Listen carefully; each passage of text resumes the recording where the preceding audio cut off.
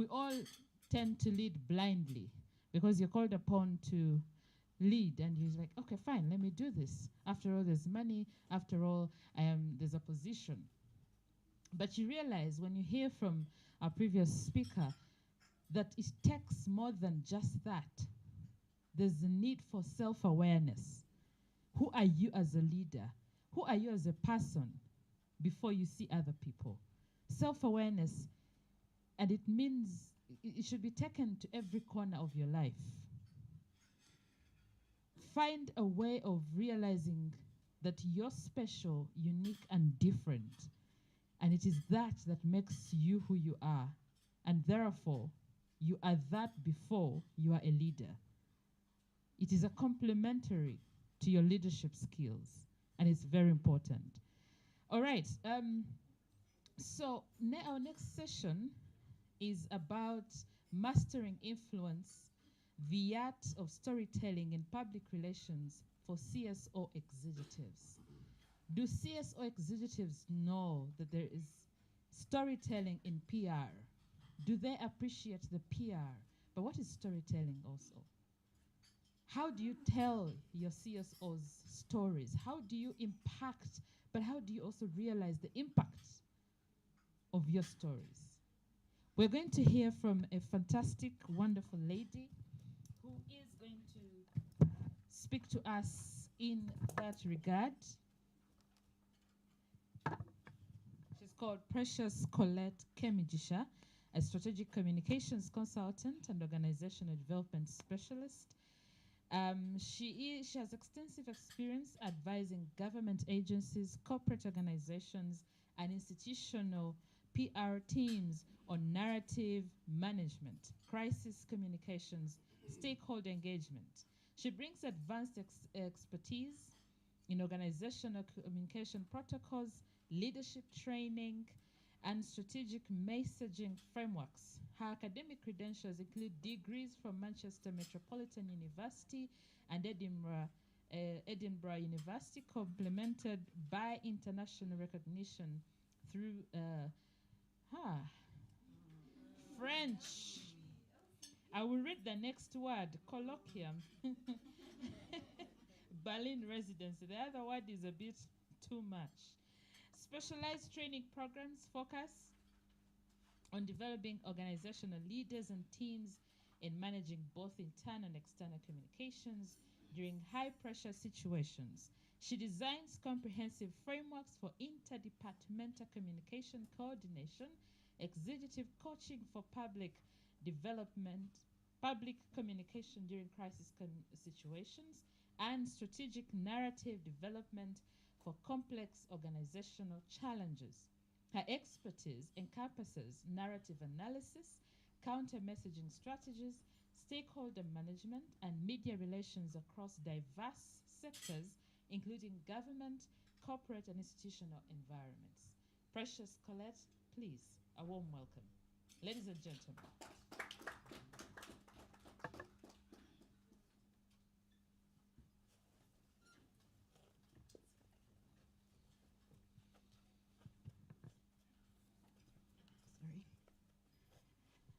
Thank you very much. Thank you very much, Lynn. Good morning, everyone. Are you awake? The coffee has woken you up a bit. Woken you up a bit, yes? Now, this description of me seems like it has many words. So I'm really going to tell you what I do. A few months ago, a colleague who works for the Refugee Law Center, a Refugee Law Project, actually RLP, called us, and they were like, they were having problems with water in one of the refugee settlements where they work. And they had actually sat down with the community leaders. They had come up with a solution on how to engage the funders, engage the community, and start constructing boreholes. So the community themselves, the refugees themselves were consulted. We sat down with them and we said, where exactly would you like this borehole?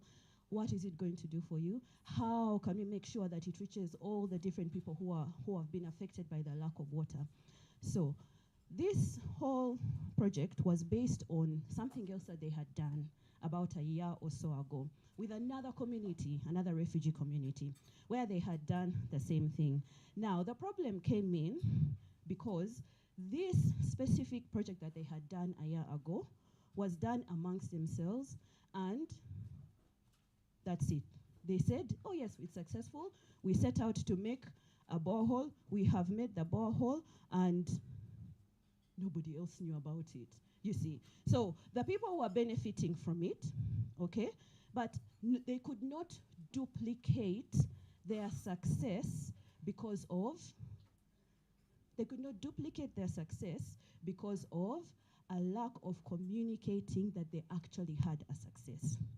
It doesn't matter how many degrees you have, yes? And let me talk to you as individuals. It doesn't matter how many degrees you have, and it doesn't even matter the kind of organization that you serve, all the great things that you feel like you have done. If you're doing it in a vacuum, nobody will care. Do you understand? And to remove yourselves from a vacuum as an organization, you need to understand what communication is and how to get your story to the public, not just the public, but people who matter, all the relevant stakeholders, the people who are supporting you. And not only that, what about the people that you serve? All of you come from different organizations who are focused on very different issues, yes? But the most important people in your organizations, is it you, Mr. and Mrs. CEO, Mr. Treasurer, Mr. Who? Is it you? It's the people that you're serving, okay? That is the whole basis of your organizational structure even, the reason why you exist. Your goal is to change the story of the people that you serve, okay? It's not just to show the government, oh my goodness, look at what a wonderful organization we have. If the very people that you're saying that you're serving are not impacted, okay, their stories are not changing, then you can actually say that you have not met your goal and you have not met your objectives. Yes? So now when you change the story of the people whom you serve, that very story also has to be communicated to relevant people, whether it's your donors, whether it's your board, okay, whether it's your staff. Yes? Why do you think a story of the people whom you're impacting is important to share? I've given you some clues, but we're going to just have a little bit of a brainstorming session. Why share the story of Maria? Let me tell you about Maria. Maria is a Congolese woman, yes? She was part of the Banyamulenge tribe. The war came. She went to a refugee camp on the border. Sorry, you can't hear me? Yes. Okay, so I put it closer, I put it up, or I just shout? Oh, it's a speaker. Okay. Can someone help me with that? Or I just be a little bit louder for now? Okay. Are we louder? Louder? Are we louder? Much better? So Mary ended up in a refugee camp with 2 children. Her husband vanished on the road to the refugee camp. She did not know where he was, okay? So the first people that she encountered was Willow International. They are the ones who take care of, they look after the holistic not redevelopment, but rehabilitation of the refugee. They listen to their stories, they see what their immediate needs are, and then they listen to how they can help them. For example, if a refugee arrives, first thing, you see someone who has run away from war, what do you think they need first? What would someone who has first arrived, yes, in a refugee camp, imagine that you're the person who is standing at a gate of a refugee camp and someone comes, they are barefoot. Yes, they have lost a family member, or most of them, they are carrying a baby, and you meet them. What do you think the first thing they need? Reassurance and safety. Okay? A shelter. A shelter. Reassurance and safety and shelter. What would you say to them first? Imagine your words. How would you communicate to somebody like that? You say, welcome. Welcome to safety. You introduce yourself, yes, and then you reassure them, as Prosper has said, and then you offer them something that is going to back up your reassurances. Yes? But the first thing that you do is having also to ensure that this person trusts you. You're going to build trust with this person who is in a very dire situation. They don't know who you are. They don't know whether you're an enemy or a friend. It is up to you to say, welcome. You know, we know where you've come from, what you've been through, but you've reached safety, and we are here to help. My name is, you see, and I can help you do ABC, and then you direct them. If you are unable to communicate with someone in that kind of situation, you've already failed. Now, most of you are not necessarily dealing with this kind of crisis situations. You're dealing with so many different people from different backgrounds, but you are still going to have to, what have I just said, number one? You're still going to have to build trust, okay, with the people that you're serving. And for that to happen, you're going to have to communicate what it is exactly that you're doing there, who you are, how you're going to help them in their situation. Hello, my name is Precious Colette Kemigisha. I am a storytelling, narrative expert. I work in filmmaking, report making, training, yes, book publishing, all of this to ensure that an organization or a leader is able to communicate their mission, yes, their mission to stakeholders, and most especially to the people whom you are trying to impact. Okay? All right. So maybe we can move to my next one. Okay. Stories have the power to change policy, yes, to mobilize communities, and to secure resources. Number one, what have I said? Building trust, okay? I don't care how well you're doing something. Like I said, I don't care how many degrees. Let me take myself as an example. I can come here and tell you all my wonderful degrees that I worked very hard for. But if I can't stand here and communicate what I do, and who I am and how I can help you, the degrees mean nothing. Because I also have a mission, which is to empower you and empower your organizations and the good things that you're doing. In this day and age, it doesn't matter the good things that you're doing if you do not know how to let anybody know about it. You do not know how to ensure that the people who are invested in you, the people you're trying to impact, the donors, yes, even your staff, they're invested in you succeeding. If you don't get funding next year, where will your staff go? You understand?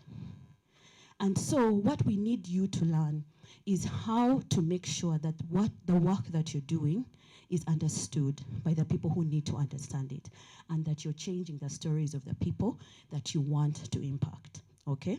So we build trust using storytelling.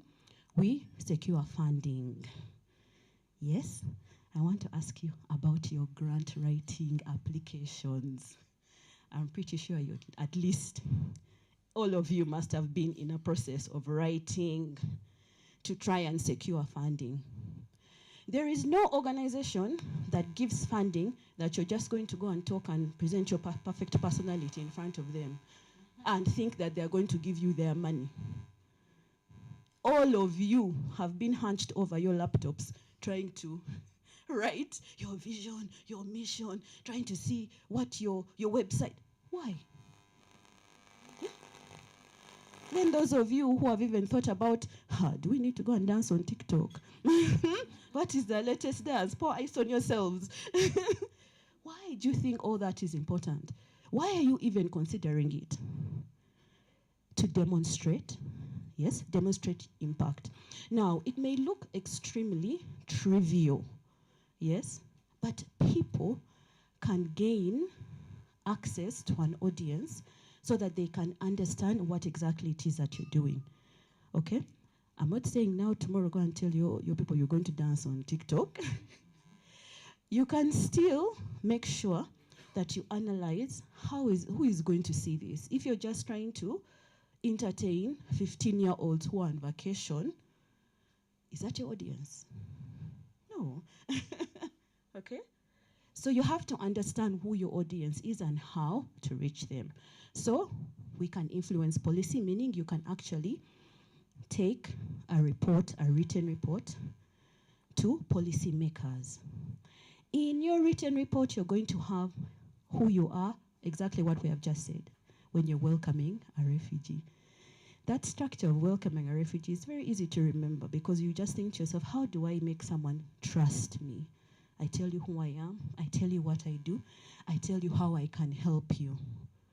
Yes, and I tell you how I am already helping other people. With the refugee law project, they wanted to do a borehole, but that they were having problems because no one knew that they could do it. They had already done it, but nobody knew how they could do it. And another thing is, they had not documented their process of how to do it. Because if I want to help someone, I can say, this is how I help farmers access market, yes? And you have your 5 steps to help a farmer. And these 5 steps are based on the ground. You have been there, and you know exactly how this works. And then you do what? You document it, okay? This is how documentation is important. Reports, writing reports. Because you can go to your board and say, this is what we have done now. Bullet points. But bullet points are a reflection of what happens on the ground. Your experience, your expertise, your one-on-one experience with everybody, okay? With the people who you're impacting. So, strengthen advocacy. Many of you work for advocacy organizations, yes? How do you get to a place where you can get the communities, first of all, mobilize our communities, and also get people to support this work? You're going to have to tell a story or two about the people who you're impacting, about what you want to do, yes, and about your future vision.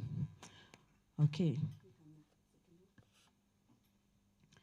So, the context within which you're going to use stories. When I say a story, I also mean reports, because anything that is structured, whereby you have an introduction, the who are we, what am I doing here, remember? You have an introduction, you have a middle where you're saying what I can do for you or what I have done, okay? And then the end where you're saying, this is what we would like to do, and this is what we hope to achieve in 5, etc. years. Whatever it is that you are organizing into a something that can be communicated and read by various people, you are writing a story / narrative. So all of you are already storytellers. When I say storytellers, some people think that I'm talking about once upon a time in my village. In my village. No, no, no. When you are communicating who you are, what you do, in order to build trust, yes, and affect communities positively, and gain support, you're a storyteller, yes. You're writing a story. It doesn't have to be trivial, meaning telling us what you ate for supper yesterday, and then all of a sudden the roof was leaking and etc. No. Although that is extremely important, in your work, you have to understand that everything that you're going to be putting down, yes, trying to build trust, all the things we have talked about, you are already entering into the storytelling, narrative aspect of your work, which fits in everywhere. You cannot exclude this, or you cannot avoid it. And especially when you have so many different stakeholders, the people who you want to influence, whether it's the people you're impacting, the people who are building, the people impacting, the people who are funding you, yes, and policymakers, okay? Sorry, they're a bit small, but I'll go through them. Okay. Yeah. Now, I want to help you have a small framework. Maybe I'll stand this side. I want to help you have a very, very simple framework on how to explain, whether it's written or whether it's spoken, the story of who you are and the story of what you do, whether you're going to give it to any of the different stakeholders that we have mentioned. I call this the STAR framework, okay? This is our storytelling structure. So the S stands for situation, yes? Where, when, and who was involved. What was the name of the lady whom I told you came from Congo? Exactly. And I told you she came from where? She came from Congo. So I'm setting up, exactly, I'm setting up the who was involved, where we were in the refugee camp, yes? And when was this? I told you, I think I mentioned that it was I told you a few months ago. So a very simple way of thinking about this, let's look at that sentence. You say, in 2023, our organization was working in Karamoja region where drought has displaced 500 families. Now, you're not going to tell us the other time we were up in the rural areas, and those people were having some problems. So we went in to rescue the situation. That's not how you... Is that me? That's not how you... Stand this side. Okay, that's not how you gain impact in your stories. You have to be very specific on the exact situation that you are talking about. Where was this? When was this? Who exactly was involved? Now, my wonderful, wonderful executives, you know how we love numbers, and we like to say, we impacted, for example, here, 500 families who were 37% living in a swamp, and then the other percentage, then another 23% were actually homeless, and then another 18%, and then you start filling your narrative with numbers, okay? That is not effective communication. That is data collection, okay? And I know data collection is absolutely crucial to your organization. However, when you're trying to build trust, okay, and when you're trying to explain and give people a picture of what you're doing, and most especially when you're trying to bring people on your side, whether you're trying to get donors, whether you're trying to get the people who you're trying to impact on your side, don't tell them that 82% of you are going to die before the age of 15. Do you understand? There is a time for us. There's a time for you to speak those things, yeah? Or like, for example, the time for you to fill your pages with data. For example, if you're trying to calculate how many people you've impacted. But if you're trying to communicate something, you have to be strategic. Don't just erase all the data, but you have to be strategic about what you're going to use, okay? So here, the year is important because it shows you that we have done this recently, and we know what we are doing because we do it yearly, and we have been doing it very recently, 2023.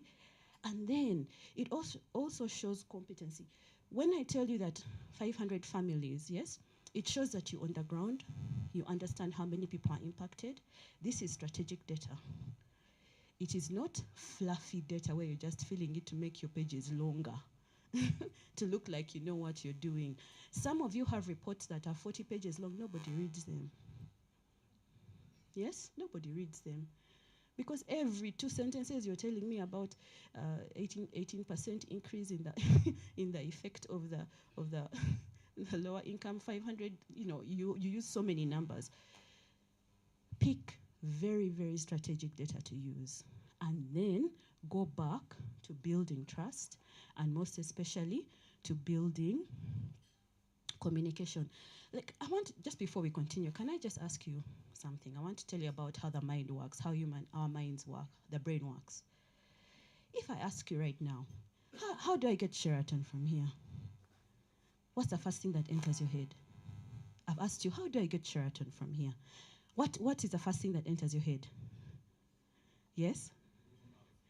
Google Maps. Yes, now I like you. I don't know where you fall in Fiona's red, blue, green, yellow. But that one is a very, very, very, very strategic, like a very strategic thinker, because for him he's saying Google Maps. Really?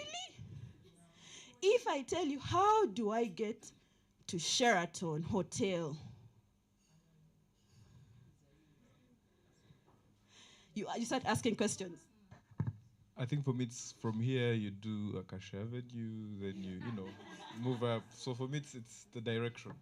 Yes, the directions, yeah? What is it? You just sorry. When you asked that question, kept my mind was a safe border.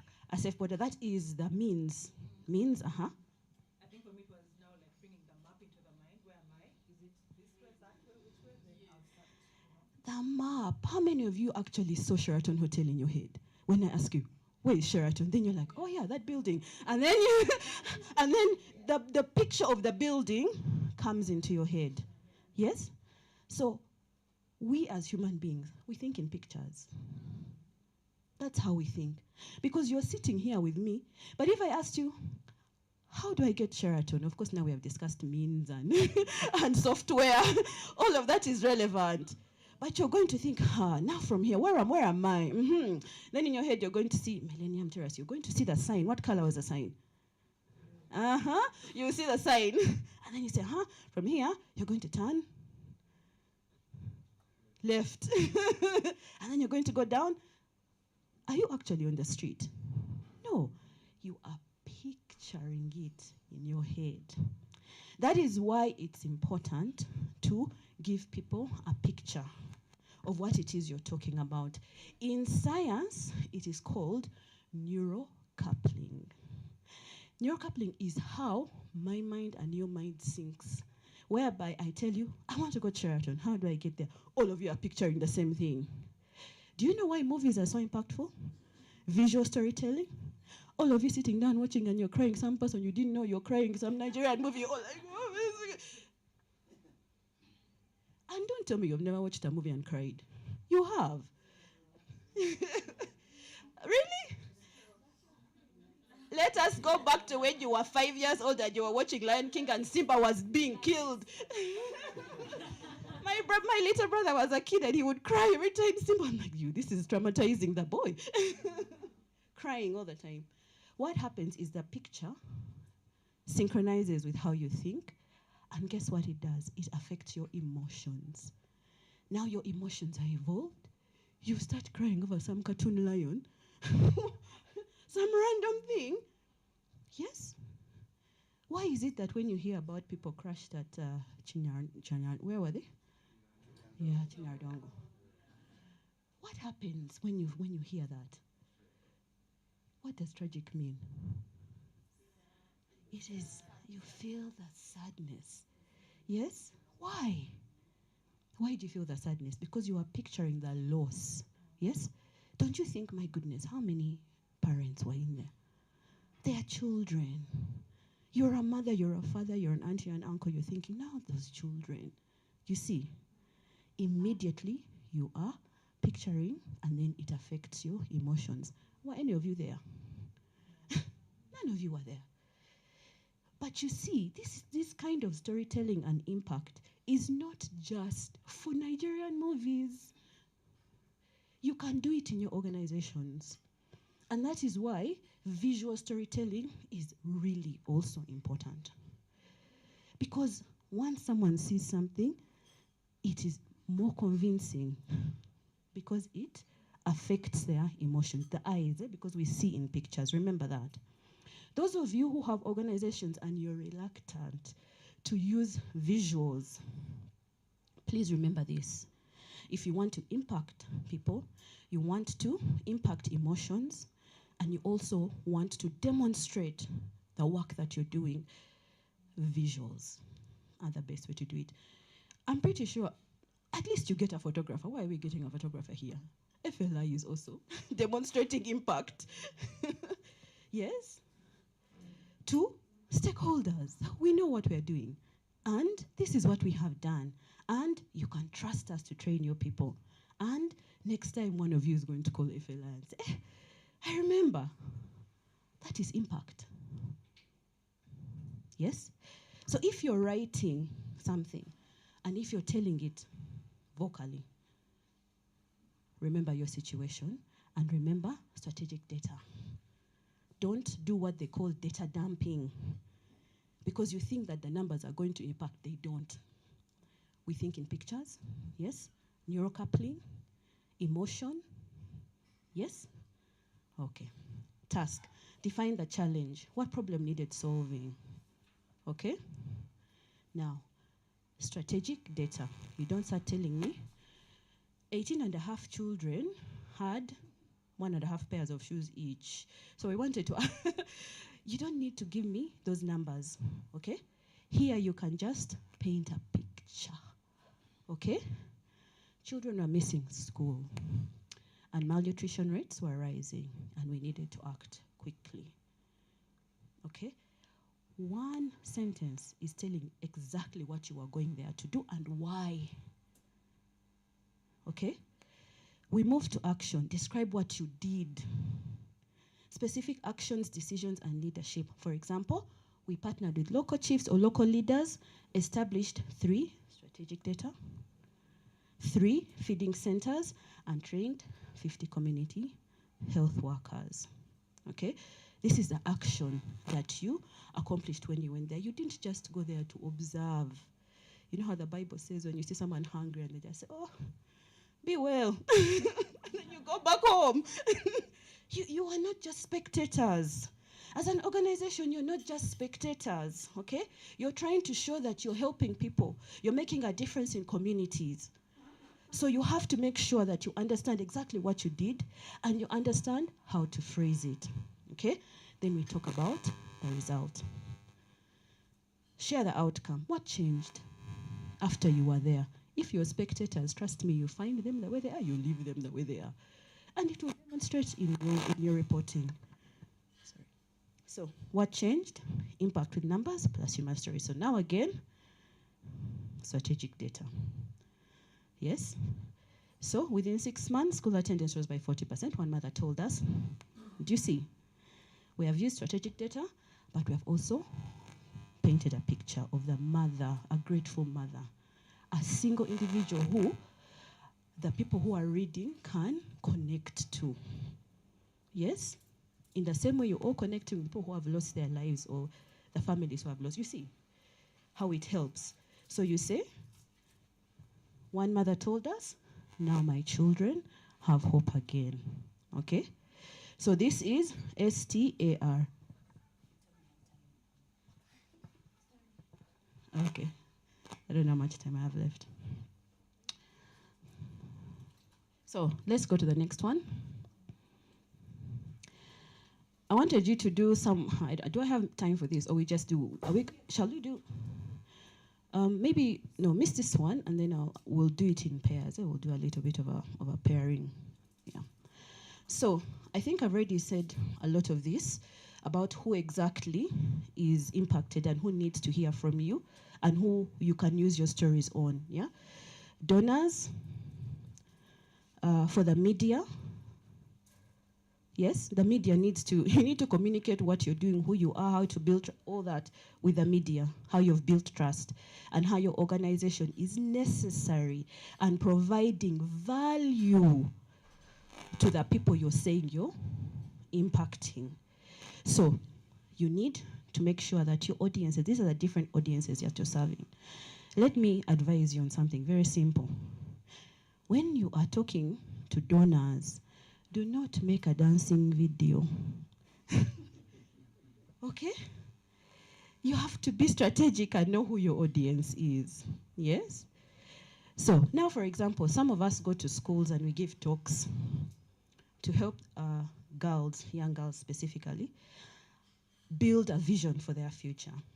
Because it's important to let young ladies know that they have options. How many of you here work with women organizations? Yes. Especially when you hear how they are shipping our young women off like cattle. Yeah? Why is this happening? We can have a whole discussion about that, about why that's happening.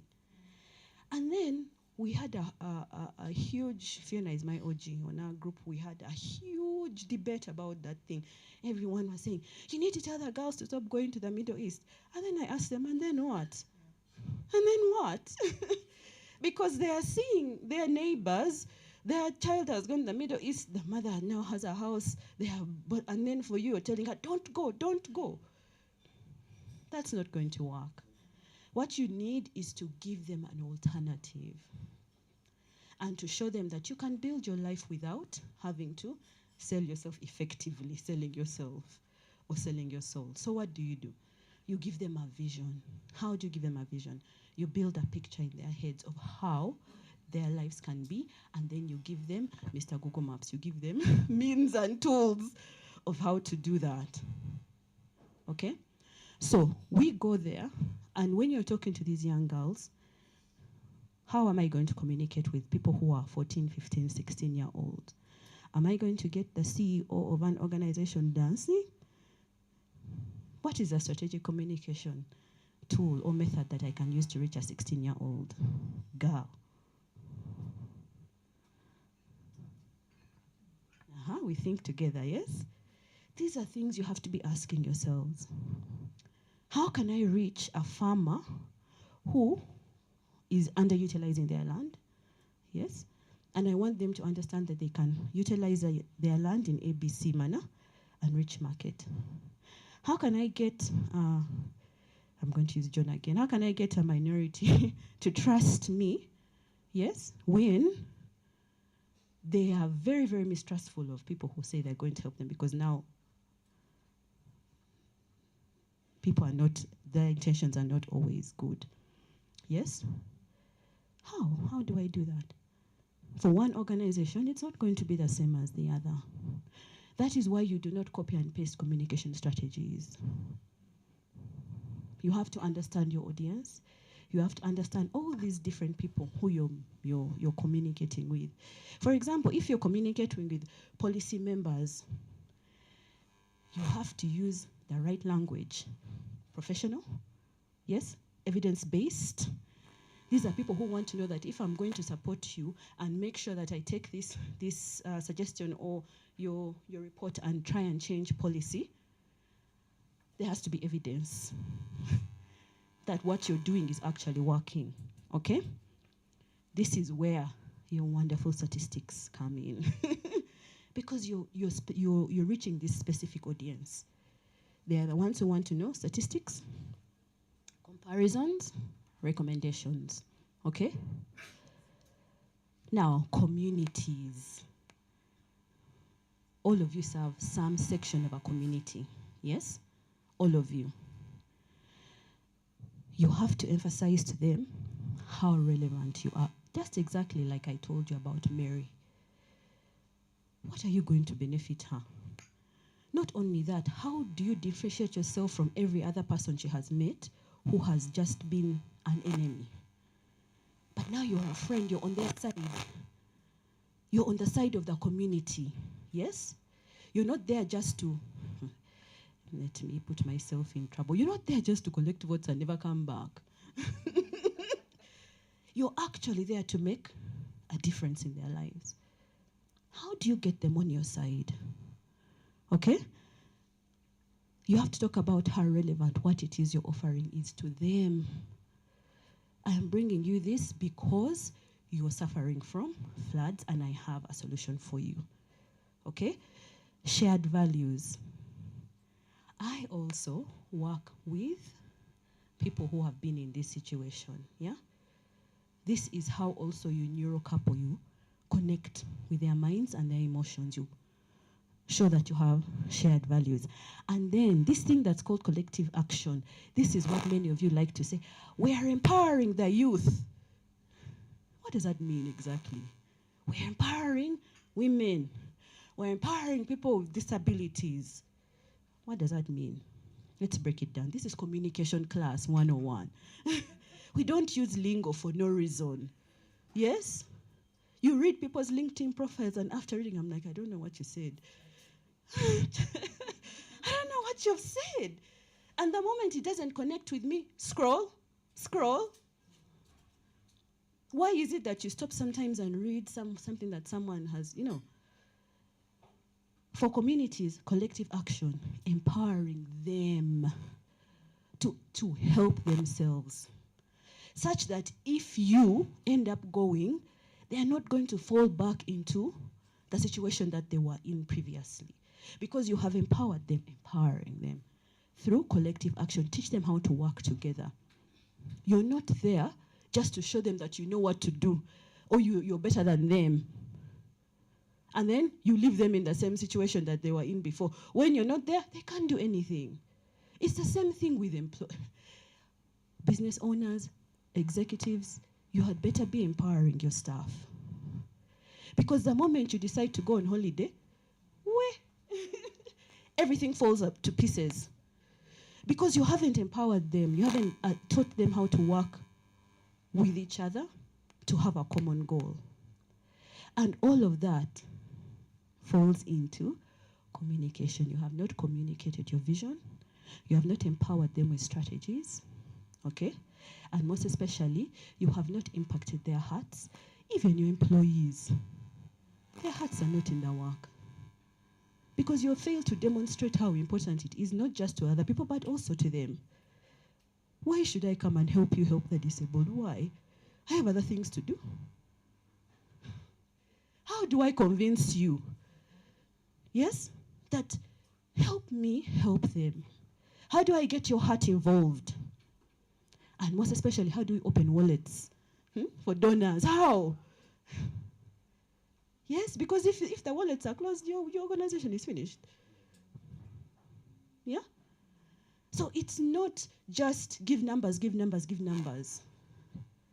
You have to understand, I have to get them to feel something.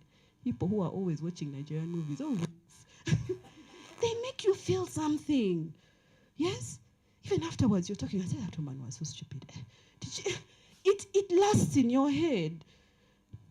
Why do you think that people do these little... Can you talk about advertising?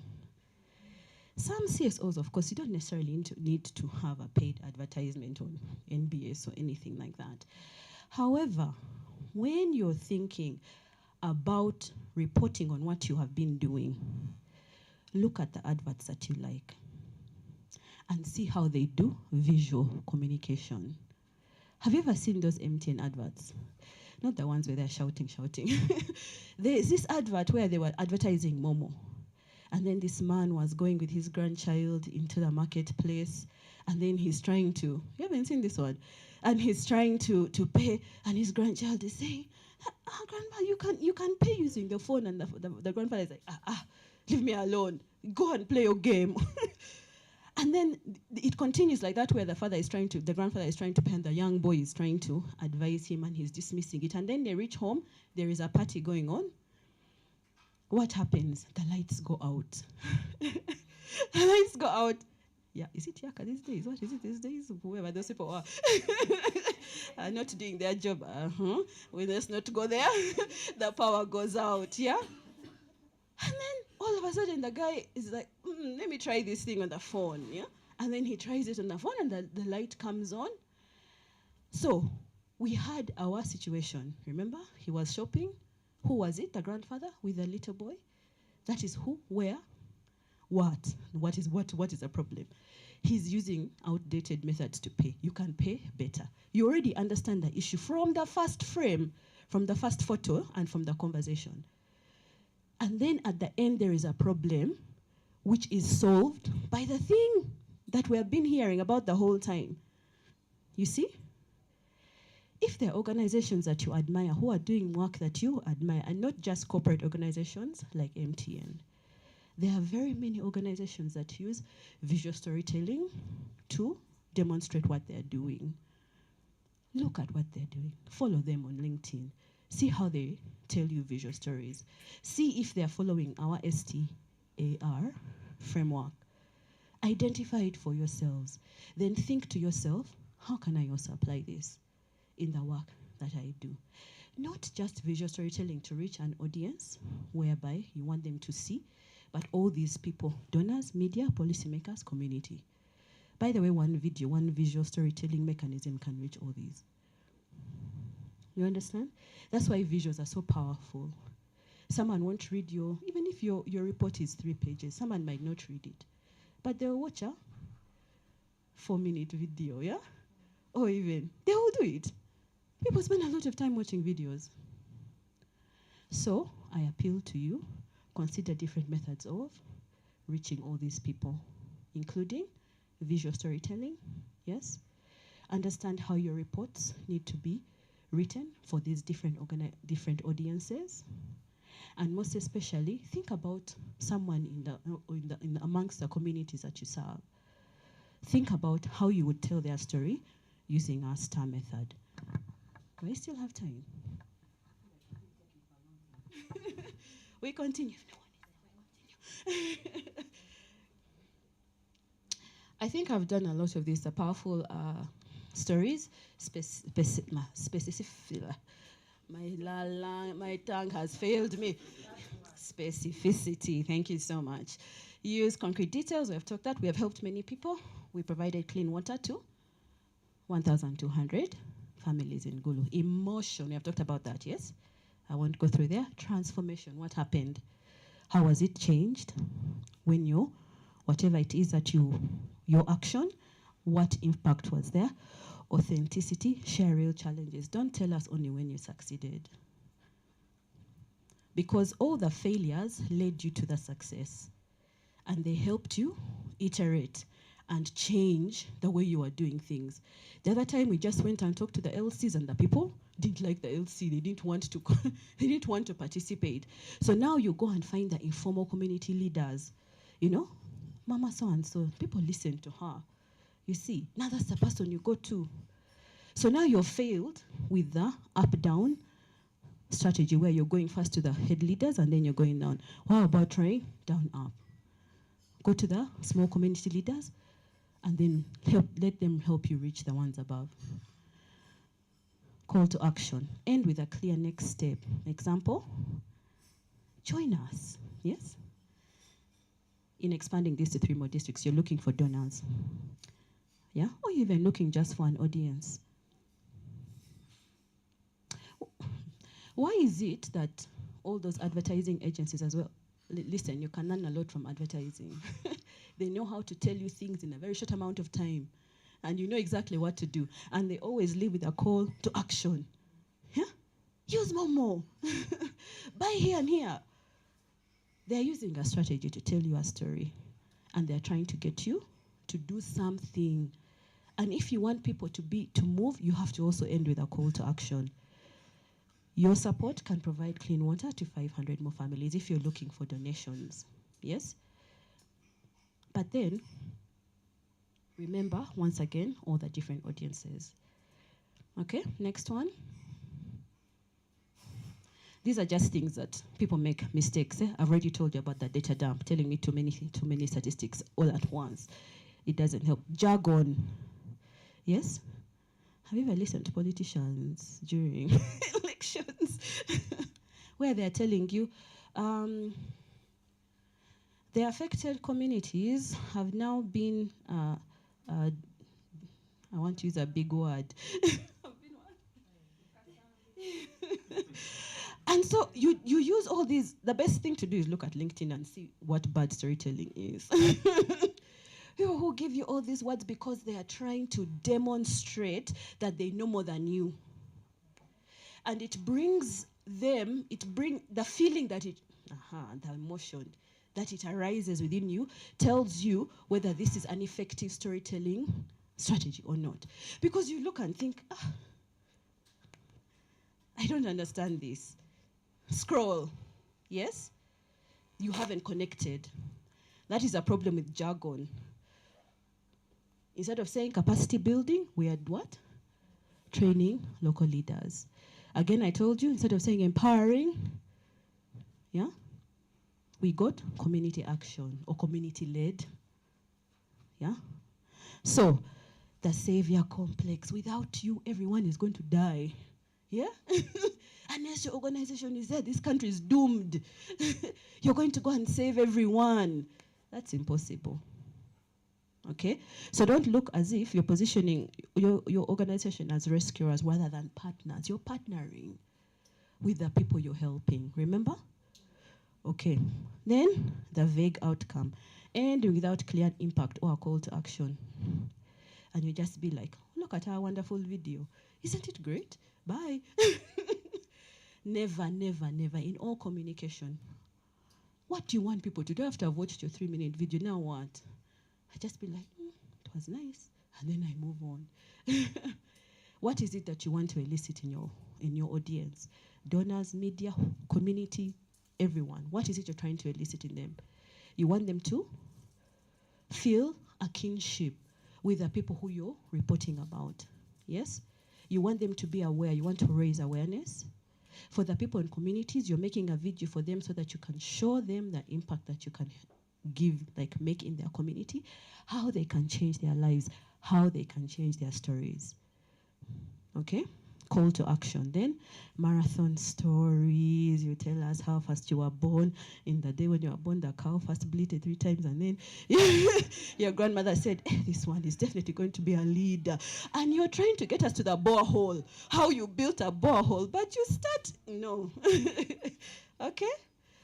Marathon story? No way. You have to be ruthless. Ask, does this detail serve my message? Again, what is it that I'm trying to communicate? Who am I trying to touch? What emotion am I trying to evoke? What do I want them to do? Call to action. Okay? If it's a report, even if it's a report where you're showing how you've spent funds, you want to demonstrate competency. You want to demonstrate a fulfillment of the vision and what you said, your mission, what you said you were doing. You want to demonstrate the professionalism and the ability to manage the finances they have given you. And then you want to do what? At the end, our call to action to donors is? Exactly. Give us more money so that we can what? We can continue to do all this, to impact all these people, to make a difference in communities, to help people, our employees who care about communities, to help them continue to do the work that matters to their heart. And ultimate what? Improve people's lives, develop the country, etc. You know exactly what your ultimate goal is, and set it. Okay? Single story. What's the name of the lady whom I told you when you reached the thank you. Okay? Get some kind of specific story that portrays a beneficiary, a single person, so people can connect to this person and say, oh, we actually helped little Felistia go to school when she hadn't been going to school for the past 2 years. Okay? Don't just leave it at our 500 students impacted. No. You say, remember we said, the mother said, now I have hope for my future. Okay. Next. I think I'm almost done. I wanted us to practice. This was our practice session, but do we have time for this? Because I think that we can just give them a takeaway. Lynn, how am I looking? Oh, okay, I'm almost done. So, okay, what this was just how to practice your story. Now, you're not going to do it, but then you think about it. The way to think about it is think about a story from your organization that you can tell using our STAR framework.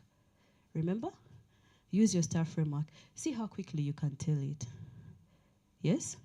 And then the second person who you're telling it to tells you whether the things I've been telling you actually happened. Did they feel connected? Did they understand what you were talking about? If you tell them call to action, do you want to come with us and see? Or do you want to watch another video? Person is like, no, thank you. You see, eh? So it's really good to practice this. And those of you who have staff and they're in the field, for example, you're in the field, let them start learning how to get personal stories. Yeah? And learn also how to ensure that they can tell this person's story using the STAR framework. Okay?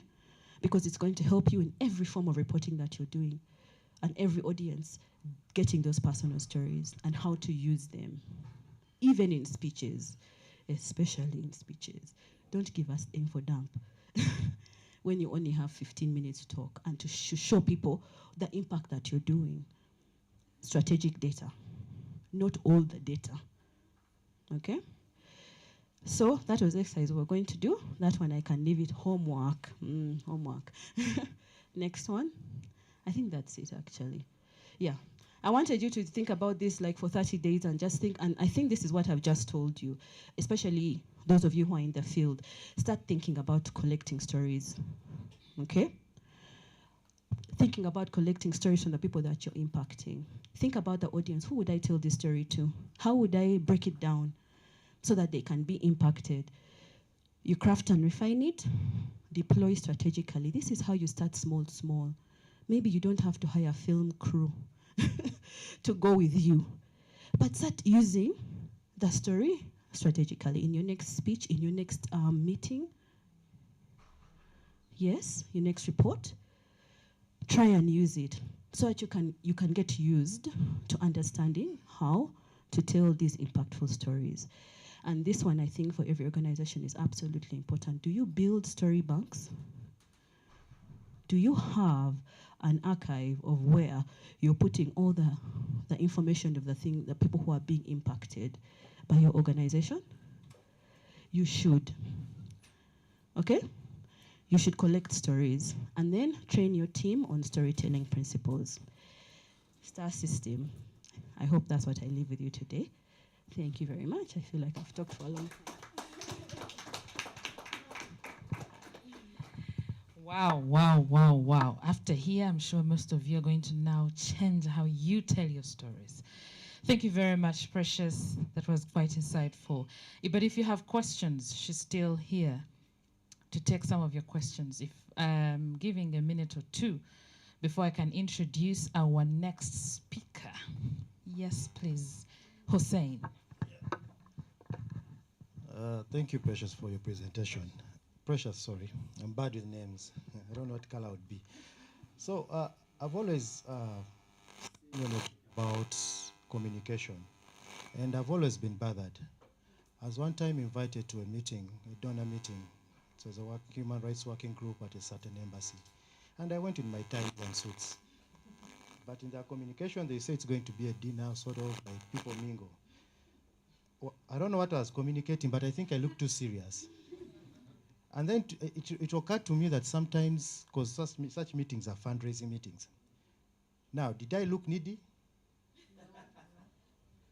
You get my point. So sometimes, even with all these things that we do, and I've started realizing why, if you notice, okay, a fundraising tool that I just discovered, sometimes you have to look needy. And I learned it the hard way, because all the guys who came with their Ritenji, they're speaking to the Muzungus there, the Muzungus were listening. Now, when it comes to me, we are talking about national, international issues. I'm trying to bring in the Mbozi Akasente, but it looks like I was saying you're okay. You don't. So, put that contradiction. Because Fiona's raised an example how we judge people with dreads and how someone walks in and we look at them because already you're communicating. So as an executive director at that level in such a meeting, Do I stick to my guts? Me, I'm a lawyer by profession, I'm training, you call me for a meeting, I come in my time. Or do I also have to be strategic in a way that where am I going?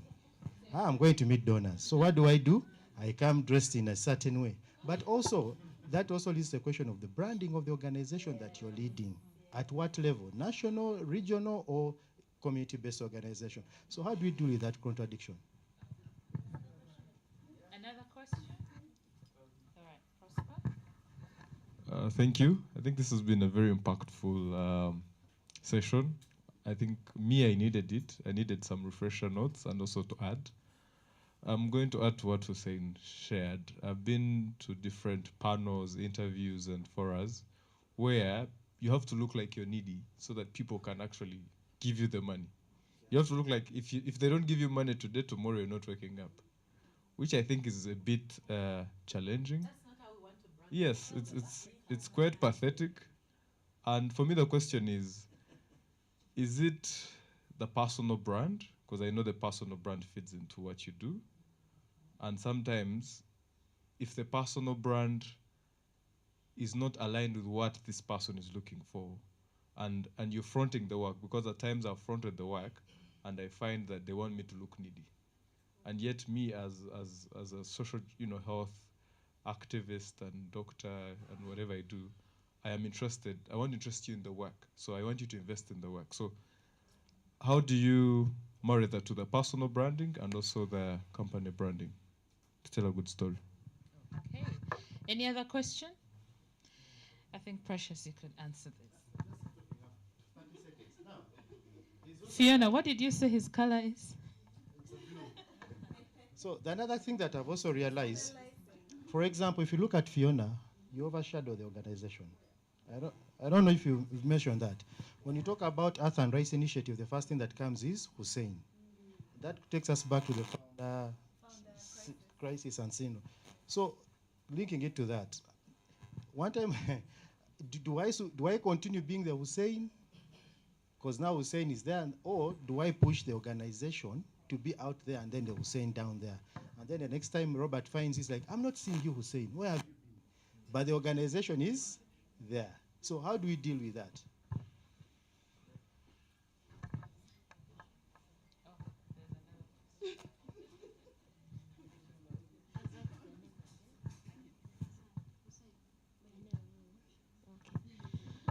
Thank you, Precious, for the presentation. I also want your guidance on at times how to package the work the organization does. I'll give you a scenario maybe for the organization I work with, which is Human Rights Awareness and Promotion Forum. And some of our target communities are the LGBTI persons, sex workers, and persons who use and inject drugs. I imagine myself maybe in a meeting of religious leaders, and I briefly have to talk about the work we do. How best would I bring that out without actually hurting the feelings of the other people in the room? Thank you very much. Are we going to go in ascending order? Hussein. So I think thank you so much for your questions. I think I just ran off without asking if you had any questions. Again, I come back to who your audience is. I think that it's really important to understand the people who you're going to present yourself in front of, and also your message, what you're trying to communicate. I think that we go back again, it seems like very, very, very trivial example, but neurocoupling is very important. How do you get someone, how do you convince someone to empathize, to see your point of view? Dressing is a layer of communication. We all know that. If someone walked in here with a miniskirt and a crop top, eventually they are communicating something to you. Now, if you're doubting on whether the suit or the tie is going to communicate with the people who you're going to, for example, donors, and yet the person who comes looking like a beggar seems to be I want you to ask yourself the question, that person who comes looking like a beggar, do they seem competent to run an organization? Or do they just look like people who are just coming for a handout? Because the impact that they're going to have on the donors is, maybe he's going to give that person $500 and say, Bambi, go and do whatever. For you, you're asking for 50,000, 100,000, 500,000 US dollars. Are they going to give that person 500,000 US dollars? No. So you really have to find a balance on the audience that you're trying to reach. Remove the tie. Look a bit business casual. Keep the suit. Yes? Maybe even have some chitenge somewhere like a wonderful Prosper. He looks smart, but still. He looks professional. We'll trust him with some money. Yes, we'll trust him. Or do the pairing. You wear your suit, get someone else who's dressed. Another person from your team, yeah? Who's dressed differently. Yes, but you're all there on the same mission. So for you, you go and represent your competence as a CEO of this company. I know how to manage people. I know how to reach the people. And then this person comes with a personal stories and says, the other day I was with Musa, he was this. And so you're killing two birds with one stone, are you? Or killing one stone with two birds. There are two people who are doing the same thing, which is trying to impact these people with a specific communication strategy, which is how you're dressed and also what you're saying to them. Teamwork works, okay, in that sense. So, did Prosper ask me something? Sorry, does that answer your question or we can do something else? You asked me. Oh, yes. Yes. Oh, I have, eh? But these days it's very difficult, even as a head of an organization, to get away from personal branding. You understand? They want to know who is in charge of this organization. Yes? They want to know if you're capable, if you actually understand what's going on. They want to know that you have thought, you're thinking about the organization, the impact that you're making. This is called what? Thought leadership. You're understanding the space where you're in. I don't know if any of you are adverse to LinkedIn, but I would highly suggest that you go there to demonstrate thought leadership. Okay? You can build personal brand on there and then use other places to build your company brand so that they can be synonymous, you and your company, but then also you have your own. Yes, and you can also demonstrate expertise in the area. Okay? Who was there? No, let's not cheat. What did she say? Saida said what? I'm so sorry.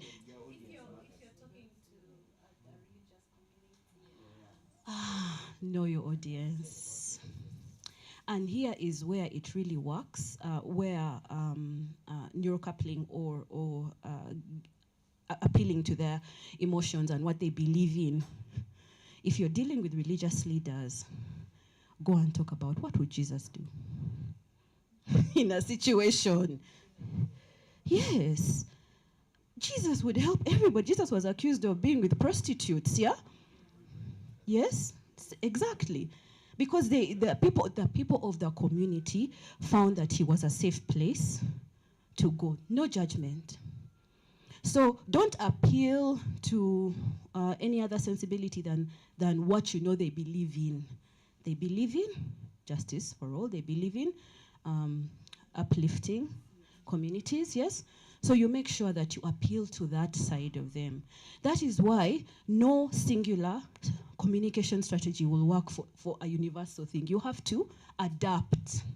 You have to be adaptable for audiences as you go along, yes?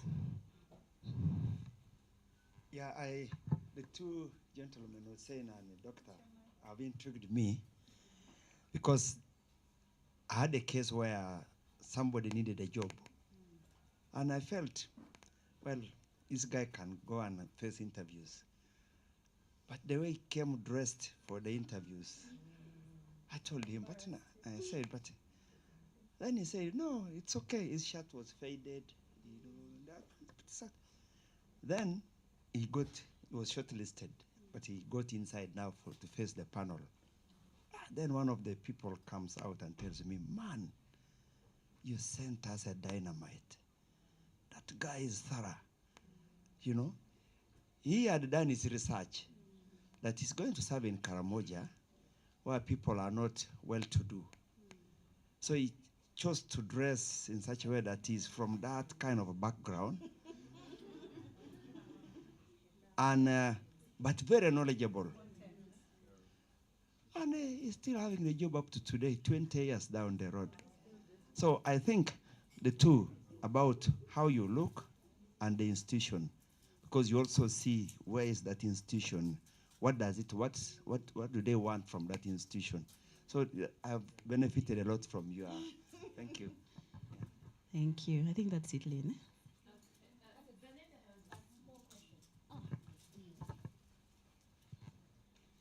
So I happen to sit on the EU Youth Sounding Board. But one of the things we got to learn was what to say to who and what everyone symbolizes.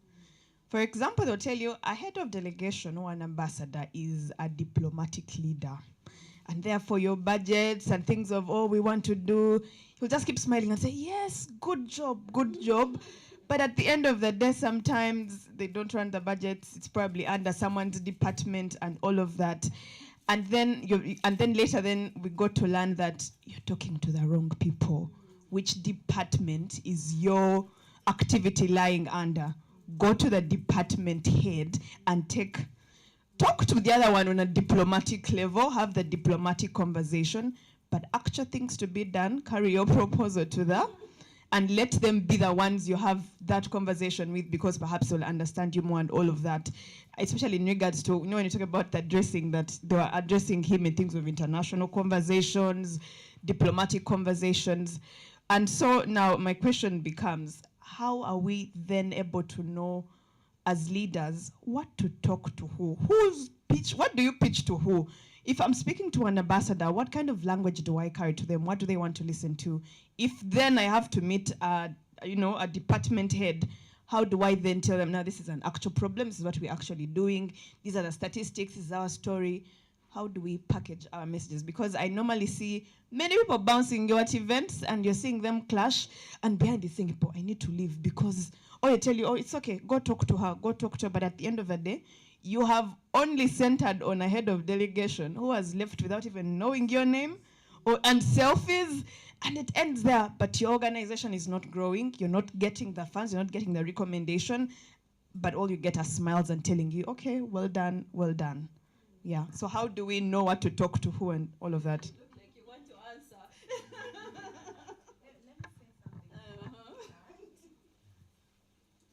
answer. The first thing I would say is due diligence, right? We already spoke about due diligence. We always say read the room.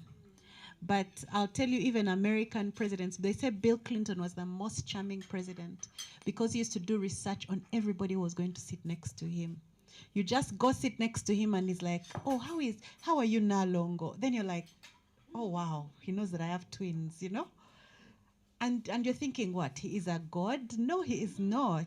He has cards and they're in his pocket, and the cards are saying next to you, there'll be a lady in this, she's like this, she comes from this constituency, this is what she wants, this is how much money she can contribute to your campaign, and all you need to do is call her Nalongo and you've closed.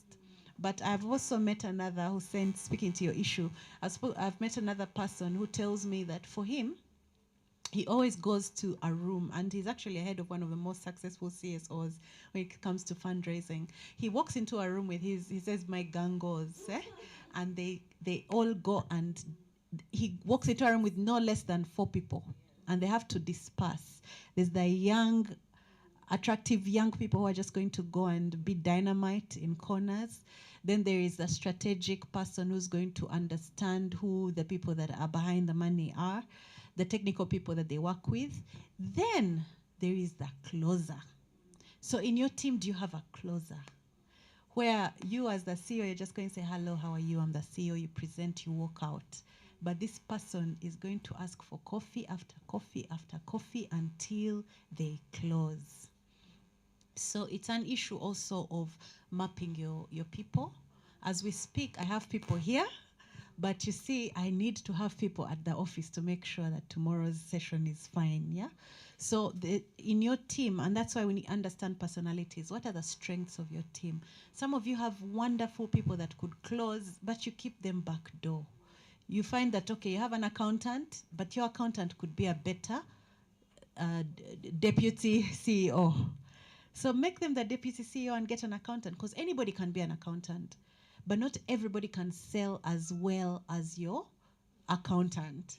So we need to map our people, but we also need to do due diligence. The spaces we're going to. Why? What is my why? What is my ask? My MD, one of the people that I served, my MD used to say that when I'm asked to go to a cabinet meeting, to meet a minister, to meet the president, I always have 3 things I'm going to ask for.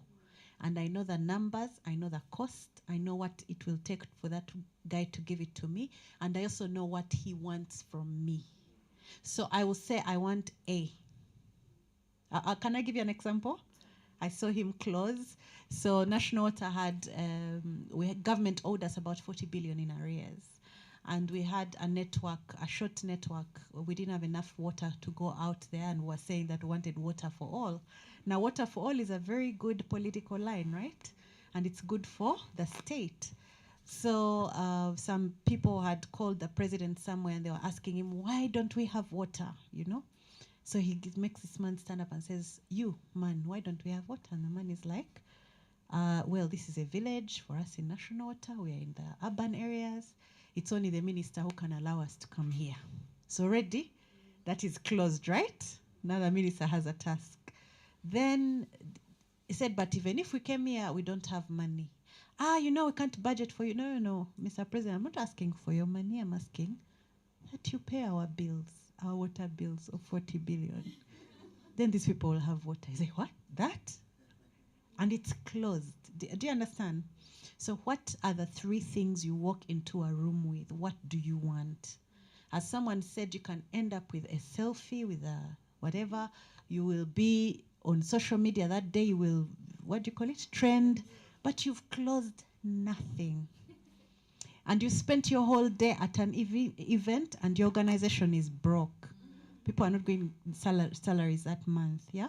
But you're doing good work.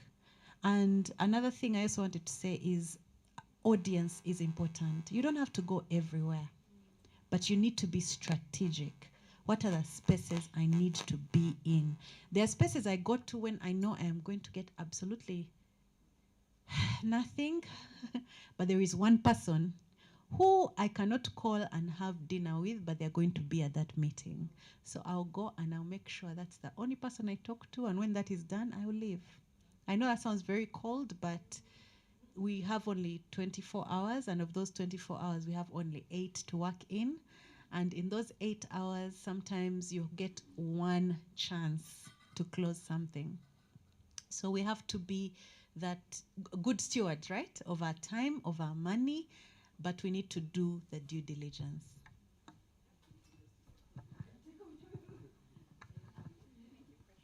Right. Thank you so much, Precious. Thank you for your guidance, and Fiona, indeed. Thank you so much.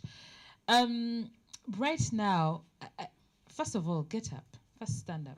Stop dozing. Yes. I have seen some people dozing. Stretch, stretch, stretch. Belinda, come and do your things. The ones you... Okay, so can you all follow my lead? Are you seeing me? Can you see me? Stretch your arms out. Stretch, as in stretch, don't just stretch. Okay, to the left. Let's see who doesn't know to the left. To the right. Yes. She's also stretching. Yeah. Next, to the left again.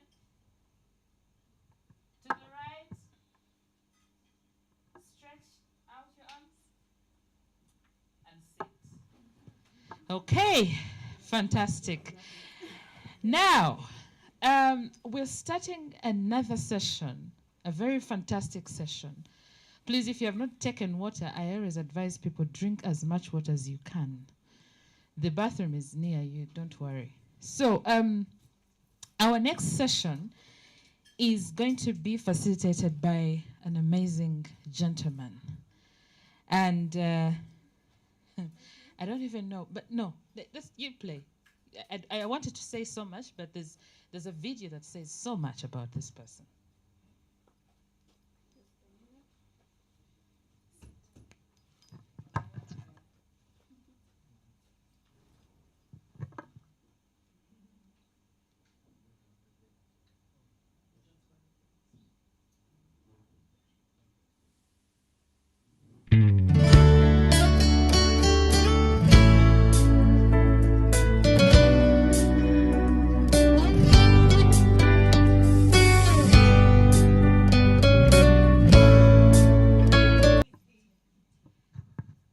So what do we know about this guy?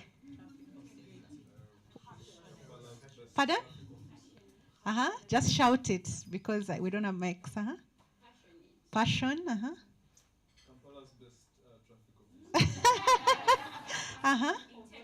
Integrity. Anybody else? Yes? Patriotic. Love of country. Yeah? Yes? Resilience. I saw some haters saying he was pretending. Does that look like pretending? Hey. Selfless.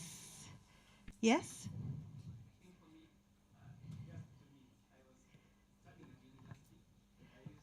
I want you to do this in the mic. This has to go on record. People are on LinkedIn watching you. I used to, when I used to study at university, I used to reside near Moanda Road. But sometimes I used to walk over to come and take a taxi here, around here at this Shell. So whenever I could come, I don't know whether I could not, I'm a student. When I could come and some people could follow you up, then if he notes you want to cross, it's just there is a way you do those signs to those cars, and they know, they just laugh. Hey, stop! Like, I said, this is beyond. And you see, yeah, I not sit for like not two times or twice, but on many occasions, and even seeing maybe pregnant mother coming or kids, he could do all signs to make sure that these people are protected when they are crossing. So for me, I don't know how we will appreciate him. So anyone else want to say something about Afande? I had an experience. I know I dropped my daughter at Kavoja. There is someone who was coming on the wrong side of the road. Clearly was on the wrong side of the road. So this man comes and taps on my window. It just tells me it is okay. You just pass, let the man. Now, to me, I don't know if you understand that quality. I'm on the right side, but there is some arrogant guy with a big car who is on the wrong side of the road. The lawyer in me is like, I'm Sivao. Meanwhile, traffic is piling. So at first I thought, why is this man focusing on me and not on that? Then it occurred to me later, my wife told me, sometimes there are people, emotionally intelligent people. He didn't waste his time to go to the big guy because he knew there would be nothing there. But the way he told me, it's like, yes. So I turned a bit, the other man went, and everyone kept on looking at the guy as a fool who was gone. So I think there's a quality in him that he doesn't get annoyed. Because that junction has the most arrogant people. Old Gamba no go, Turia no go, Titera no go. So I don't know how to describe that quality, but I think he's a person who is not being calm. I don't know if it's intelligence, but he doesn't get annoyed. And he commands respect. He stands there alone and traffic moves. When there are 3 or 4, there's traffic. So that's a quality I would like to say. So the reason we picked on this man is because the first time I saw him, I wanted my children. I said, if even one of my children turns out like this man, I've made it in life. And there are 3 things that you've said a lot of things. You've talked about passion, you've talked about, but for me, his patriotism, his consistency. I think for me, the thing that is his discipline and his consistency. Yeah, I use that road a lot because my office is there, my child's school is there, and we are always meeting him and finding him, and he is consistent. Whether the sun is shining, and the energy. Belinda was here boasting that energy is Hamidonem. No, you've not met energy. You've not met energy at 2 p.m. when the sun is here. And he is swinging. He's not even going to wipe the sweat, but he is going to work, and he is consistent. And I have seen him when he has just had an operation. I think he had an accident recently, and the man is swinging his arm. And I want to remind him, you just had an operation. Eh? But what also engages me so much is his love of his work. Do you understand? His love of what? My son was like, I want to be a policeman. You know, eh? His love of his work is infectious. When you see him doing that, you remember when you were a child and you loved the rain. So what is wrong with you working in the rain? And everybody knows Ugandan companies literally close when it's raining. Eh? So welcome with me somebody who, Simon Sinek says, if an organization doesn't understand its why, it's not going to last long. We don't see Kodak anymore because it didn't know why. Its why didn't last very long. Yeah? Apple has gotten where Apple is and all its I-nesses because they know their why. And they start with why. Simon Sinek writes another book that I want to recommend, and it says, start with why. So I want to welcome Afande Tusime Abdallah to tell us, Achkolatia, yeah? Why does he love his work so much?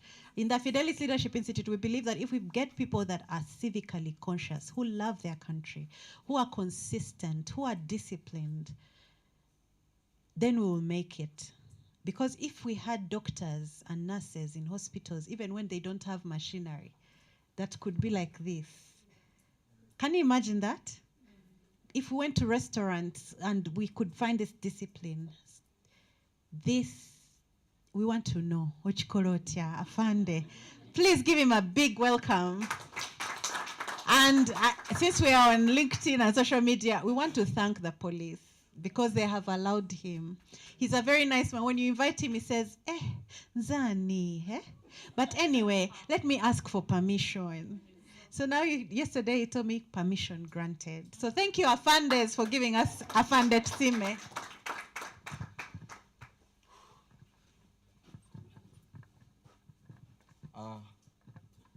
I think I don't need any more introduction. First and foremost, I want to thank the organizing committee for allowing me or to invite me here. Two, I want to thank Allah subhanahu wa ta'ala for this opportunity, not forgetting Uganda Police Force for granting me permission to be here. I'm so happy. No one can explain how I'm so happy. She was telling you the truth. When she called me, I couldn't believe. I said, we have a DPC around. We have OC traffic around. Why me? I sat down and I said, no, I must go for it. So thank you so much for that. Today, I'm not here maybe.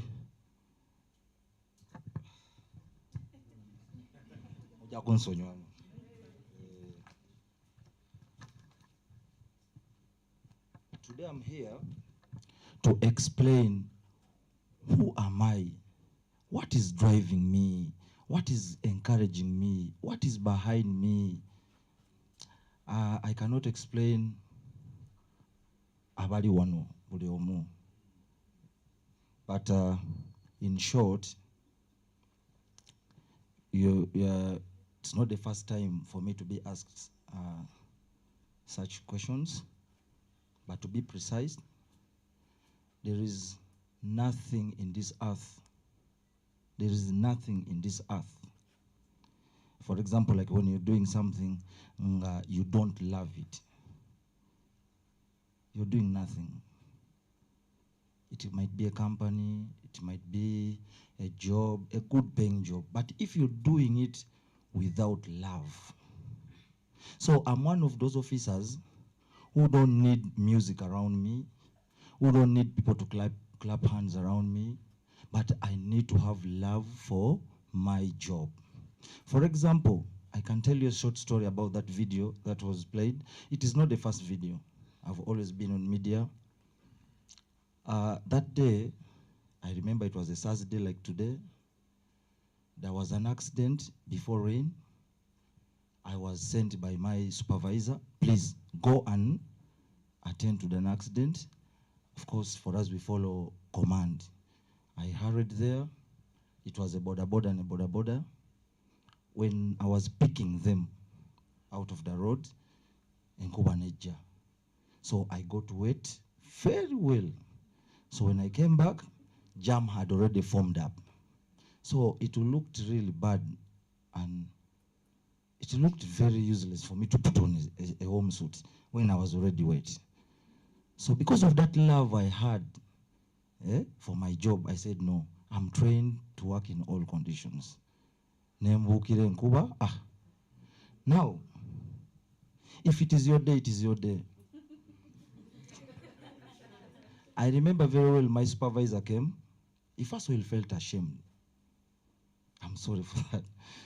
He saw me very busy. I was not minding the rain, you know. Then he asked me, where is your jacket? Then I really asked him in my mind, don't you really see that you're the one who sent me there and I'm already wet and you want me to put on a jacket? Then I continued with my work. Later on, he got annoyed, I think, and told me, go away from here. Go away from there. Go behind there. It seems maybe you're kind of, you know, now, if it is your day, it is your day.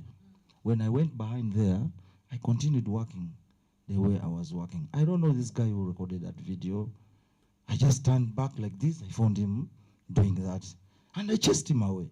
Little did I know that it was going to lead me. I can assure you, because of love of what you do, for the first time, I put on a suit for 2 million. For the first time. Because of that resilience, I boarded the plane for the first time. I sat down, I cried tears. My wife was telling me what I couldn't believe when I had a call that please come to Kajansi, we are going to move you around with your family. That was not enough because it was a small one. They called me, someone called me, you come, we are offering you a breakfast with your family. I decided to pick one of my boys, I went. Reaching there, it was always my dream to go to Saudi Arabia to do my Umrah. Because whenever I will be in Facebook, I go, I get that Kaaba, I like it. I say, inshallah, one day I will go. Little did I know that time had come. When I was there, I was given, how do you call it, a demi what? It was air. I said, what? So it was my first time. What does this mean? That in whatever you do, first believe in yourself. You might be big, you might be a CEO, but you don't believe in yourself. You're nothing, you're going to fail. In whatever you do, if you don't love it, you get him on the road. One gentleman was talking about what? The other guy was driving in an opposite direction. Mujuki Devulunji, remember very well. Now, he answered that question. Most times when we are controlling traffic, for example, in Acacia, you see how the place is crazy. And yes, everyone is important. To me, if you come driving in an opposite direction, I first look at the number of vehicles I'm control and this one person. Now, if I went to this person, then I start asking permit, what, it's going to waste my time and I'm not going to achieve my goal. You understand? The only thing you do is to let things go. Start with him, let him go away, and you continue with the rest. Okay? That is very good. What does it mean? Sometimes when you're in an organization, there are things that you're supposed to let go. You get it? You're there, but someone has maybe made a mistake. Maybe an accountant, maybe, but it's very important. What do? Let things go. Even in the Bible, even in the Quran, they tell us the same thing. That our hearts, there's a way God made our hearts. You should always pave way for good things. Okay? If you keep piling things in our hearts that are bad, you will not have room for good things. So, even me on the road, trust me, there are people who come and annoy me, but let things go and you continue with. Then also, since my childhood, by the way, I come from a very humble family of 12. My mom and my stepmom were all staying in the same house. And no one, I've never seen my dad beating my mom or two of them quarreling, never. And can you imagine, it is my stepmom who even educated me to the levels I reached. You get it? So, apart from that, our family is also a hard-working family. So since childhood, I've always had that dream. I've always had that dream of working for my country. Now, when I finished my A-level, I went to campus, I think for 3 months. I had a follower behind, and things didn't work out. My father told me, I managed to push you up that. If I had money, I would have extended you. So it forced me to drop out. But before, I had my goals. In senior 5, I said, if things fail, I will do this. So it is very important for you to always have what? Goals in whatever you do things. You understand? Now, after senior 6, 3 months in campus, in Chambogo, I cried tears. My father was telling me, no, it is not possible. Allow your sister also to get what? That document. So I had to drop out. Now, when I dropped out, an opportunity came to join Uganda Police Force. And I said, back then I had my dreams of working for my country. I was already patriotic. So what does it mean, ladies and gentlemen, whenever you are in those offices, have that heart of what? Being patriotic. Yagale and CEO, there's nothing to me, there's nothing that is worth working for your country. So me, as to see me, I decided to say, okay, let me go. I went for training. 15 months I was there. I managed to finish the training. We came out. From there, of course, Twatalikane Mundu. I used to carry a gun also. Someone was asking, do you know how to shoot? I can shoot. I know. Now from there, traffic, Peter. Sometimes people apply, but maybe because of my behaviors, maybe because of my smartness and other things, intelligence, they said, no, you come to traffic. So I joined traffic in 2018, started working from Nansana. People, the way you see people talk about me here is the same even in Nansana. So I kept, having that resilience.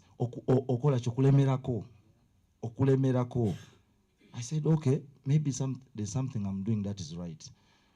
However much there are other opposition people keep coming.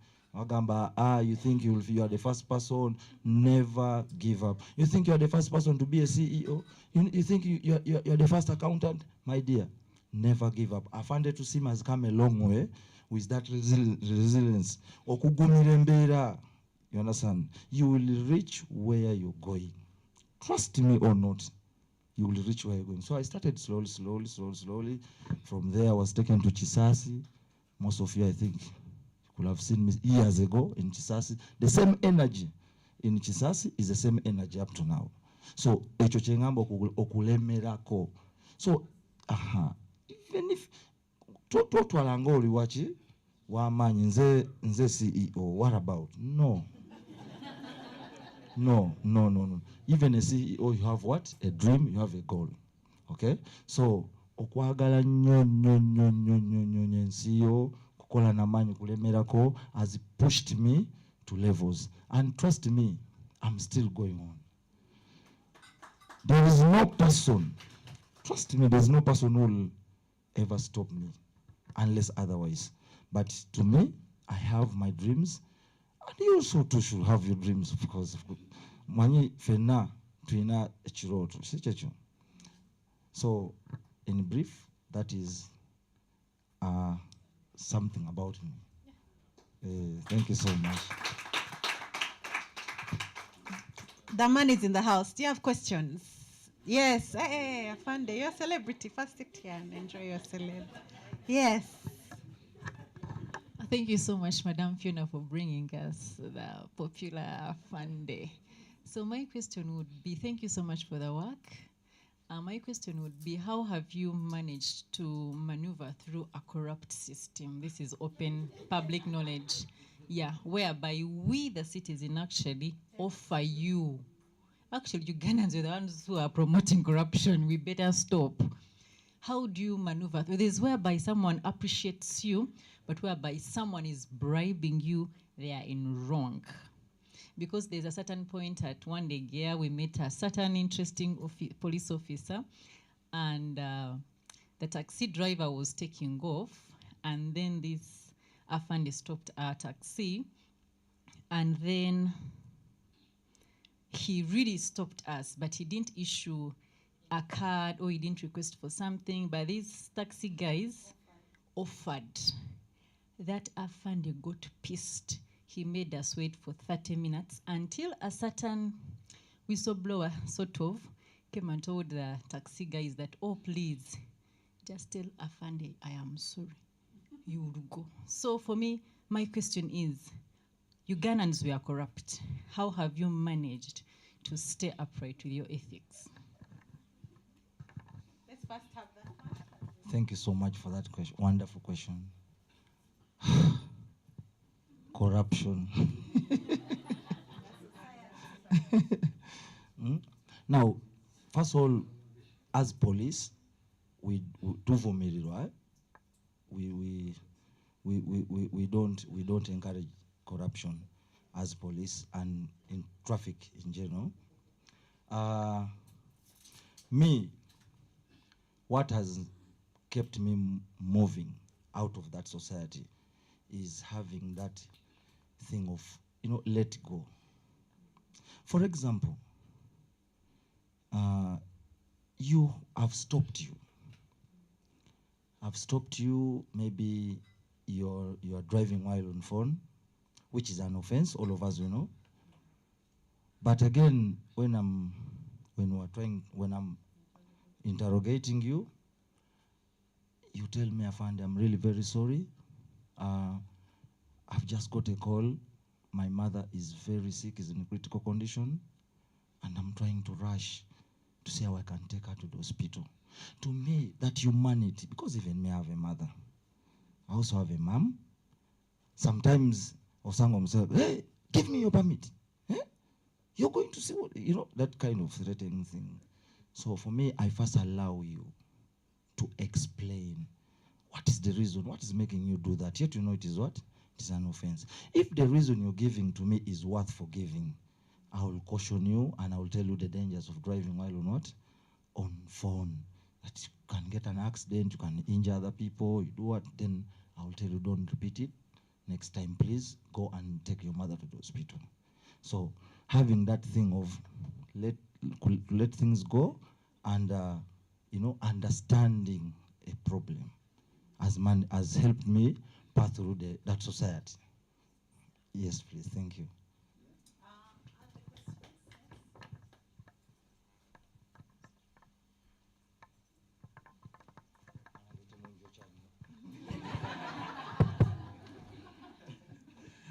Actually, as Afande has suggested to Tumosha, personally I was requesting we all give him a standing ovation.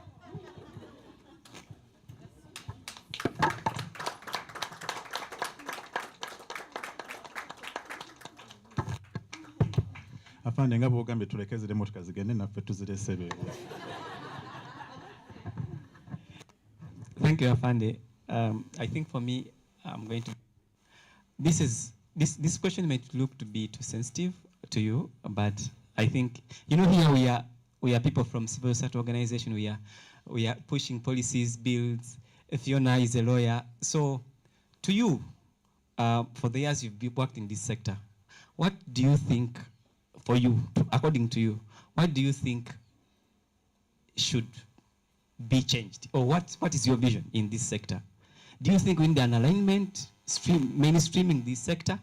Because, hey, we're crazy. Pedestrians, because we are just crazy. Do you think we need to mainstream this sector entirely? Be a policy. Thank you. Thank you so much. Someone has advised me that I should not answer what? It is a trap. But we have lawyers here. But to give a hint on it, that Uganda is now developing. Okay, we are moving there. And recently you saw issues of CCTV cameras, what. I believe with the time to come, with the new laws, the new laws that are going to be brought in, bija kuterera, inshallah, fe abasiramu tugamba inshallah.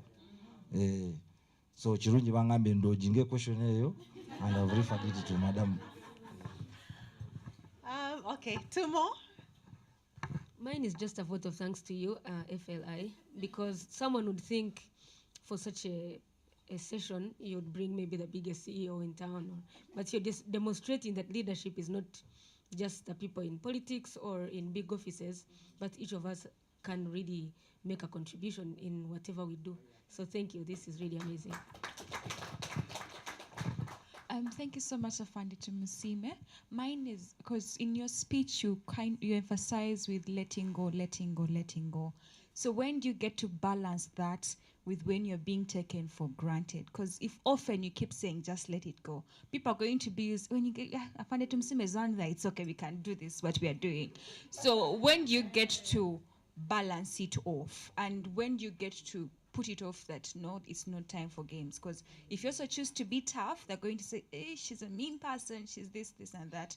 And if you also choose to let it go all the time, they're going to take you for granted. So when do you know how to balance the boat?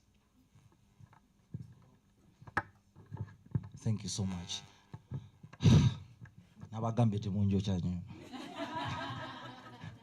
Now, with what she's saying, let go, depends. Okay? It depends on what someone has committed. I give people tickets. The law says I should give you a ticket and you go. Actually, after giving you a ticket, you should even ask me, where can I go and pay? You understand? Because first of all, I should explain to you the reason why you've gotten a ticket. I should explain to you your offense. And by the time you take that ticket, you not have anything against me. You get it? I give tickets. But again, what I'm saying, it depends. It depends on offense. For example, one time I was in Northern Bypass. By the way, I'm very happy, and I'm happy to tell you that that Northern Bypass you are seeing was constructed when I was there, seeing like this. But jam was too crazy by then. So I stopped a vehicle, a gentleman was coming from this side of Kalere. The guy insisted on phone. To me, I asked myself, but this guy, he's saying us in uniform, and I've stopped him, but he's still insisting. To me, I just ring my mind and I said, maybe he has what? He has an issue. So when he parked, I greeted him and I asked him, please, may I see your permit? He gave me his permit. Later on, I asked him the reason why he was driving on phone. I'm trying to answer you, Chirichi and Kugambimbu, it depends. Now the gentleman told me, I found that I've been called. My father is no more. And I'm trying to connect. Where? Because we're not staying together. You get it? So it looks insane for me to hurry and give such person what? A ticket. Actually, you're supposed to say, Inna lillahi wa inna lillahi rajiun. And even if he doesn't know the direction, direct him to the place he's going to. Now, there are these funny drivers who deserve a ticket. And I give them. For example, someone is overlapping. Overlapping. If you go to that side of Chisasi, there's a lot of Nigeria, there's a lot of abagala vuga kataka. You understand? Abagala kataka. Yeah?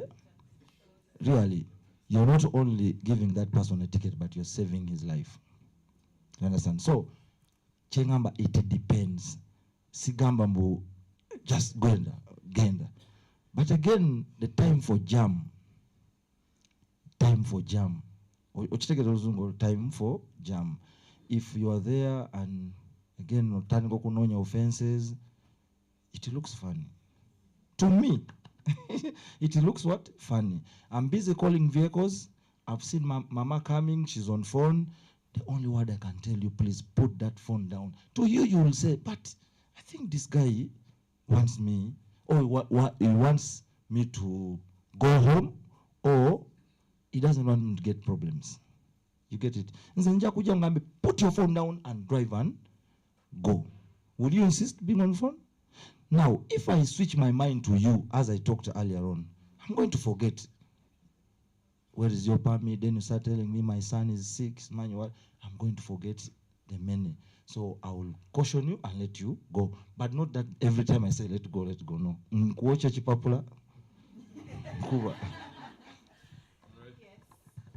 Yes. Quite a profound honor to meet the famous Afande. I think what you've done, social media, you trended that whole day last year, and thanks to you, the work that you do. Mine is 2 questions. One is, you are a traffic officer who's always on the road. We know Kampala has a perennial traffic problem. Are you people called upon, let's say, in designing this city better? Because I imagine I don't want to be here for the next 10 years and the traffic problem keeps getting worse.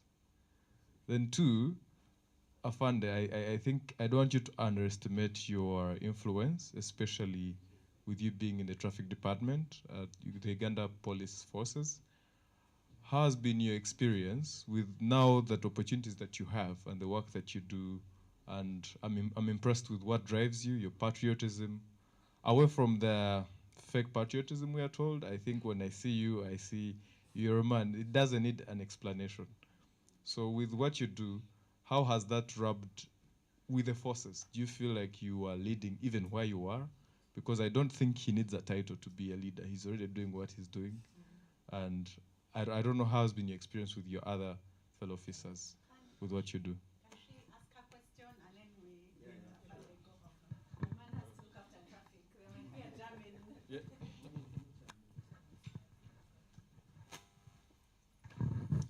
Thank you, Afande.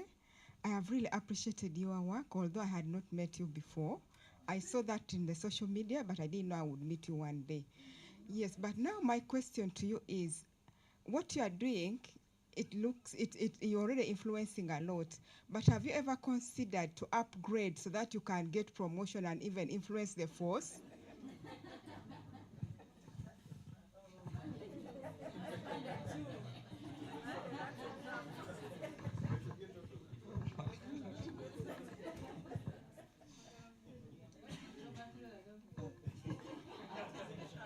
Thank you so much for that question. I think let me start with her question about promotion. Now, in whatever you do, most especially, okay, me, I don't look at checks. If you have that heart of Omutima Gwagwanga, being patriotic, loving what you do, you don't need to see promotions. And again, to me, my best rank, my sweetest rank I want is offering you my services and you appreciate. That is the best rank I will ever want in this world. But not putting on a rank and you don't fit it. So me, that is the rank. Me working and you appreciate my services. Okay? Now, on my brother, what was asking about rubbing shoulders with my fellow officers. Obimanyi nawe ku mulimu bibao, but it should not, it should not pull you back. You get it? That consistency, give them a deaf ear. But again, my goal is to inspire even them that this is the way, okay? And even another upcoming generation, to inspire them to work hard for their country. So me, I don't look at, of course, but don't always give them your time. It might be at your office, but never ganging against you, and you really see that you're out. Never bow down. Again, they say in the Bible and the Quran that when you are doing something, okay, when you're doing something, and olaba banji bakolachi, but against, most especially nga ku department yang, you know what you're doing is better than, they all want kativaganginga against. So don't bow down. Continue pushing. Oja kutuka na wenzo kuambala suti ya million bidding. Thank you so much. Thank you so much. I want to say that before the famous video, I used to see Afande Tusime, and I used to discuss him with my husband. In the morning, you'd see him, the passion. Around lunchtime, you'd see him. Chamber of Commerce is just behind there. So I always have to cross. And I would see him, for me, it's the consistency, yeah? The energy, the smile. So the first time I decided I needed to talk to him for FLIs, we ran a children's program and we're going to do career guidance. And the schools that we go to, sometimes we ask them, what do you want? And one of the things they said is, these children of our school, they don't want to do proper, these things, lawyer, doctor, they want to be entrepreneurs. So we want to look for skills that will get them there. And the first person I thought about was Afande. But I didn't have his contact. So so I knew where to find him. We were in traffic and for sure he's there. So I pull down my window and say, I want your number. He says, get out of the way. I said, I want your number. He just started shouting and he said, will you get out of the way? I said, yes. So he started shouting his number. And my husband was next to me and my husband shouted, you're safe, give it to her. So he shouted at me his number, and the next day I called him. I said, I'm the crazy woman who got your number. Would you come with me to a school and inspire young people? And he did, and I saw the passion and the fire that he infected in those children. I think half of that school is going to be policemen. But the thing that for me burns bright is that when I see Afande Tusime, this dream of having faithful, available, teachable, ethical leaders transforming Africa, using African-born solutions, is very, very possible. When you go to Dubai, they tell you, I've told you about, they tell you that I met someone in Deira. He said he works in Chikubo, but he also has a stall in Deira somewhere. And he said, for us when we come to Dubai, our bad manners, we live at the airport. Then he said, and then we pick up our bad manners and come back home. And he said, even the Nigerians, everybody's like that. That even in there, you leave your phone and it will not be touched. Yeah? But one thing I'll tell you is that in that country, people make deals with a handshake. There's a service provider who gave me 3 weeks, a hotel. We did trainings like this for 3 weeks without being asked to deposit anything. And I told the manager, then he said, you told me, we did invoice, we are good. You will pay. Can you believe I'm not telling you to go and con? But that is the Uganda that I envisage. A place where I call you and I tell you I'm coming at 8 and you're confident that I'll be there at 8.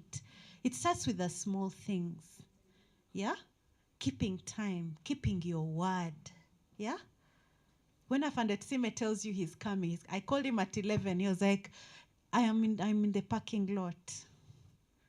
Yes? So, where is he? He has run away. Oh, there you are. Thank you for being humble. It will take you places.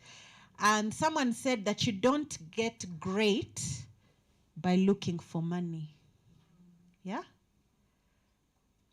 You get great by making a name. And money will chase the name. Yes? So Afande Tsime, you're going to be a millionaire, billionaire. Those things are not, Do you understand? Today, there are over 50 CEOs looking at you today. And there are others on LinkedIn, yeah? You will make the money. But thank you for who you are. Stay who you are. And one thing he said about ignoring, the one thing I like about him is that none of this has gotten to his head. That he's still the humble man who will say, I will ask for permission. They will not allow me. This is not a good time. My job comes first. Yeah? So to the CEOs here, this is very unconventional, but we all agree that our civil society organizations don't exist for profit, don't we? Yes? We are doing sometimes a thankless task. Sometimes people don't understand what you're doing, appreciate it, or they deliberately fight it. Yeah? The attitude that you need to get through it is that you understand your why, you understand where you're coming from. He feels, the one thing he said when we were with those children, he said he is like that because he is grateful. He said, I am grateful to my stepmother for educating me. I am grateful for this. I am grateful for the police for giving me a job. So for him, he's giving back. So you are a CEO. Someone believed in your organization and gave it money. You're not entitled to continually depending on aid. It is about good stewardship, turning that into something sustainable for Uganda. It is about continuing to do the good work even when donors are not there, even when people don't believe in you, even when things are bad, right? Even when mistakes are made. Sometimes we make mistakes, right? Even sometimes when you're deregistered, even when you've been caught in a compliance issue, the most important thing is how do you get up? Because what will get you up is remembering your why. So as organizations, if we remember our why, if we remember our value system and hold it above everything else, I think that we can be, governance and accountability will not be difficult for us. Yes? Do you understand what I'm saying? Yes. So, Lynn? Our MC has run away. Yes. So for me, these are the things that I continue learning. I told you that I keep learning, and the Bible says your teachers will be revealed to you. Yes? So today, one of our teachers has been revealed to us. Yes? I keep telling him that if half of our staff were like this, we would be very, very fortunate. Do you understand what I'm saying? Yeah? But the issue is attitude, isn't it? Isn't it? So put your homework there. Do I have the attitude it takes? Do I have the attitude it takes to take my organization to the next level? The attitude it takes to take my organization to the next level. Because one of the things I admire about him is the dogged focus. That when it is jam time, the priority is to get people moving. It takes humility to do that, not to be distracted. So as a CEO, what is distracting you? What are those things that are distracting you? Is it personal issues with your staff? Is it gossip in the CSO community? Is it competition? Are you angry that one of your staff went and started an NGO that does exactly what you're doing? And they got funding before you? That is noise. He said, pay a deaf ear. Yes? Doggedly focused. Let's be doggedly focused. Somebody said you can't be a leader. You can't be a leader unless you can't be a leader unless you have followers. Yes? But you can't lead unless you have also followed somewhere. So my question is, who's leading you? And who is following you? And are the right people following you? And are you following the right people? We need to look at that. But let's also not forget the 5 people we spend time with. Me, I want to have tea with Afande Tsime every, I don't know, but I'm not allowed. He said he's focused. His country comes first, so. Right, thank you very much, Fiona, for taking us through that session. But importantly, thank you so much, Afande Tsime, for reminding us of. I used to think that policemen, traffic especially, officers do not have the humanity in them. They do not look at the fact that they're equally human. But you have just painted that picture for us today, because they also go wrong sometimes. All right. Are you still up for another fantastic session? Are you, or you want to stretch again? Please. They're good. Fantastic. Okay, so I'm going to introduce another wonderful facilitator who is coming in to talk to us.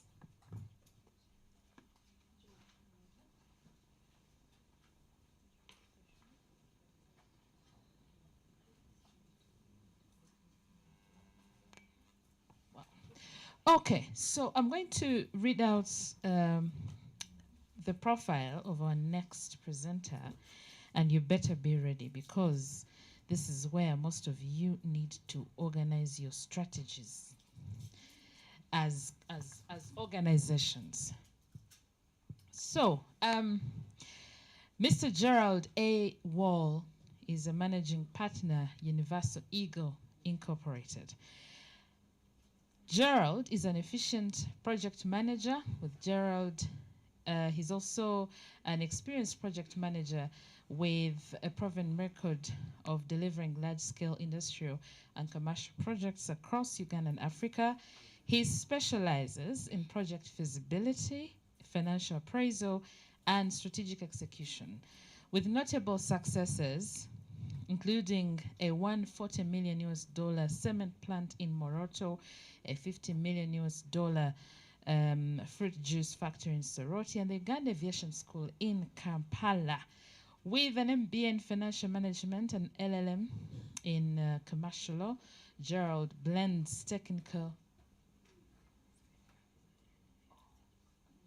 I'm sorry, but I'm sure you noted that, yeah? We'll come back to that. So I have to, I'm advised that my guest is not yet here. That particular facilitator is not yet here. So I'm going to call again Senior Counsel Fiona Wall. Please don't be tired of her.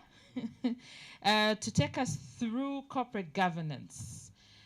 And this is an area she has done ably well. And I'm requesting that please keep awake. Keep awake and don't get tired of her voice.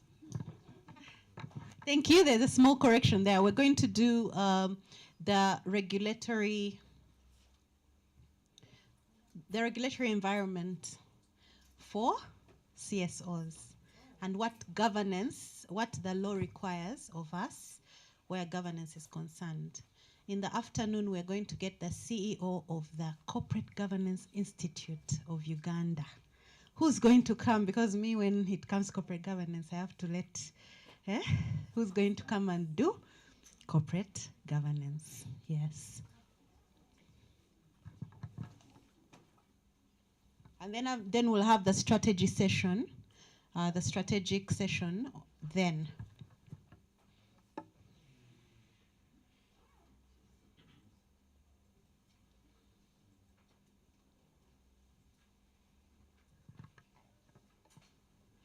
So I began by telling you that we have had some serious challenges historically with governance, yeah? And as we speak right now, what we used to call corporate governance that looked like a good thing of companies behaving well is now a regulatory requirement. We're now required to account. In fact, some CSOs that earn a certain money or that operate a certain amount of money are now being asked to release fund, to account even to the Auditor General. There are even development partners that now have to even account to the Auditor General of the country, because with things like, forgive my bad manners, with things like with things like anti-money laundering and all this that is happening, people want to know, where is the money coming from, what is it doing, and is it actually doing what it's supposed to do? So, Belinda. So today we want to understand accountability principles that guide us, learn what the reporting requirements are under the law, apply accountability tools to enhance trust, share best practices and experiences. The first thing I'll talk about is, we talked about the self, right? We invited CSOs. Some we invited deliberately, some we asked the National Coalition of Human Rights Defenders. We also asked other organizations like, I think CSBAG, some other organizations that have coalitions of CSOs to invite their CSOs. The first question is, does your CSO exist legally? Is it a being under the law? Yeah? That's a very important question. But even before you start your CSO, you need to understand what kind of being should it be. You need to understand what kind of, do I want a company? Do I want an NGO? Do I want, but you can't just become an NGO, right? You have to also go through some steps.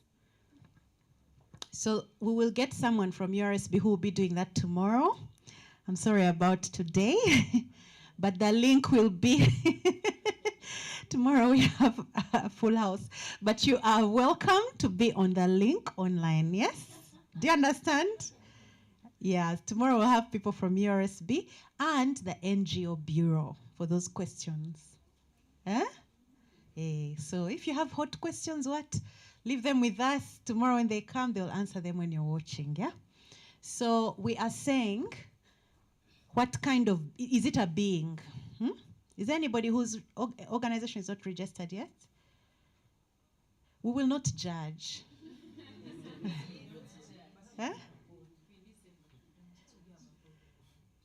You'd be surprised. There are people who have started things. Sometimes success takes you by accident, right? Someone calls you and says, I trust you. You remember the brand? I trust you. Prosper. I heard you had a company. Hey, do you need a tea? No, we don't need anything. It's your company. Send it. We will trust you. So success takes you by surprise. You start getting money. You start getting support because you're doing good work. You're a student organization. I started a student organization and we started getting money. And I think by the time, the 4 years I was on campus, by the time I left, we still had not registered. But we were doing wonderful things all over East Africa with loads of people's money, and we were accounting, but we were not registered. But the danger with that is that the corporate governance exists to protect the unsuspecting public from your humanity, but also to protect the organization itself from your humanity. And when I say humanity, I'm not talking about only the Adam side of it. I'm talking about even your mortality, even your inability to perform at some point, maybe because you're sick or you're busy or you've changed your vision. Yeah? Please, let's go. So accountability is, we want CSOs to be answerable to their stakeholders. So before you look at accountability, you need to have what we call a stakeholder map. Who are your stakeholders? As CSOs, who are our biggest stakeholders? Yes? The people you serve, yes? The list of our brothers. Who else? Government, donors, Anyone else? Yeah, media, yes. You have an even bigger stakeholder you're not talking about. The work. Do what you say you're going to do.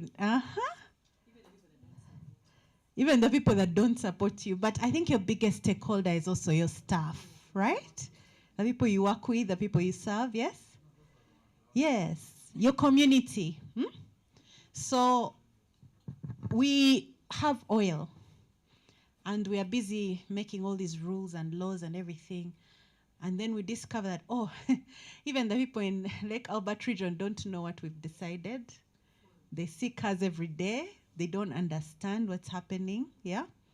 Their soil starts turning green and they don't know why. Yeah? Do you remember the Tennessee Valley Authority? Anybody? Yes. Yeah? So the reason we need to make sure that we understand who our stakeholders are is so that we learn from history and we don't have the Tennessee Valley scandal. So we also want to say that when we are looking at accountability, benefits, tell your neighbor, we're in the business of trust. Aren't we in the business of trust?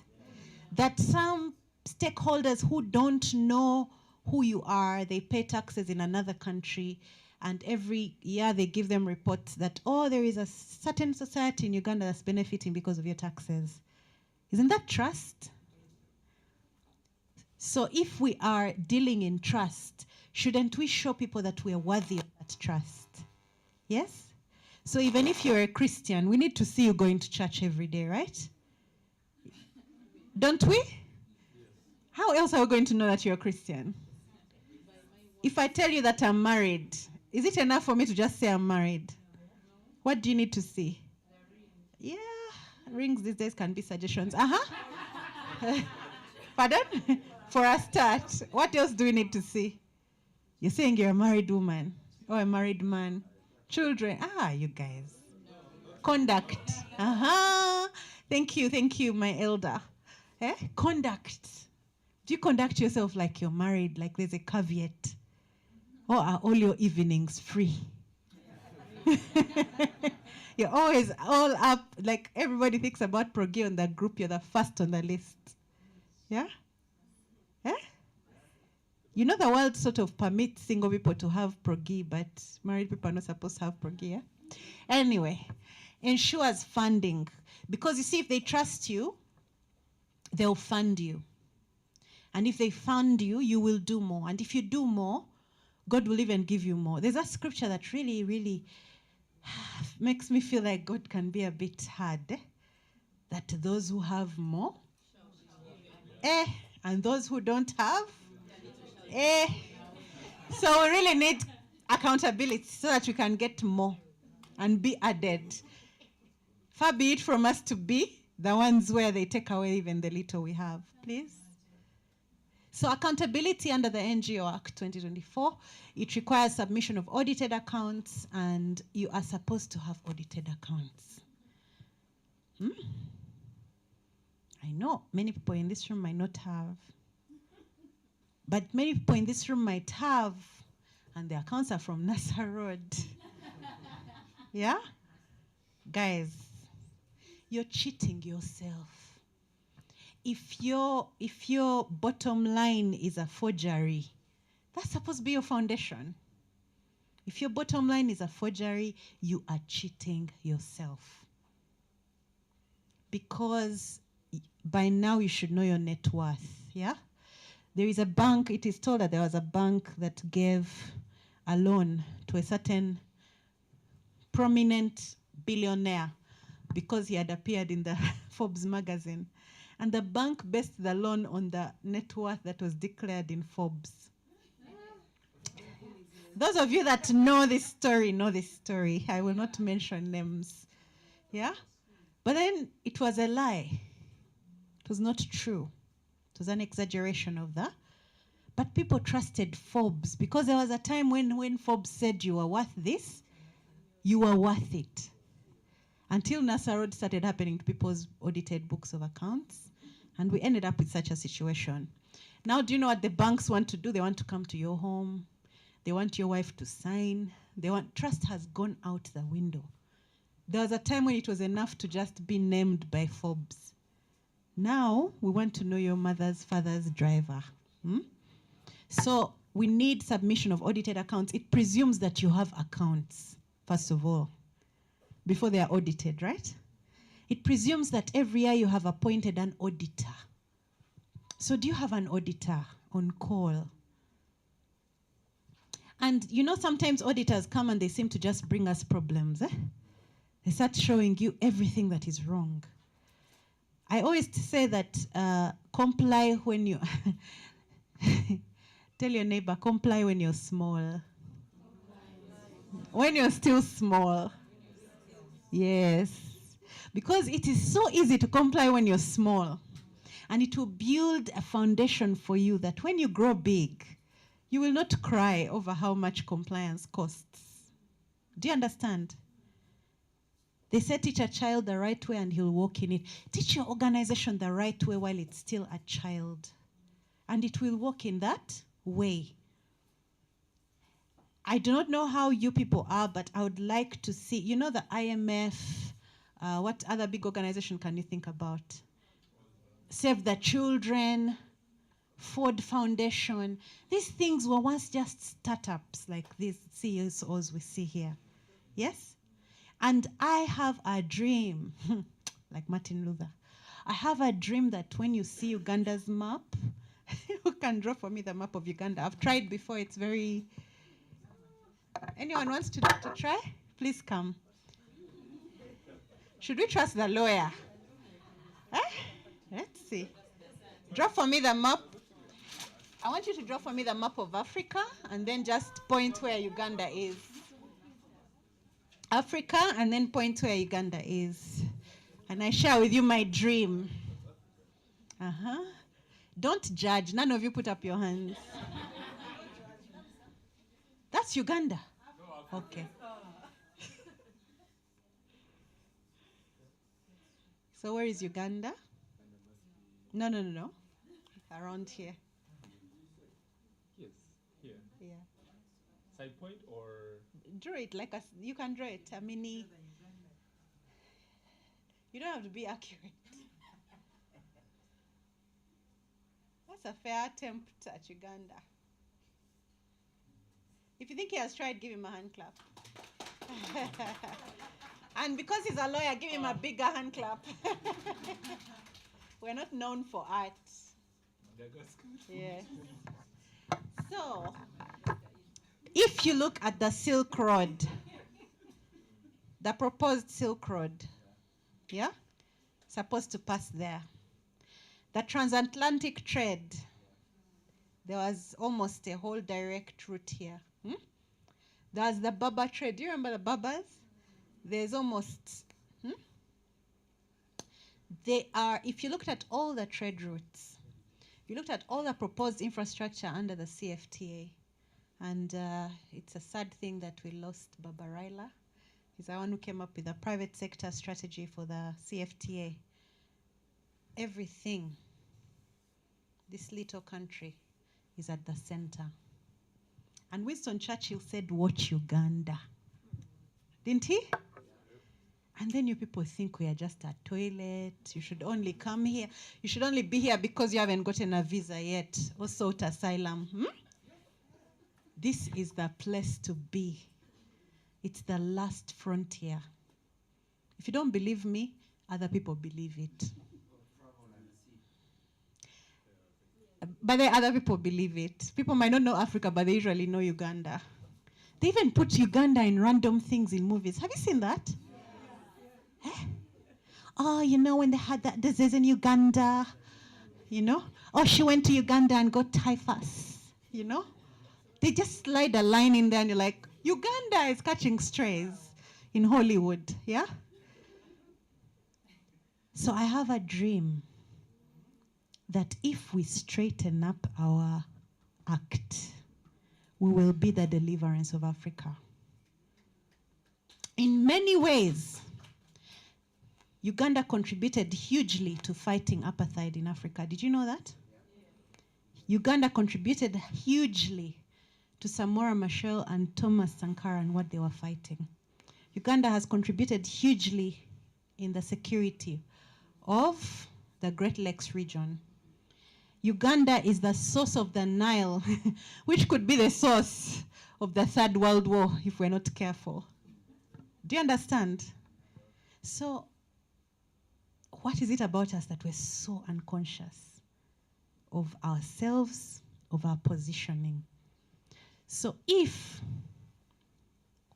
you understand this and you have built a CSO that is doing great work here, some of you are even doing beyond Uganda, then why wouldn't you want to have proper audited books of accounts?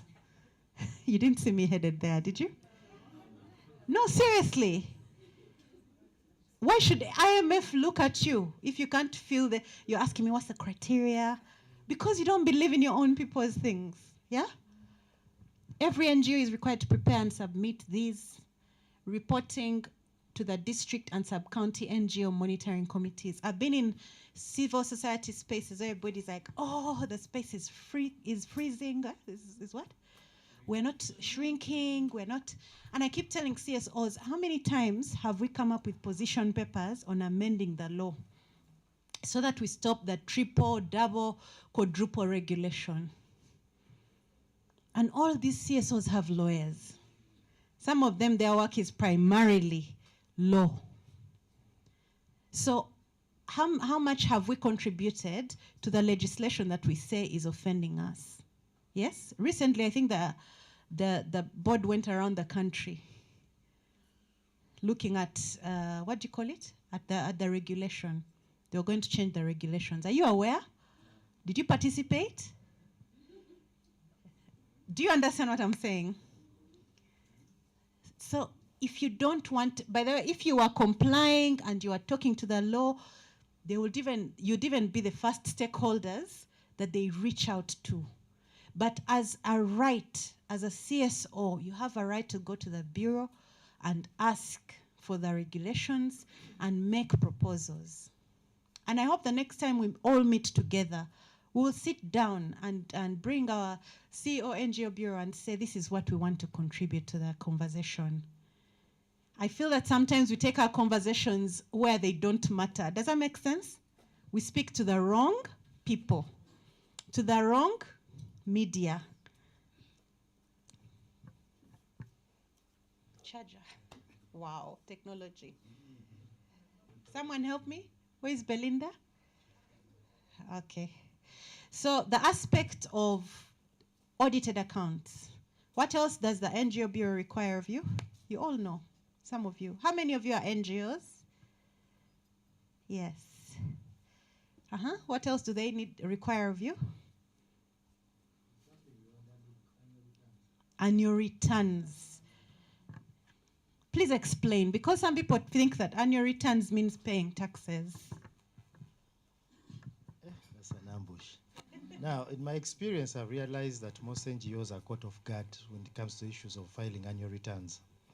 And what we normally do, we comply with the URSB, but we forget to comply with the Bureau. And the question is, what do I put in my forms? For us, we are not profit-making entity, so we file nil. But we tell them this is what we got, this is what we spent, and nil. As simple as it is. But it's one of those things that they can get all of us off guard here in this room. If they are to check any NGOs that have filed their annual returns with the Bureau, you'll find that most of us, we are simply complying with the URSB, but with the Bureau, maybe their system is not clear, because I also find it very problematic. That's why actually, one reason why I came is to meet one of those guys. But unfortunately, yeah. So basically, annual returns are you simply telling the other person that this is how much we fundraised, this is how much we spent, or if you didn't fundraise at all, we didn't fundraise, and you're filing nil. Thank you. There's somebody else wanted to tell us what they require from you. Yes? Then, yes, thank you very much. Then you also have to attach an annual report every year. And this annual report has to detail the activities for that very year, that financial year, as well as the as well as the money spent on those activities specifically, not the administrative work, but the activities. Yeah. Thank you very much. My experience with NGOs and other organizations is that they only remember to look for a report when the donor asks for audited accounts. Then you start trying to get audited accounts and realize, oh, the auditor is asking me for a report. The auditor is asking for a report. Sometimes the donor says, I want your NGO, what is it called? Permits. And it is not renewed. I have been to the NGO board to fight for some NGOs, then I find that they haven't even paid, they haven't filed returns in 5 years. So imagine someone is now trying to catch up 5 years, yes? Sorry.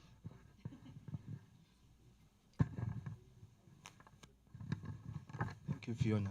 If you could allow me, mine is just to react a little bit.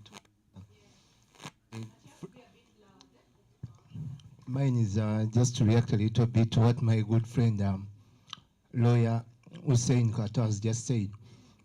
It is not because we don't want to, like when it comes to filing the returns. It's not because we don't want to report to the bureau. Now, given such a period, reason why we are hesitant sometimes is because of when you report to the bureau, you know, of late we also have FIA, Financial Intelligence Authority. You know, looking at your money, you know what I'm talking about. Yeah, yeah.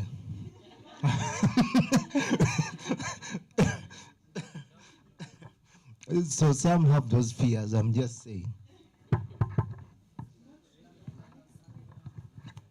Yes, please explain. I like this conversation. Just for the simple training I had with the FIA, the reason as to why actually they want us to submit, it is because when they were doing their study, civil society organizations were at a very, very high risk of money launderers. So when they're tracking your money, it's not because about you, but it's about the money launderers that they are looking out for. Simply that. I want to tell you that what she said is exactly what she said. The issue is, if you have nothing to hide, declare. If they pick a fight with you, you have a right before the law. Yes? You understand what I'm saying? And usually, if you have clean development partners, if you have a clean working plan, a work plan, and an activity plan, and you've accounted for this money, you will actually never attract their attention. What attracts their attention is you've not been declaring for 5 years, they don't even know you exist, and suddenly you have $100,000 on your account. Someone is going to flag it. Do you understand what I'm saying? But if you've been filing returns and you've been spending 20,000, then 50,000, then 80,000, you'll even get $1 million and they will not flag it. I'm not lying. I don't want to ask some of the people here, but I know they've been making that money. Yeah? Even individuals, when your account, it's public knowledge, when your account receives 20 million deposit, automatic, no, it's 20 by the law. I'm just telling you about that. Yes, 20, they flag it immediately. The people in the bank in that sector, they flag it just for you to explain where it comes from. So, you know, terrorists can actually fund activities in the country. So for me, I don't find any reason why you wouldn't find it okay to see. I don't find it bad. It's patriotism, isn't it? Yes? So organizations must periodically furnish activity and financial reports. And one of the things I want to tell you is that if at the district and sub-county NGO monitoring committees you are compliant, these people are going to fight for you. Did you know that? They'll fight for you. I have been in situations where my clients are being fought for by the district people. So I told you, understand your stakeholders, yes? Before you even run to a donor for the money, is the environment of your money safe? Yeah? Have you declared? Some of you ask for money in euros, you have a UGX account, the money lands, the bank takes off like half of it in the rate, because you didn't even talk to the bank. The bank is a stakeholder. Should go and say, manager, I'm getting money, don't fleece me. And you fix a rate. These are things we need to learn from each other. But you can't learn from each other if you don't go to the NGO forum meetings. If you don't go to the FIA has called a training, you have dodged because you think, they're going to get my email address and start tracking me. Stop acting. We need to stop acting like we are. Transparency in fund sources. Transparency, transparency, transparency. In transparency in ownership. You've heard about this beneficial ownership. Yeah? Some of us want to be very, very smart, so we have shell company after shell company after shell company. You're the owner of all the shell companies, but they're like 8. Why shouldn't they think that's a money laundering entity? Yeah? So they want beneficial ownership. Belinda. So the CSO is supposed to report to your district and regional monitoring committees, then the NGO bureau, then the line ministries. Some of you even have to report, yeah? Ministry of Gender. How many of you are under Ministry of Gender? Anybody else? Line ministries? Yes? Yes. Water and environment. Anybody else? Health. Yes? Health. Yeah. So there's the line ministry. So we were here listing our stakeholders. We're not talking about the line ministries. We're not talking about the banks. The bank is a very big stakeholder. If you have a good relationship with your bank, for them to flag your money, it will be something else, because the bank is the first line of defense. Yeah? So what is your relationship with your stakeholder? Sometimes they call clients and you're like, Stanbic has too many customers. I'm not going for that cocktail. But if you go to that cocktail and meet your branch manager and say thank you for the business. If you're having your end of year party and you call all your stakeholders and you show them your report of all the things that you're doing for people with disabilities, Agnes. Then the next time they hear Agnes's name in a room, in fact, these bankers, sometimes they're there talking about, we've just gotten this COVID relief fund, who do we help? But if they know what you're doing, your name will be top of mind, yeah? Yes? So anti-money laundering and compliance. Now there's a lot of regulation around this. There's the act, there's so much compliance around this, we can't finish it in one day. But what I would advise is make sure you have an anti-money laundering policy. Please. And don't Google and copy and paste. Yes? Get a lawyer. You can afford it. Yeah? Get a lawyer, get an AML expert, and do not just have the policy. Have someone train your board. The board is the first line of defense when it comes to defending the organization in these cases. They will not call your finance officer. They will call the board. The CEO and top management, have them train. In the banking sector, they require this training now quarterly. Can you imagine? Because things are changing every day. So as an NGO that you're using taxpayers' money from a country you've never been to, why shouldn't you also have trainings in anti-money laundering? So that when a strange source of funding shows up, we had an episode. I once was in charge of an NGO, and somebody in one of a branch manager was approached in Barra and told, we did a function, and someone wants to give us money, but we don't have a company account. Can we use yours? So when we were being audited, the auditor found an obscene amount of money on our Ambara account. And then the area manager said, oh, no, they even took it. There's evidence that the money was there, then it was taken. We had just exposed the whole organization. And to the manager, he was helping his fellow. You remember when I said success takes you by surprise? You operate for 4 years without ever being registered until someone says, I want a corporate account. And then you say, let me give there. So be very careful. If your manager is not trained in this, they will expose you. Yeah? If your accountants are not trained in this, they will borrow money from your accounts on Friday. It will be used for other things you don't know. It will be in the bank on Monday. You think it's a harmless, victimless crime until FIA comes and collects you. Yeah? NGOs are recognized as accountable persons under the law and must implement internal controls. Now, one sad thing I'll tell you is that lawyers and accountants are the two professions that have been identified as red, high risk. NGOs are also top there. So now you're a lawyer and an accountant and you're in an NGO. Don't you think that it's a recipe for disaster if you don't comply? You're just red, yeah? It's so bad that you can't even get a mortgage.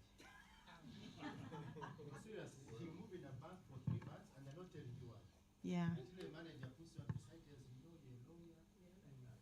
So gold dealers, lawyers can No, but you see, I tell you, we are as strong as our weakest link, because the profession has attracted some weak links, right? And these weak links are doing shady things, and because of that, trust has gone out the window. So we're now not being, it used to be a noble profession, now they're looking at us as the most risky. And that is because we decided that we're going to get success at any price. So now going back to compliance, the issue of accountability, the issue of compliance, I need to have each of you commit that your organizations should have a compliance officer. I'm not saying hire someone new. I'm saying have a young person, train them. Let them go for the AML trainings. Let them go for the NGO Bureau trainings. Let them go for the URSB trainings. Let them be known in those spaces. Let them make sure that quarterly there is a report on compliance to the board. Yes? I wanted to share a very small, because you're talking about this being board training, because sometimes as board members, we also take what is provided to us. I have, let me first scan the room. I have gone through an experience as a board member where we were given what we thought were legit reports. We were given the annual reports. We were told we were, compliant and everything. Until somewhere along the way, I think there was a bit of money laundering. So these guys have been demanding for money. Out of frustration, they had actually sued the organization. We didn't know. We had board meetings and we were told everything is fine. Until I don't know it happens, that now they begin to email the board members. That's when the flags come up. And we are thinking, when? How? But when we asked for reports, the reports looked fine. Were the audits there? They looked fine. In terms of due diligence, we had done our work. Until one of the board members literally goes into URSB. That's the one place we had never looked. And that's when they realized, by the way, you're not even registered as board members. You're not even directors. There was so much information. And we were all, land people, and we're thinking, how could we be fooled to this point? But again, even as a board member, do your due diligence that you will go the extra mile because you're putting your name on stake for this organization. Thank you so much. That's a very, very, I love this example because every day, the reason they come to you to be board members is because of your brand. You already have a brand that sells. There are organizations that will give you money. There's an organization where we were going to be, we're about to lose funding because we had somebody that the organization that was funding us didn't trust in the management. So our board chair went to, to defend us and said many things and said, even Fiona did this, Fiona Wall did this. So the guy said, Fiona Wall? Said, yeah. Fiona Wall is that she's on our board. Then the guy said, oh, she's on your board. Then it's okay. I think we can work on this. So the chair came to tell me, I was so terrified. Because for me, that meant that from now on, whatever goes wrong with this institution is going to be put on my name. You understand what I'm saying? So people want you on their board because of your reputation. You need to guard your reputation. They say put eyes in, nose in. They used to say hands off and eyes in. Now we're saying nose, ears, and eyes. Make sure it has to smell right. Some of us like to sign. They'll even bring you the last page. Have you seen that? We're in a hurry. They're still printing. Sign here. You do not know what you're signing. And you go to URSB and you find that those things that are wrongly, they all have your signature. So you need to be responsible. You need to do more. I know the board is not being paid, but you signed a contract, right? It's a voluntary role, but it is the most important role in that organization.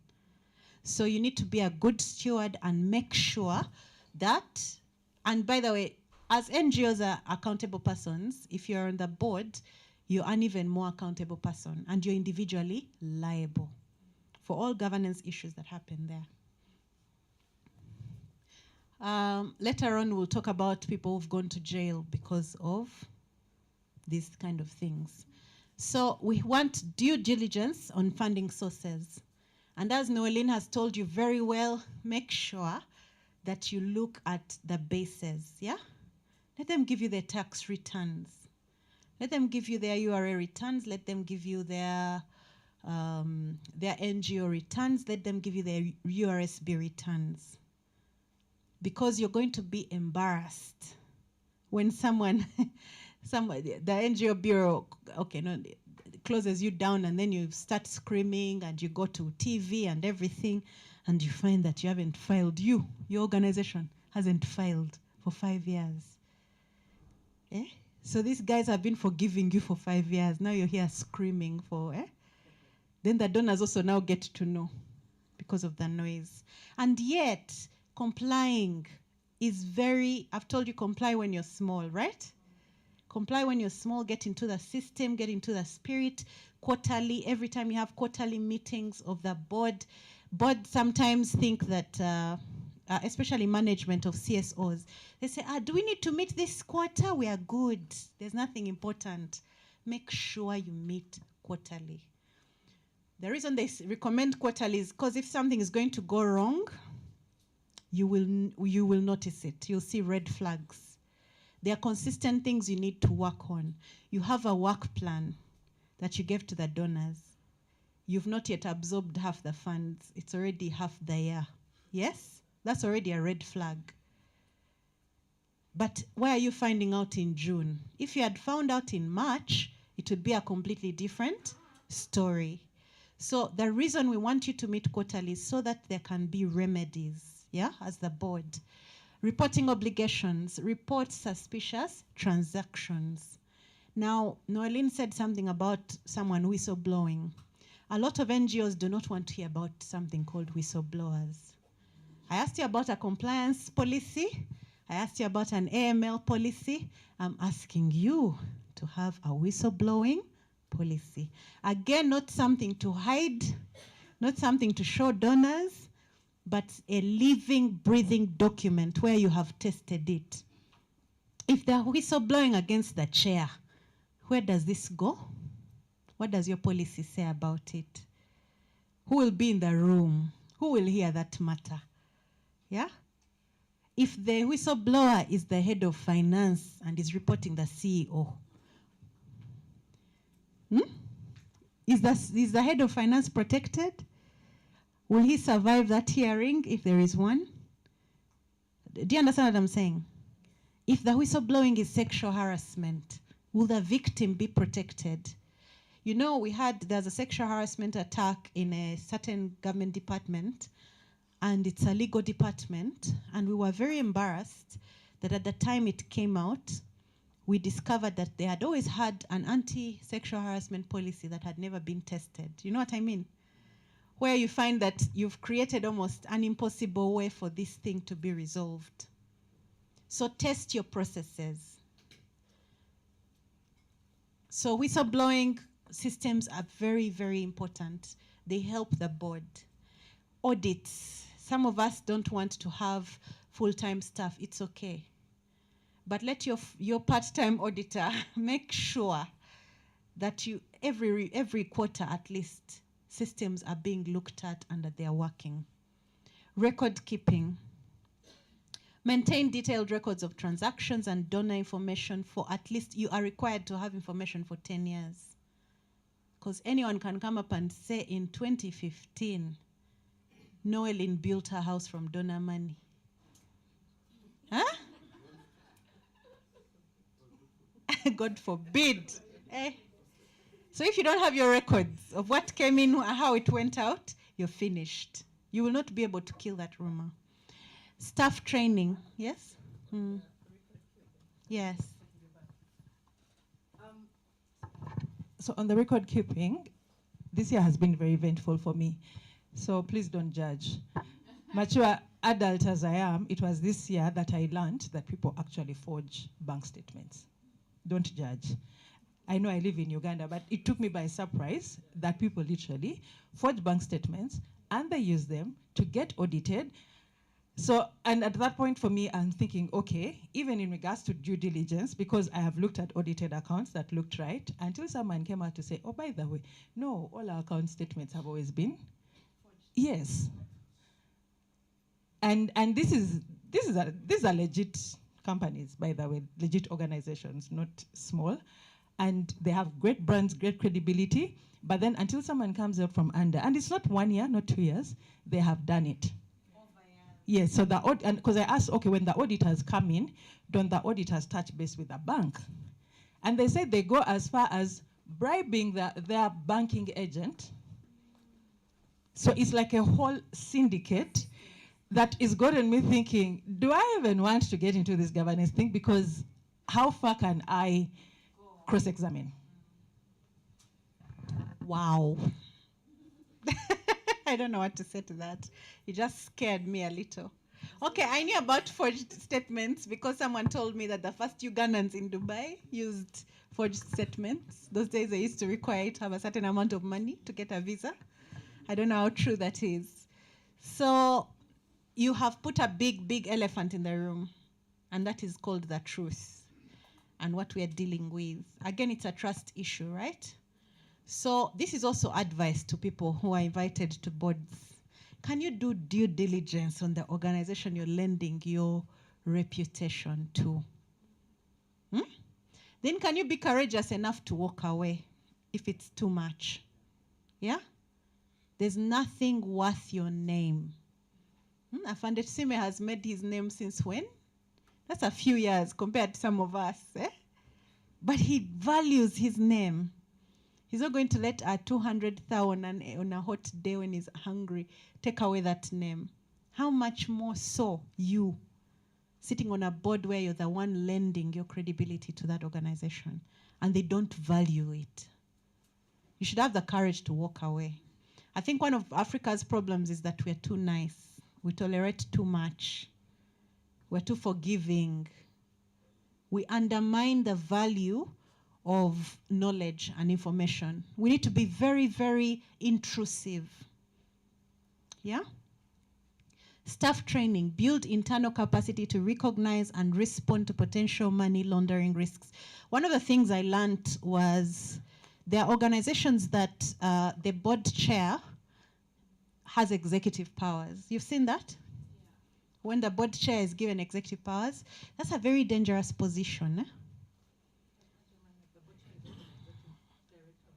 No, there is an executive director, but the board chair is the one who is accountable financially, who's the accounting officer. It happens in associations like Law Society, like those kinds of things. So you find that if you have such a role, you have to be doubly involved. It forces you to be involved. You can no longer say hands off because you have an executive role. And maybe the law that creates your organization or the whatever, the constitution or whatever, gives you that role. Do not take on that role unless you know the responsibilities you're carrying, because you're literally the CEO, yes? A clever person would probably change the law and make sure that the CEO becomes the accounting officer. So build internal capacity to recognize internal capacity. I want to tell you that half of the problems we have in accountability is because people don't have capacity. And we are responsible, we on the board and on the executive, we are responsible. Do you know why? Every time there is a training that is abroad, the CEO and the board members want to go. They're saying enterprise risk management, you've not sent your risk officer. You've sent yourself, but you don't handle risk. Yeah? They've said accounting for, I don't know what, CSO accounting, and IMF does a training. Are you going to send your accountant? Am I banging a table with expensive drinks? I'm shaking a table. Eh? No, I'm just saying, let's face the man in the mirror. These are some of the things that are keeping us out of sync, because you are overqualified, but you're leading a team that is completely incapacitated. You can't even have a conversation with them. And you expect them to bring you board papers that speak to the issues you're concerned about. They will not. Yeah? So we need to make sure that we equip our teams. Some of us have full-time jobs and then we are on boards of NGOs. Am I right? Can I have some hands of people like that? Yes. Do some of you work in government institutions? Any of you? I'm not targeting you. What I'm saying is government institutions, corporate institutions, banks, they have very, very robust systems. And you are trained in those systems because you belong in those organizations. So why aren't you lending your capabilities to the organization on whose board you sit?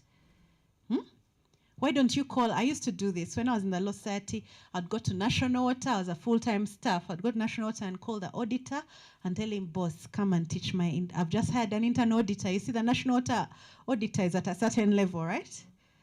The internal auditor you get in your other organization is at a certain level. So you call this internal auditor and you say, come and help me coach this one. And they'll do it for free. Yeah? You say, we're going to recruit an HR person, but I don't know what is required in HR. Can I get the HR in National Water to come and give me skills and even participate in the recruitment, you know? Yes? Yes. Not that I'm going to mention the name.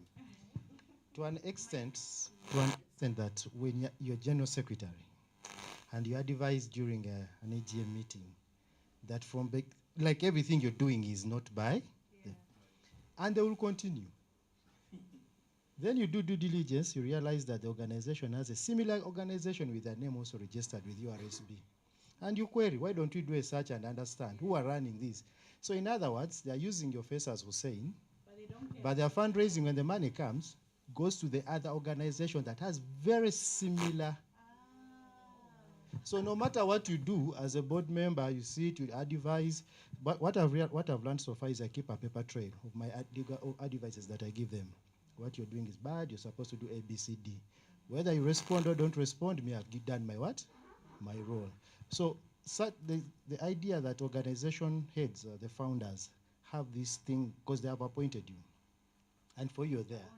The ownership mentality. So there's nothing you're going to tell this person that you know you're having an AGM, you don't even have a quorum.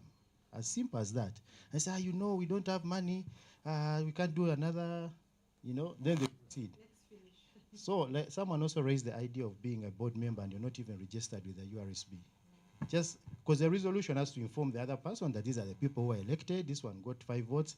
So in other words, you're just there, you're participating in a fraudulent activity without you knowing. When the day comes and you say, I stood there as a Secretary General, what will prove? There is no minute, and the other person, the other director, the other side already knows what he's doing. To an extent that someone can say, we have audited books, but during an AGM, they never appointed an auditor. And then when you're having a meeting in the board, they say, no, we can call someone so and so, and they come and we make a minute. Those are the red flags. You can see people have been suffering. But I want to disagree a bit with this thing of keeping record of the things you said and then you keep quiet. Because when things go wrong, you will regret staying. You should have walked. In my experience, I have also been burnt like that. There is something we call collective responsibility. Even if we vote and you voted no, it will be noted. But the decision will still be taken. If you think it's a decision that speaks to the integrity of the organization, I don't know. I think we need more courageous leaders. Because when you walk, first of all, they won't let you walk. Do you know that? They need your name. It will make them listen. If they lose you, they will not want to lose someone else.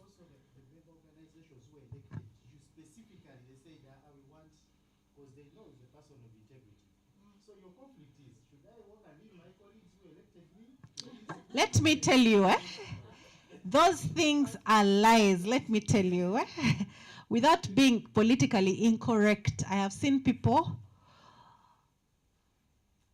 break the constitution to stay another term because they are loved. And I'm not talking about the politics of our country.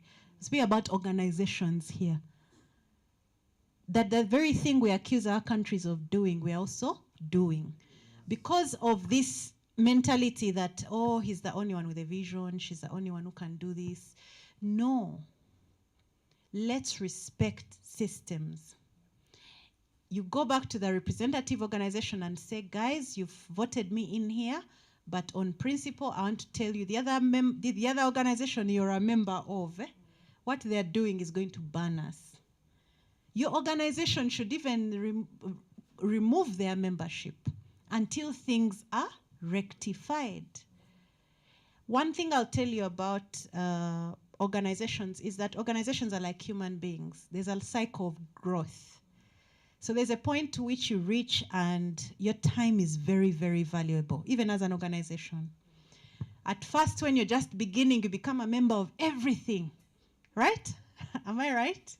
You pay subscription, by the 5th year, you're paying like for one.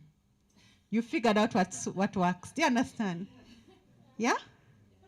So do not reduce your organization to forum shopping. You do not need a forum of corruption. If you're the representative and they've picked you, can go back and be like, you guys, we need to leave this place. You've seen what has happened. That's how Brexit happened. Whether it was right or wrong, right? Let's go. Engaging stakeholders for accountability. Oh wow, we're very late. Engaging stakeholders for accountability and impact. First of all, one of the things we lack, we do not do very well, is storytelling, and that's why we got Precious here. Can we clap for her? We don't tell the stories very well. Then we don't connect the stories to the numbers. Then we don't connect all this into our board papers, into URSB, into everything that we're telling. Then we don't make sure that our stakeholders are the ones carrying our stories. Yeah? I love Rotary because Rotary tells their stories. They tell their stories, but everyone wants to be part of the Rotary Foundation and what they're doing because of the stories that they tell. So ask yourself, is my organization consulting communities? Where is the data? that shows us that you know what you're doing, that your stakeholders have informed what you're doing? Yeah? Where is the data that shows that you're communicating how you're doing what you're doing? Yeah? And that it's actually there. You know, there's one thing of putting it in a document, another of disseminating it. Have you put it somewhere where people can engage with it? Yeah? Collaborative partnerships. Working with everybody else. Sometimes when you become so relevant in the ecosystem, even if you're the smallest, and I always tell organizations, when you're small, it's easy. I tell young people that the only thing they have going for them is energy. So serve, serve, serve, volunteer, be everywhere. Because you can afford it. And then by the time you get to a place where you're tired and you're picky, everybody needs you. And then you can name your price. You understand what I'm saying? But young people want to name their price now. It's an exercise in futility. We do not need you. Am I lying? I always fight for young people, and now today they're going to be like, this chick, she's betraying us. Let me tell you, nobody needs trouble in the workplace. Nobody needs inept, unqualified people that you have to teach from scratch. Nobody needs them filling up space on a desk. It's expensive. We pay rent per square meter. So if someone gives you an opportunity to volunteer, it is a privilege. And let me tell you, let me give you an example in the legal space. In the legal space, we have 15 universities doing law. That's 15,000 minimum. 15,000 law students being released into the marketplace annually, just in Uganda. And I'm assuming our university has 1,000. We all know that campus, Makerere, how many were you in your class? In my class, that was at Cool University, we were 130. 130. That's really small. But MOOC 500, You've had that. So you're 15,000 in a year, and when I say 15,000, they're online. I'm talking about the onlines. There's a lot of them that are doing onlines. Then in higher, she'll have evening and day. Then they will have long distance, matures, all sorts of people. 15,000. And LDC can only take 1,500. And failure rates show that maybe 600, 700 will pass. How many people have we left in the workplace, mathematicians? About 14,000 people, right? Do you understand what I'm saying? So if you're a legal volunteer and you think I should pay you top dollar, is that realistic? You're competing with other people. Because some of our work doesn't need you to have gone to LDC, right? So that's just the reality for lawyers. We've not gone to other... We've not gone to any other what? Professions. So the aspect of excellence, the aspect of lending your youth and your energy, because that's what you can sell, and then becoming indispensable because you're acquiring knowledge at rate X. And then if by the third year you can name your price, isn't that worth it? Yeah? So what am I saying? Collaborative partnerships. As a young institution, all you have is time. How are you collaborating? Maybe you want to teach CSOs and you're very small, you're FLI. You have no money or influence. You just have energy and great facilitators. You go to the Australian Development Agency and say, can we? Yeah? Can we work together? You go to URSB and say, can you give me a trainer? You go to NGO Bureau and you say, do you understand what I'm saying by collaborative partnerships? But one of the things that breaks these relationships is that you don't give value back to the stakeholder. Do you know what I mean? Huh? If you've partnered with somebody in this space, what do you think they want from you? What do you think they want? Prosper?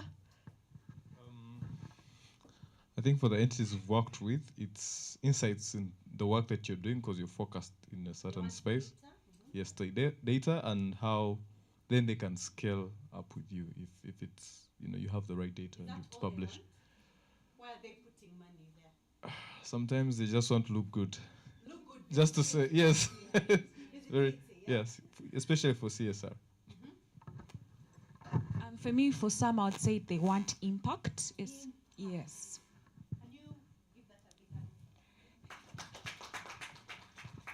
So all these things are important. They want data because they might use it in their work. It's aligned with their goals, and the data will inform how they invest. They want impact. But some of us don't even have a strategic plan, and that's why we need strategic planning. Yeah? We have not reduced our vision. So my vision is critical mass of ethical leaders, you know? And then someone comes and says, what's tangible here? How much do I put in? What are we getting out? And the conversation ends there. Yeah? That's why you need a strategic plan to reduce this vision into a how-to, which is the mission. Yeah? Then you come up with objectives. And then you come up with activities. And then you say that of these activities, what will show that I complied? And I hope members that going forward, since today we are giving our lives to Christ or we are recommitting. You didn't know that's what you are going to do today. That's what you're doing. Eh? We are recommitting. I'm hoping that today you will go back and make one of your key KRAs compliance with the law. Because these days the law is a huge stakeholder. The law will sink or make you. Yeah? The law will protect you or it will lock you up. The law has, yes, you have a constitution of Uganda, but there are exceptions to the freedom of liberty. Yeah? There are exceptions to everything, right? But then there's also responsibilities. So an organization that understands its why, an organization that wants to be sustainable, needs to be compliant. It needs to engage stakeholders to increase accountability and impact. Case study activity. Oh, by the way, I want to say something. That the parable of the talents, yes? When these people give you 10 talents, they want 30. Some of us misunderstand accountability as being, oh, we did 10 talents, here are your 10 talents. What happened to that guy who kept the 1 talent?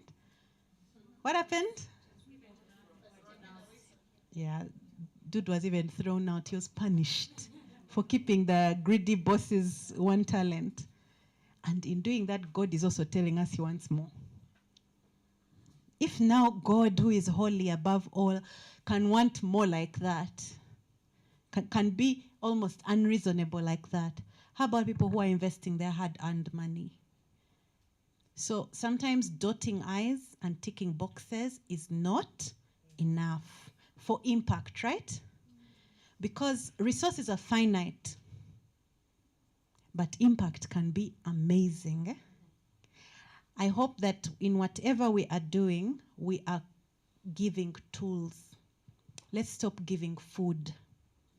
A lot of us find it easier to give food, right? It's easy to account that I fed 5,000 people with 2 loaves and how many? Five loaves and 2 fish. It's very easy to do that. But is it easy to say I taught 5,000 teachers of the law? And therefore, we're going to have maybe 15,000 Israelites being educated in the law. So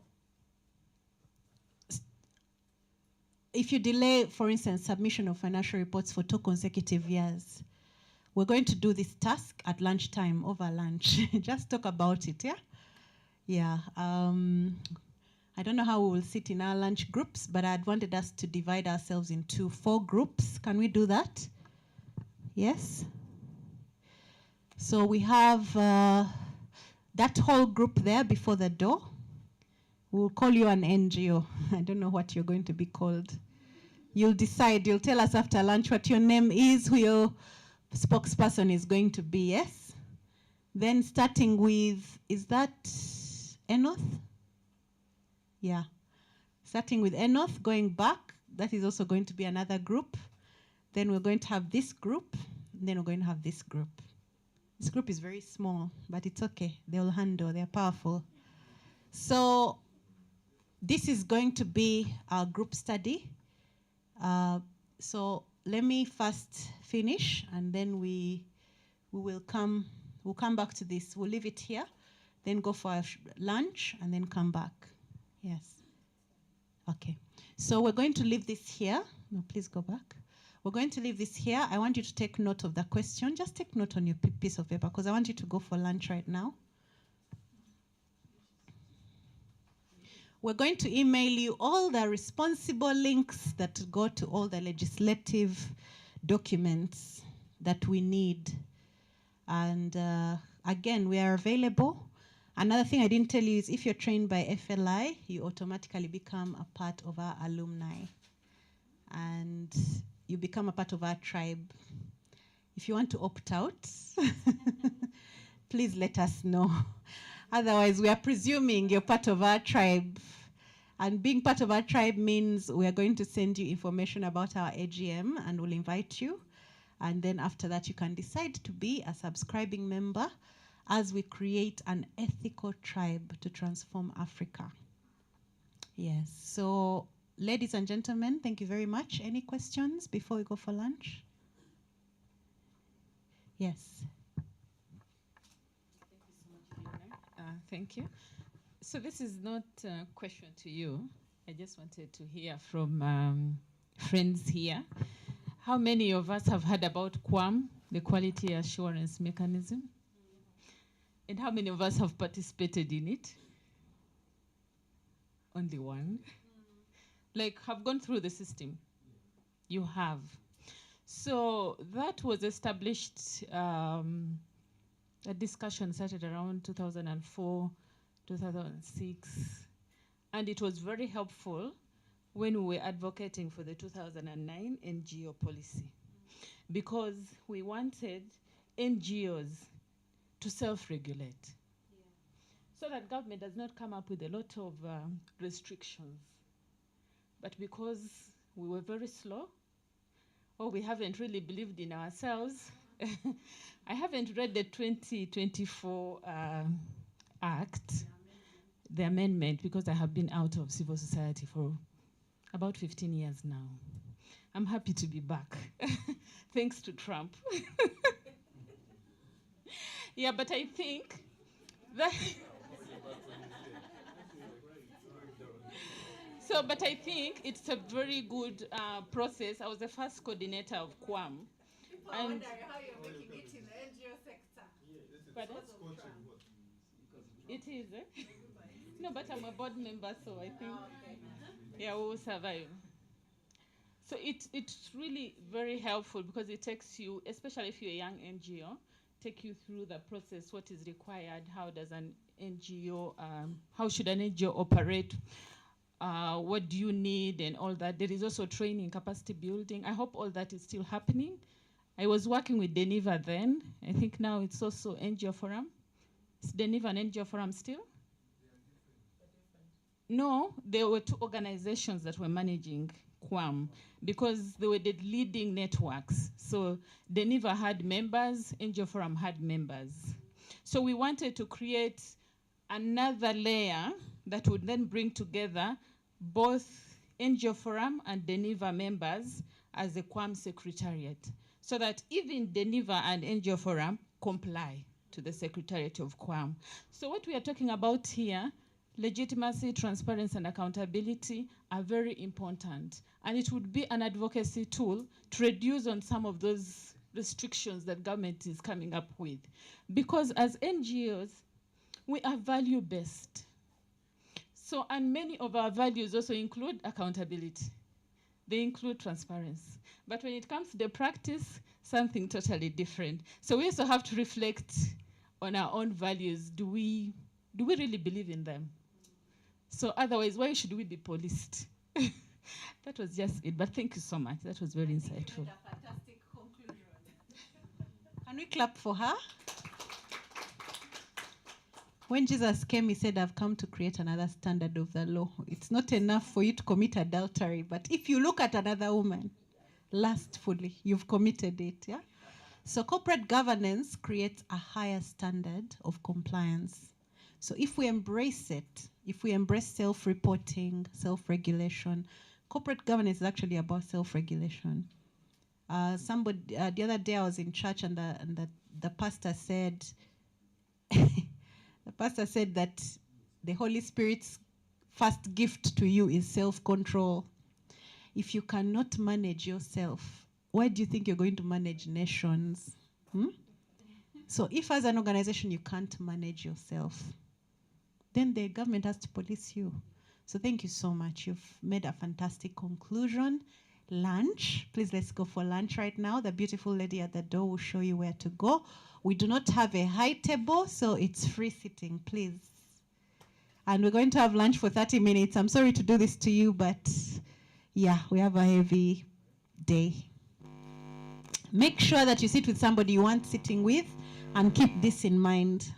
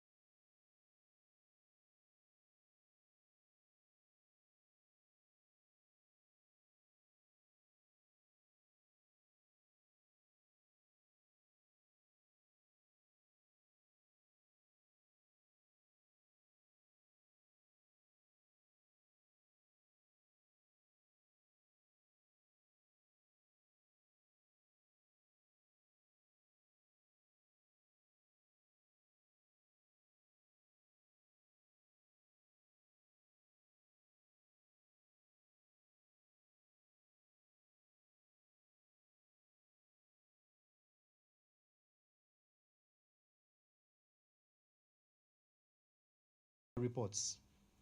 Because if you're going to talk about annual returns, how are you going to justify that this money did this activity? So the report is the justification of that money. Are we together? I tend to talk too fast, and we've had lunch, so when I go too fast.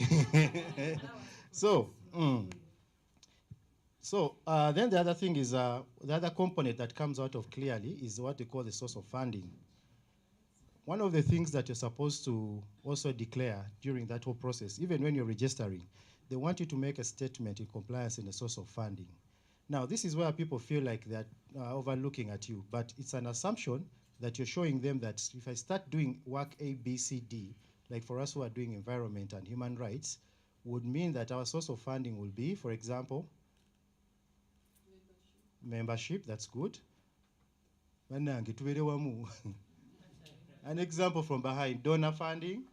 But there's also another expense that we intend to overlook, the directors' funds. In most cases, when organizations are starting, all the resources that you use basically are your resources. But because we do not document that in a way that it's a resource, you overlook it. So by the time you're trying to justify that your organization has spent this much, you don't count that as fuel. For example, if I come here, I sign in the logbook, I sign I've gone for a meeting. And in that meeting, I don't know if I'm getting transport refund. But if I do, I have to declare it. How many of us do that? No one declares at their offices that we went for a meeting. So disclosing the origin of funds are received during the year. Because you realize that small organizations usually survive on certain ways. For example, you're doing a collaborative meeting or something, they give you something reasonable amount. It's okay to write a report that I attended a meeting at ABCD, and one of the things that we do, now your contribution, as we're saying, I helped to present about section 39 of this. How was it important to our organization? Earth and Rights Initiative contributed to this. So you've linked that activity to you, yourself as a person, what you're doing there, but also to your organization. How many of us have written any tweet about this event today? 1, 2, 3. Well, thank you. All that is accountability, and you're justifying it. So you see a small organization saying, a young organization, I want to call it small. We can't do activities because we do not have funds. But you can jump along, and this activity, you acknowledge, of course, the hosts. Well, thank you for calling us and training us. But my role today here, I participated in A, B, C, D. Meaning when you're disclosing those funds, you're linking it to somewhere. Are we together on that? So that's one of the things that I've noticed about it. Now, the other thing that comes within this section also, of course, when you're reporting to them is having a work plan and a budget estimates. Now, work plan and budget estimates, sometimes we go very overly ambitious. For example, for us, we started with an office space of 250,000. Okay? So you can't have a budget and a work plan and you want to put 1 billion. And you're submitting it to the NGO bureau, and honestly, they will look at you. I remember at one time we wanted to open up a legal aid clinic, but we're a small young organization, but me, I felt we could do it. And I got audience of the law council, and I sat in front of old men. They asked me, where will you get the money? Then I said, I'm a lawyer. I'm the resource. But what I learned from that is they want you at least to ascertain your source of funding, what do you want to do? If you say you're going to be director's funds, are they enough to do that? So submitting a work plan is work plans and estimates. For example of compliance will be submitting a detailed work plan, corresponding budget for the financial year that you're asking for. Activity A will be held at such and such a place. Estimate number of people, 20 people. How many plates will you eat? 20 people, da, da, da, da, da. Then you put the estimated amount. It does not necessarily mean that you do have the what? The money. And then there are, of course, the other thing that we'd want to know about it is accounting policies. Section 39 also brings in that element of accounting policies. What does this mean by accounting policies? It's basically saying submitting a statement on the accounting policies used by the organization. Because you're talking about your money and accountability, isn't it? So you must have a policy in place. I don't know if you can get examples of such a policy. Backbenchers, do you have an example of such a policy? an accounting policy, any accounting policy. Because you want to show that should we get this money, or that the fact that we have this money, how do you access that money? Well, at our office, you sign a requisition. A requisition, you attach a concept note. This is approved by Hussein, the project officer. It's approved by what? So basically, you're having, there's a, pardon? Yeah, it could be a financial manual, or others mix it with management and what manual, but with the NGO Bureau, they want a specific policy that will really show how you're going to use that resources and how people are going to access it, because it becomes more transparent that way. The other third core element that I would want to say that when Section 39 comes to my mind is fundraising and additional information. This clause is genuine compliance requirements that gives the Bureau the power to request further details necessary for oversight. Provision, any other information required by notice. They are under obligation, or it's within their mandate to ask for any additional information. So what would be the example I would give in terms of compliance? It would be responding promptly, truthfully, and formally requesting for the request of the Bureau.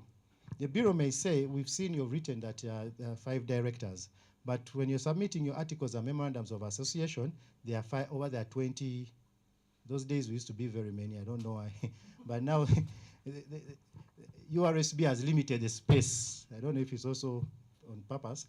But then they would ask you, who are these other people? Now, certain questions, imagine you've told them how you're going to get the money, you're telling them how you're going to spend it, you're telling them how people are going to access it, and now they're asking you, who are the other people that you are not seeing in the documents? What would be very important here is to respond promptly.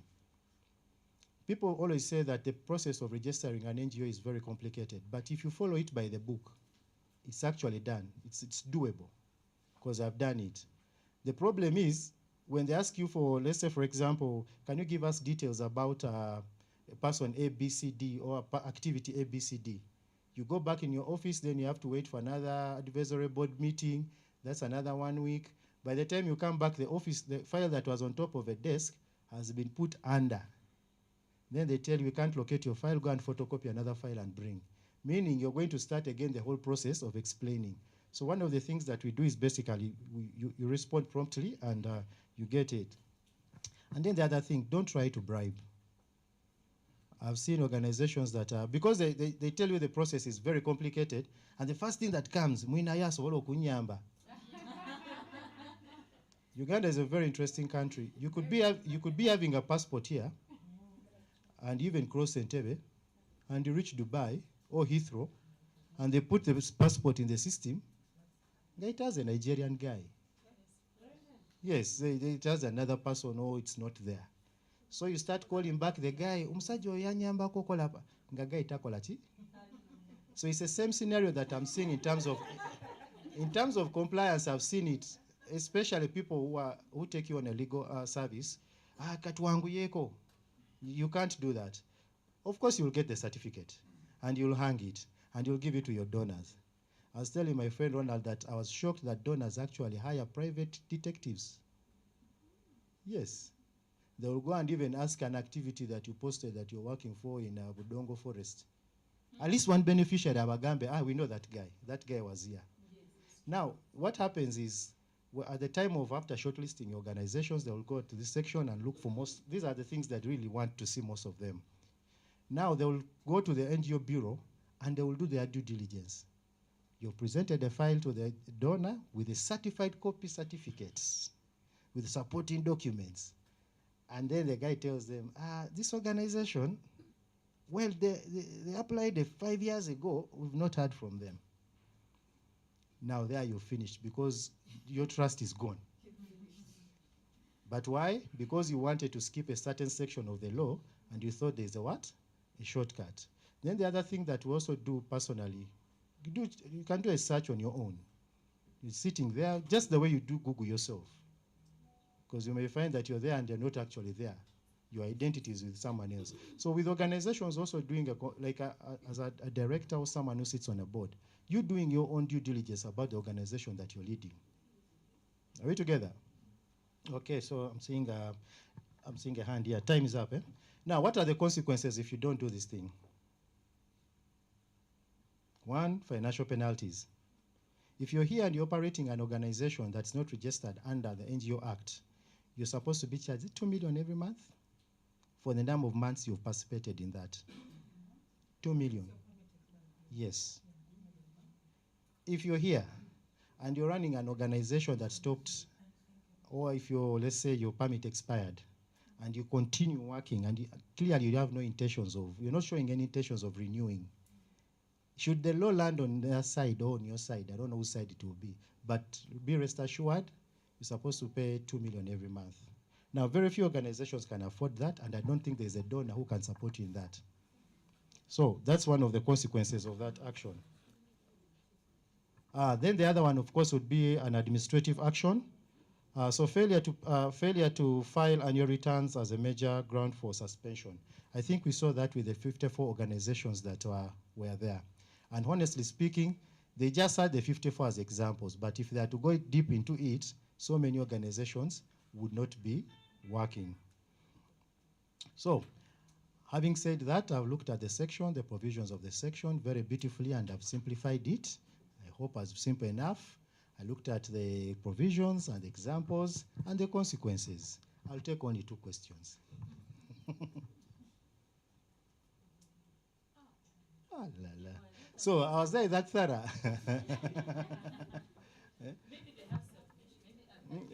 Oh, maybe you can have an addition or a subtraction.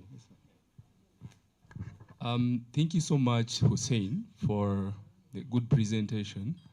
I think in the presentation, in the PPT that was prepared by Senior Counsel, yeah, there is where they say that NGOs have to report to the district NGO monitoring committees.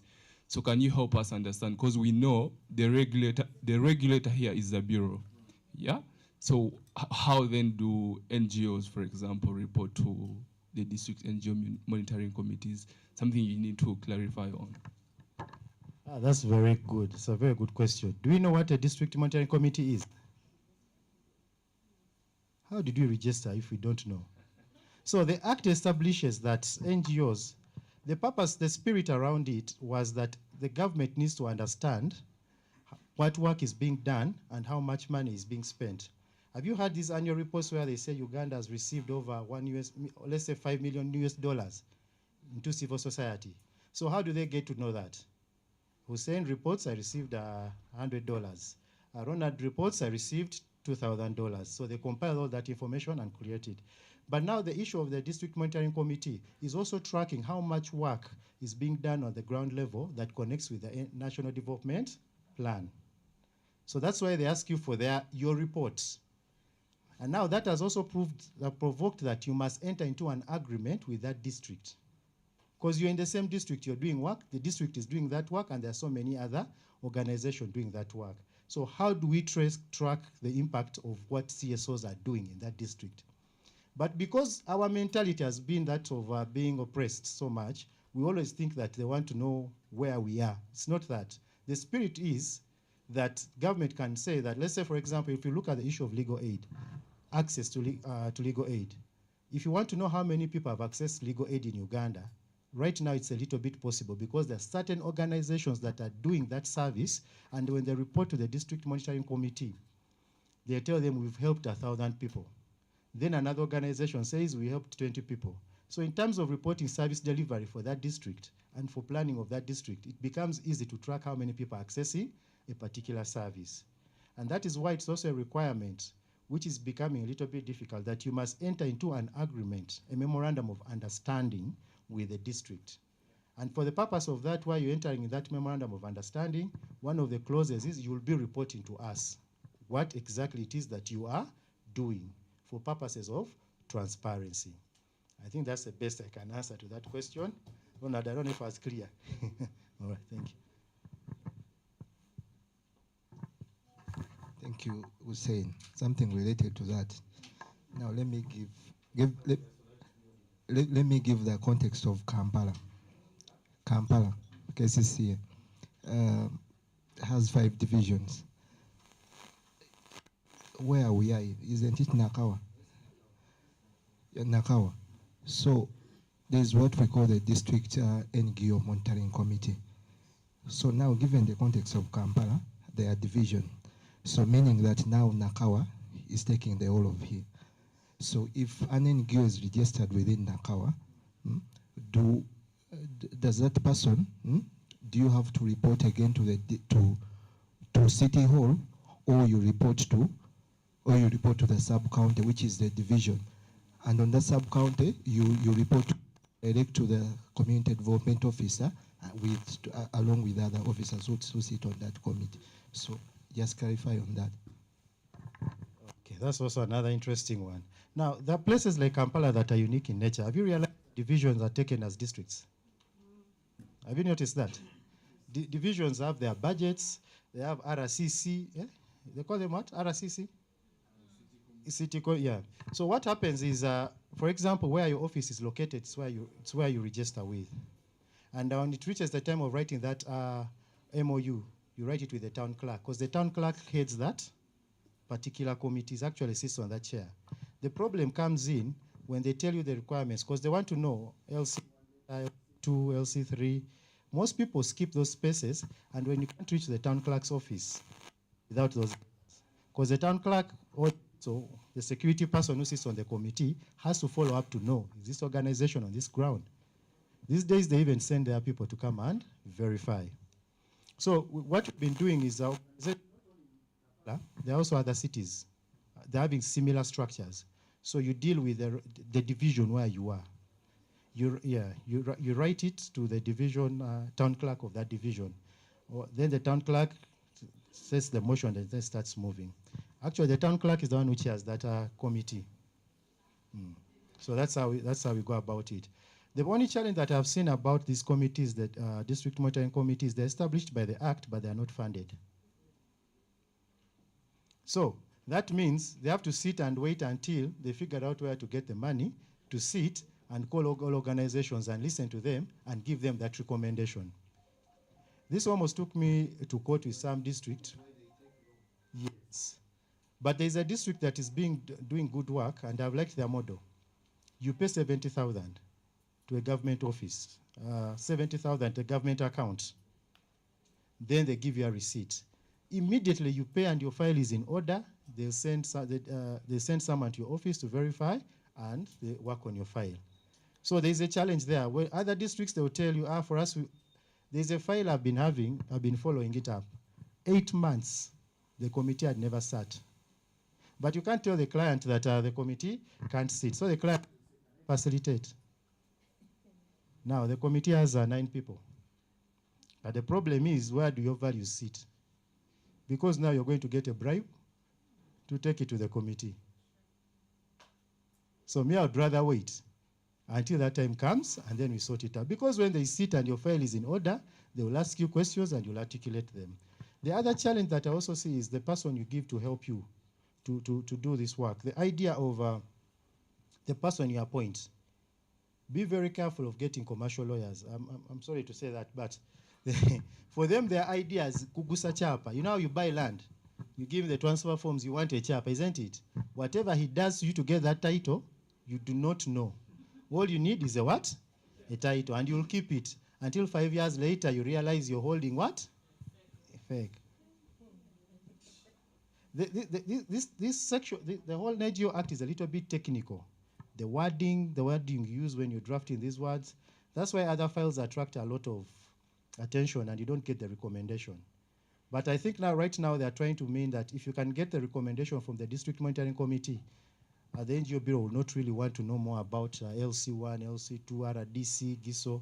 But of course, even the GISO will also tell you, I first want to see LC1, LC2, and all that. So ladies and gentlemen, allow me sit down. I'll ask for a hand clap.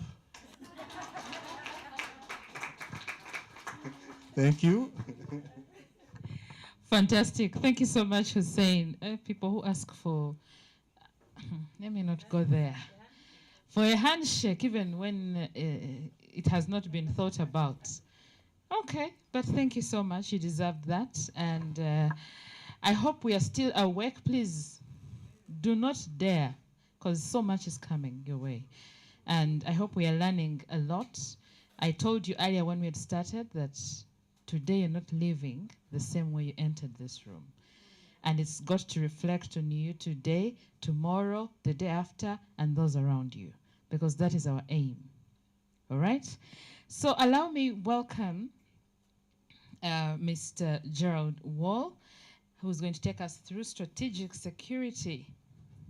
What is this word? Leadership, I beg your pardon. Strategic security leadership, and that is crafting a resilient future for the modern CEO. Please, can we get ready? I had already shared his profile earlier. I don't want to waste more of our time. Mr. Gerald Wall, you're very welcome. Thank you, Lynn. Good afternoon, everyone. Afternoon sessions are tricky because the food has settled and people are just mellow. Good to see all of you. Is everyone okay? Do we need to stretch? I didn't see stretching happening for me.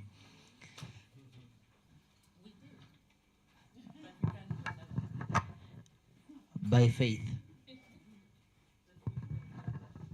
So today's topic, strategic security leadership. I would question the inclusion of security there, but it is because you guys work in a very volatile environment. People think business is volatile, but you guys in the CSO space have it quite rough. Mostly because the things that concern you, that affect you, are not directly within your power to control. When one government sneezes, the other ones catch colds, you guys are just caught in the middle. So the purpose of this is to help you weather this storm, gain some resilience as CSO leaders. Yes, you guys, like I said, you are in a very volatile environment. As Council who hasn't shared his fee note yet, we're expecting the fee note very soon for his contribution. Yes, you guys are in a very volatile space. Did you go back? Yes, he talked about this changes to the NGO Act that led to about 54 CSOs being suspended for various reasons. Like he mentioned, it's like he also read this thing, yeah? But this comes with his territory. Failed file returns, etc. They were operating without licenses, etc., etc. And they were shut down. So many people were caught in the headlights of this thing. And there were many reasons. I don't know whether any of you were in the middle of that. Some people were not operating within a particular jurisdiction that they were supposed to, etc., etc. This is part of the challenges that you are facing. Global aid, this has been a big issue, especially among the CSO space. It goes up, it goes down.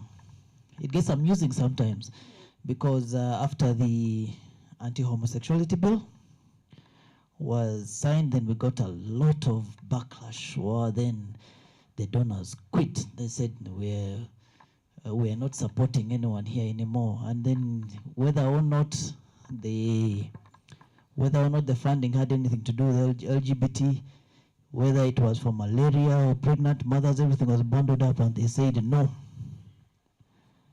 Then you guys, the CSOs, tightened your belt. You said, okay, we are going to survive this. Then it started kind of getting better. You got your rhythm, it got better. Then somebody entered the White House and said, now we are cutting everything because of LGBT. Then again, you're on the other side. Those who are slowly accepting the role of being lenient were now being crucified for the same. So it dropped. This is actually a general figure, dropped by 20%, but in Uganda it was a lot more.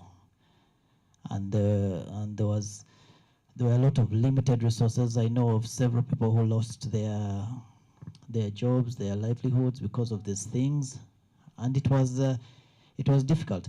Then we're go with the cyber attacks. That one is hit several CSOs.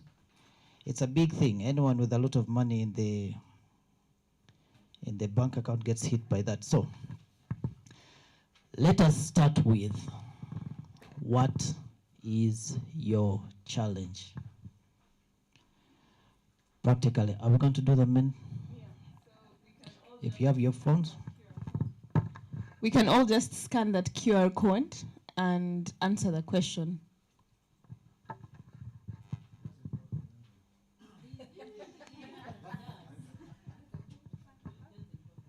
It will work on both. What is your top challenge? That is individually as you, the CSO. For the time being, we shall put aside the personal challenges like transport money. Let's first wait a bit on those. What is your what is your challenge, your top challenge as a CSO leader today? What is bothering you? What's keeping you up at night?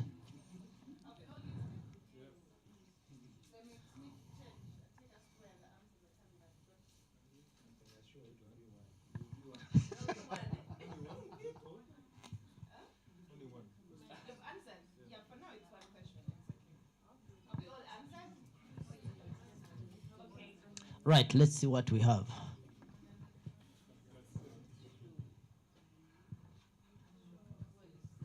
What do we suspect is going to be here?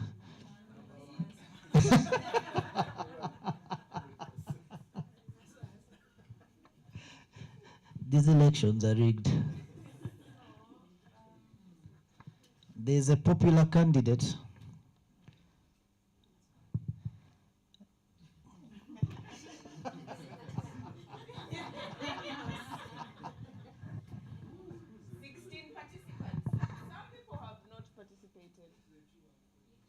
We put back the code.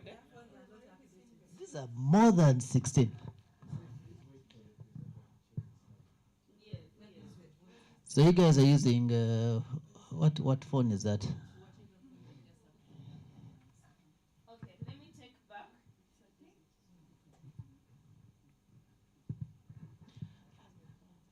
For the capability, it's going to be difficult. I suggest we try a different phone. I can help you get the phone closer.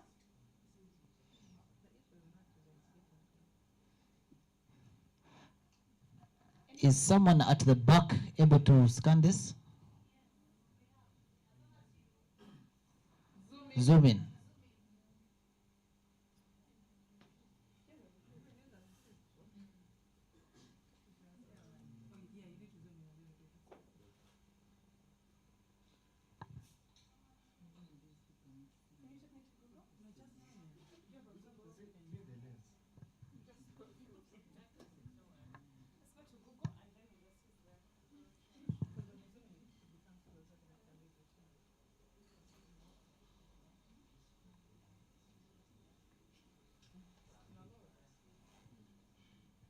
I expect at least 30 something answers.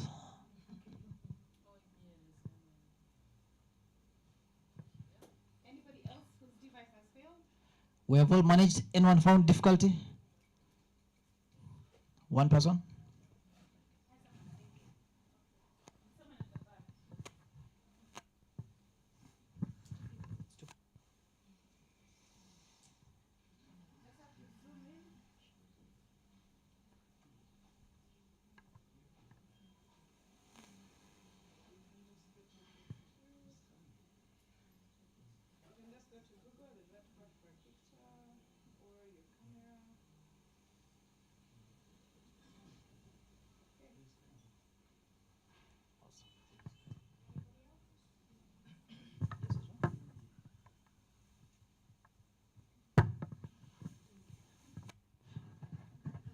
But going from the leaked results,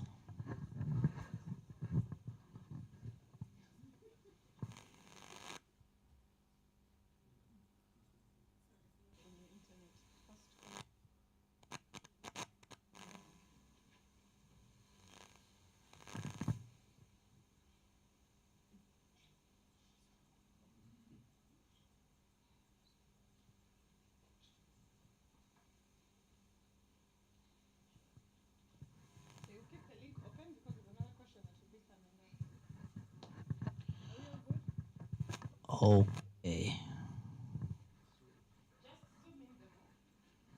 You need help? Zoom in.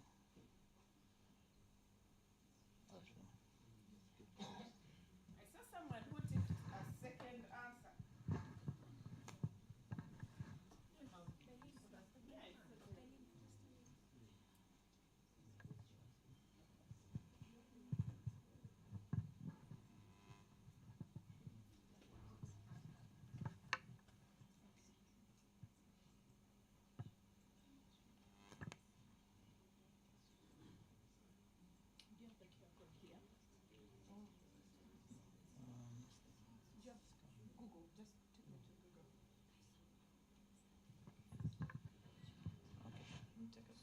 Okay.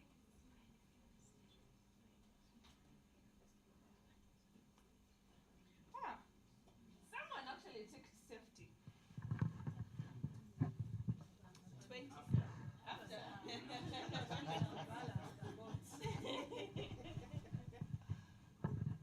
So there is a general trend. We're still less than I expected. This is about 27. 27, but you can see the general trend is in funding as a top challenge. I think that is what most people expected. But then we can also see there are about 4 people in the room who have no problem with money. That is not their main issue, is life. And that is okay. And that is okay. So now our next exercise, very quickly, let us, how are you guys mitigating the funding gap? Very quickly, 3-4 answers.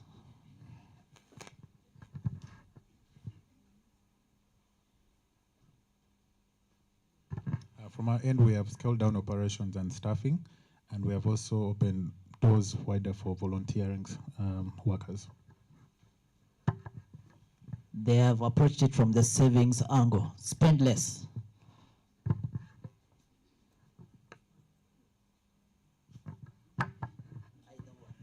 We have pivoted from, in terms of diversifying our funding options into earned revenue as well. For us, we are partnering with others so that we share the costs of the activities. 3 very different and very good approaches. The one I'm going to say, everyone pretends as if they don't do it, but for us to become innovative and employing AI, yes, and it is amazing because one of the projects that we do forest monitoring every day, and we update it online, and it's amazing what it can do. So I don't have to go to Budongo Forest right now. I just my laptop, I know which website to use, I know which AI gives me the how many trees have been cut there, and so AI.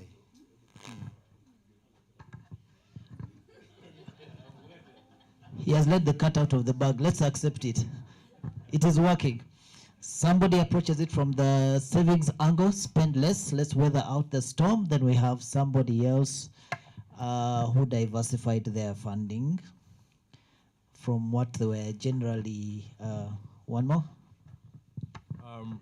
We commercialized our value, and now we have private entities running our machines.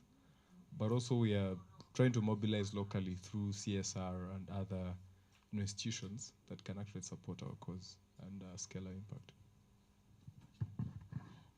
These are all fantastic. They're actually recommended answers.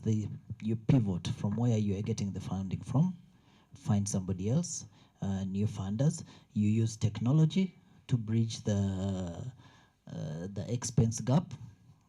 These are the challenges that you go through. So the point here is your top challenge is scalable. And from listening to each other, you find out how other people are scaling this challenge. Whatever you thought was unscalable. Yes, it is funding, and sometimes when the funding goes down, you do not have to completely stop the activities and go home. There are ways to change this. And one of the key ways is finding out from each other. How are you doing that?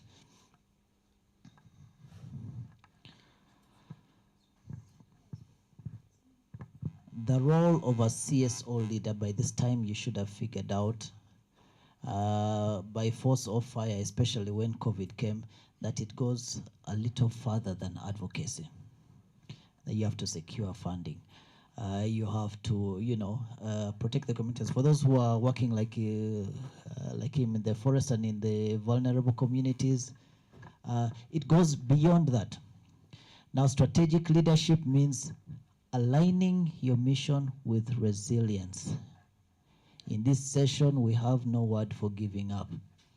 You are sticking, you are weathering the storm, and you are aligning your mission with resilience. This is what we are calling strategic leadership. As a CSO, you are going beyond your traditional role. Okay? This should have been HR. This was chapter 4. Chapter 4 that was faced with scrutiny. I'm sure many people remember that, with Nicholas Opio in the front lines, and he was bundled here and there. But he pivoted. He used it as an opportunity. Went ahead and gained the support of many CEOs. So many of you might have been in his group, the CSO leaders, who advocated for a change in the for amendments to the NGO Act, and he secured some funding in there. So the skills that you need to align yourself with, or to hone, or to sharpen, are your risk planning. Gain your stakeholder trust. We know, especially in this space, you cannot work alone. That has never been part of your mandate. You have to gain their trust, and then you have to be agile. It's like the people here who pivot. When a crisis comes, you be agile. It's not the end of the world. You cannot get stuck in one place. Pivot and move on. Next, as a CSO leader, personally, when you see yourself, what is your leadership priority? As a leader, what do you want to be remembered for? What mark do you want to leave?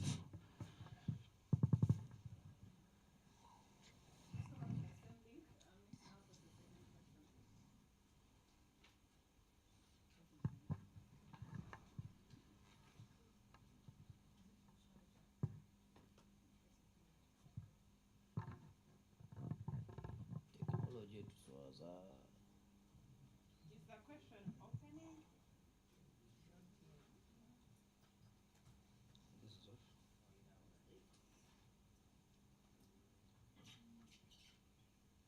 Kindly check. Has the second question popped up?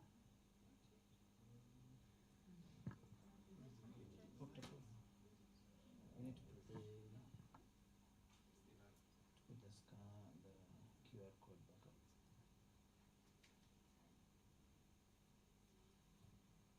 Is it the same QR code? Okay. Let's put that up. No. Let's put it back up again. The previous one. Yeah.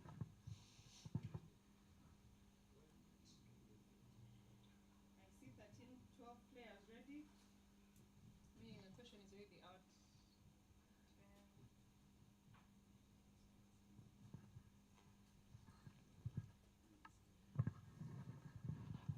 What is your leadership priority? This is in your organization, not at home.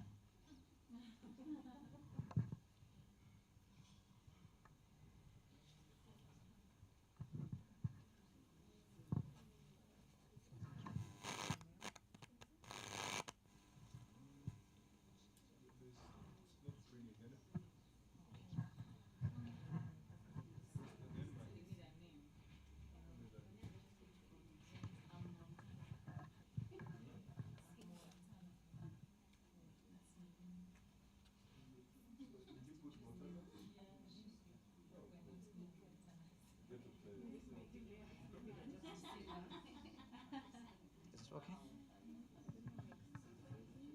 Is it working for any of you? It's not working.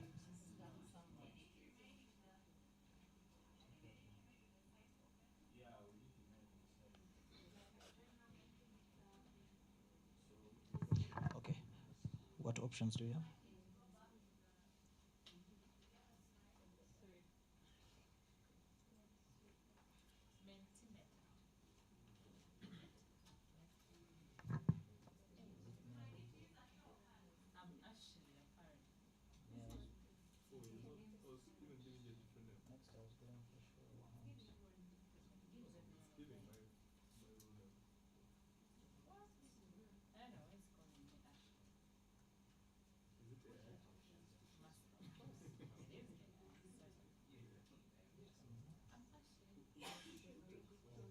Can we go back to that previous?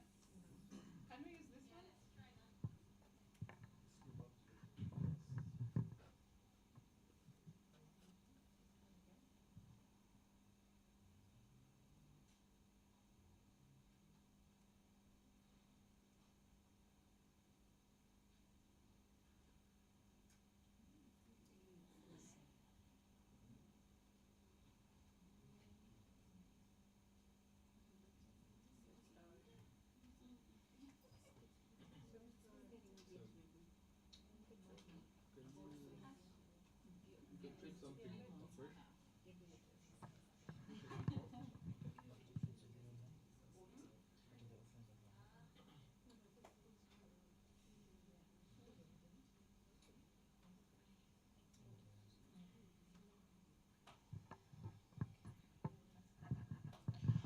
Okay, while the technology is being sorted, let's get like 5 answers just.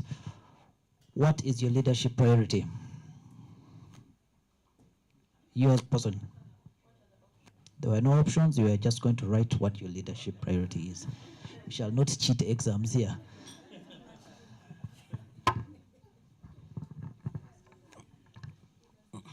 I think one of my priorities is leaving a lasting impact for the activities I've actually done as an organization. A lasting impact. Lasting impact in terms of the activities the organization has been doing in certain communities. Okay, that he will be remembered, or the organization for that matter, would be remembered for what it is doing, leaving a lasting impact in the area in which he's working. Whether it's the community, that is his top priority, that is what gets him up. What about you? As a leader, first of all, my strategy, it's being strategic leadership at that level, meaning I'm looking at my priority is achieving the vision of the organization. That is my priority, regardless of whether there's money or there's no money. I want to get that vision. You're a tough man. Money or no money, the vision has to be achieved. It's no stopping that train. Mine is teamwork and eventually delivering results. Teamwork eventually leading to results. That's my goal. That's mine. Your top priority is teamwork, eventually leading to results. So it is more around performance. Be extremely, okay. Coming there. Ronald. Thank you, Gerald. I think for me, I'm looking more at building strong systems, so much so that even when I'm not around, the system can be automated, it can be able to, the organization can move forward. Okay. Living structures that survive you. That whether you're there, you have moved on, there are structures in place, and the organization will continue to live beyond your presence. That's what I'm getting. That's your top priority. Leaving a legacy, becoming immortal. That's a good one. I am kindly going to request you to stand when you speak so we can see you on camera, make you a superstar.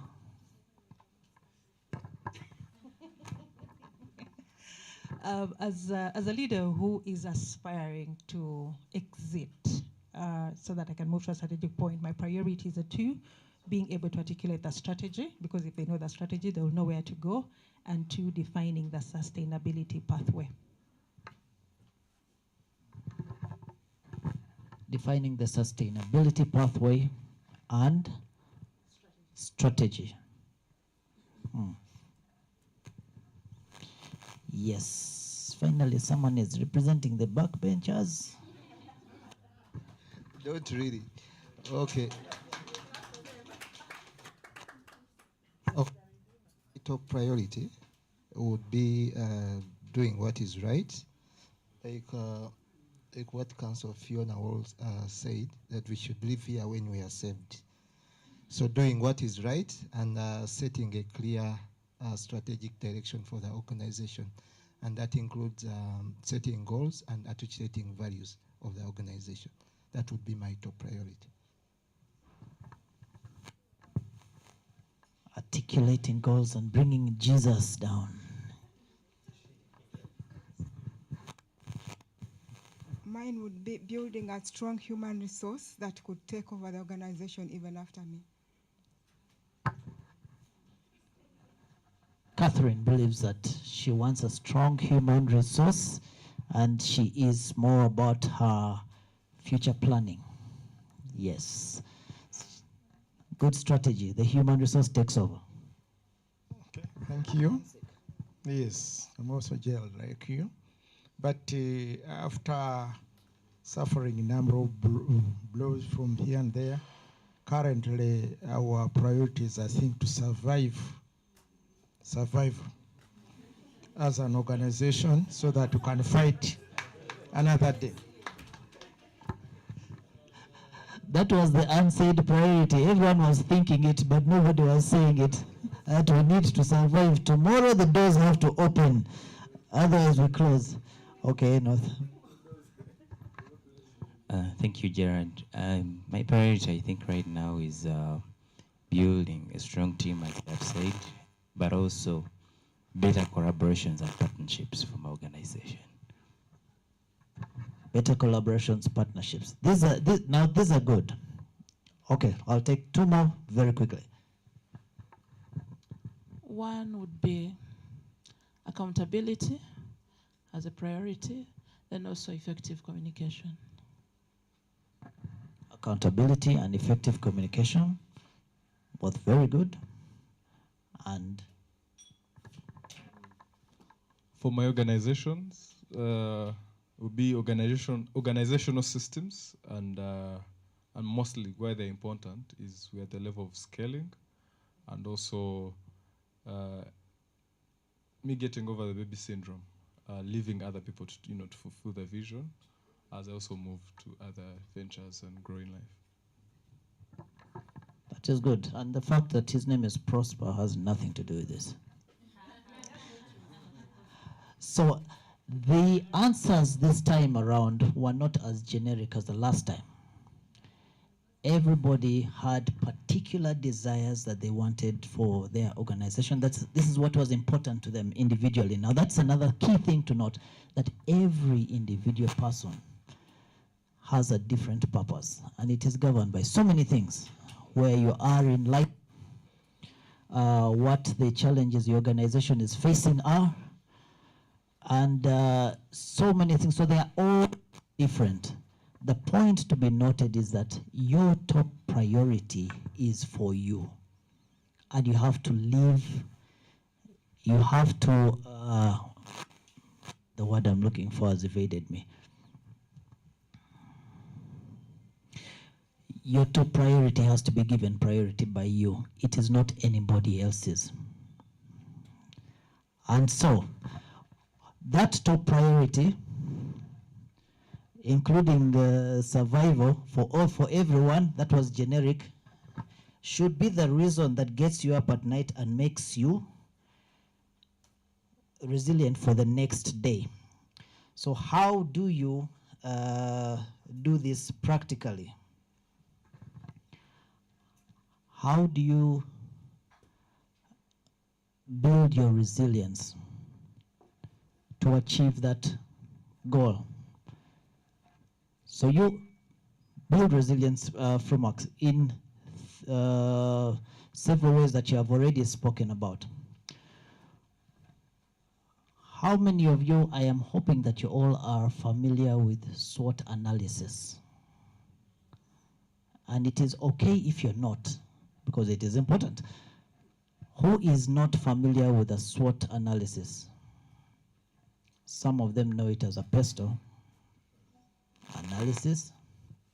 So the S is for strengths, and the W, weaknesses, the O, opportunities, and lastly, the threats. Okay, we are on the same page. Many of these are camouflaged in others. For example, as we know, there are many opportunities that are hidden within threats.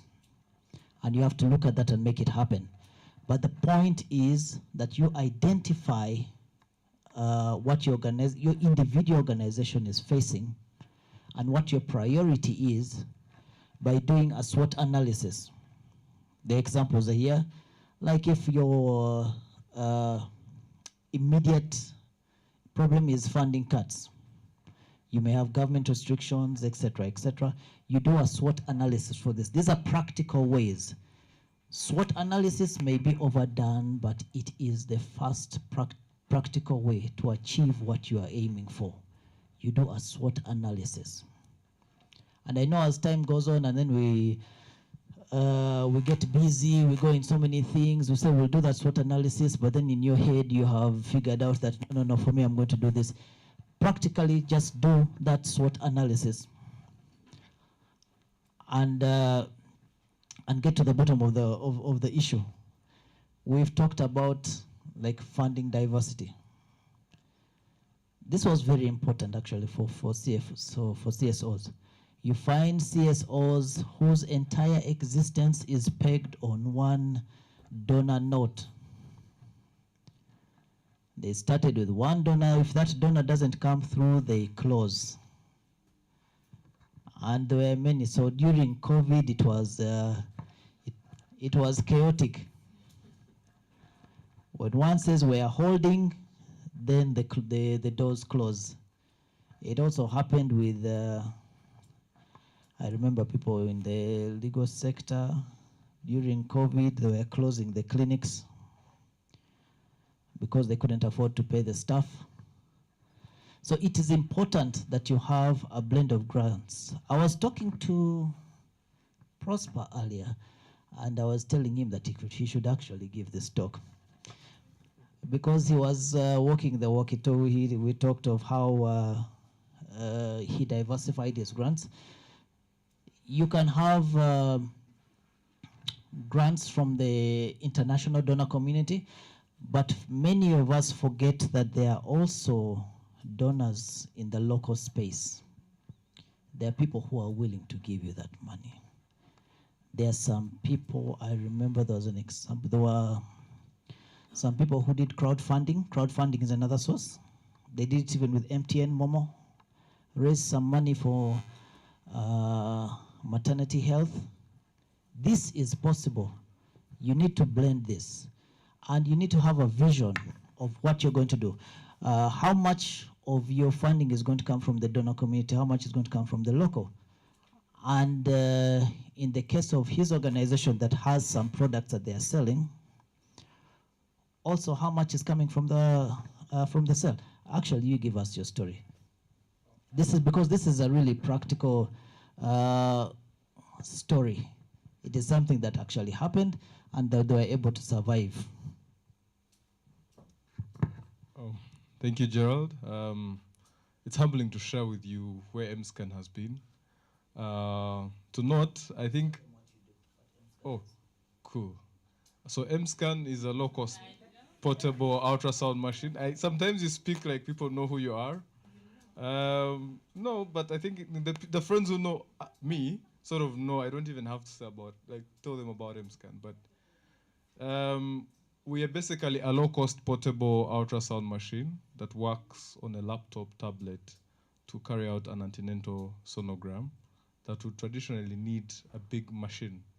The mothers here know that once, you have something growing inside of you, not a tumor, but a band of joy. When you go to the clinic or hospital, they have to put gel on your belly and then scan and see how it's growing. So with MScan, we've been able to democratize access to that, and we have deployed in over 16 facilities in resource-limited settings. We are present in Kalangala, Buko, Kasese, Palabek, Yumbe, and these are places where mothers would never afford a scan or even access one. So with COVID, we had to be agile. So we've gotten these skills just by us existing and waving the storms. We pioneered a home-based ultrasound service. So mothers would not go to the facility. Would actually they would give them a link. They book an appointment. Then we get a schedule of which mothers are booked in a specific day. We go to their homes and give them a service. As you're aware, COVID went down, and that service wasn't as needed as it is then. Now, with I would say we got trumped. Of course, you know what I mean by that. We've been trumped. We lost some big clients who are buying from us, to implement community health projects. And what we are doing now, I think, is something that I would want to share with all of you. We are now partnering with private mid-sized clinics. We enter a lease agreement with them. So when a mother pays 20,000 for a scan, we get 10,000. They also get 10,000. We are with about 15 facilities, clinics, and we are growing that number. So every day I wake up to add to the number to reach 100, and just make sure I survive until Trump is out, and maybe the other. Okay, I'm not saying Trump is the only reason, but eventually when the door opens, I know MScan will be present to tap into the renewed global health funding. Thank you. The things I wanted to come out was when they started, their donors were predominantly international. Am I right, Prosper? Yes, their donors are predominantly international until circumstance forced them to change that completely. And what he did was creative pivoting. As in, you can find other donors, that is true, or you can as well go to the private sector and help them as well. Share the costs, give it a more palatable payment plan. You have a down payment, and then you share the process, like a win-win situation. So this creative pivoting is part of what helps you weather this storm. And I have no doubt that when you are de-trumped, there will be some more creative pivoting, and then you will rise even further. Now we've talked about funding diversification, I suppose. Now what I want us to do is to share one challenge and one way to mitigate it. And we're going to keep that to just 5, so that we just make it a 5-minute process. One major challenge, out of the many challenges that we've shared, one major challenge, one way to mitigate it. Who would like to start? One major challenge, funding. What's the mitigator?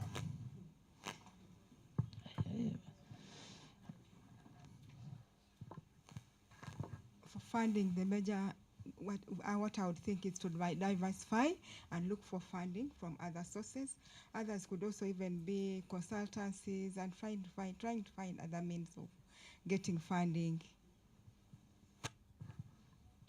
Yes, open your mind to other alternatives.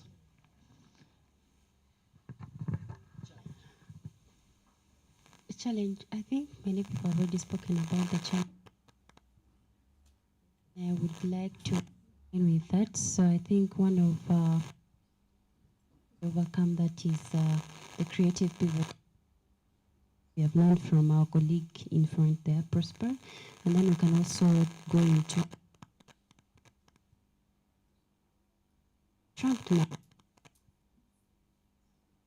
some of these who have the money and they are willing to invest in our organizations. Yeah.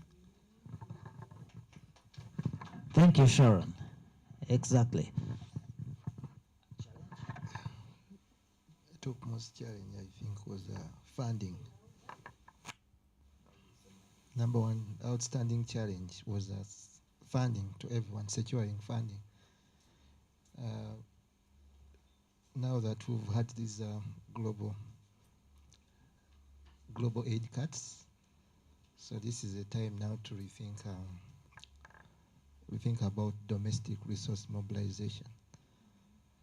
Most of the times we've not tapped into the private sector,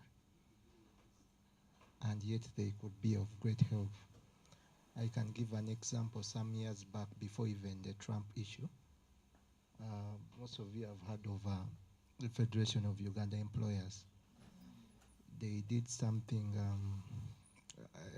I think it's still running. Something was on AIDS. It was called the $1 Initiative, whereby towards ending AIDS, whereby each person, everywhere in the community, be it everywhere, you don't have to be a professional, could raise like at least $1 to that initiative.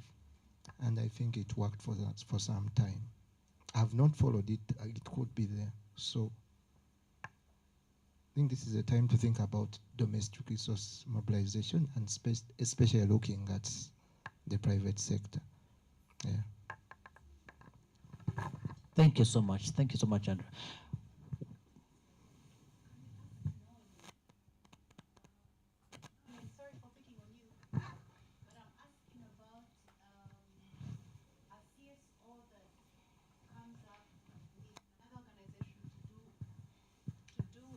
An income generating activity. Let her talk about it. Did you get that, Nolan?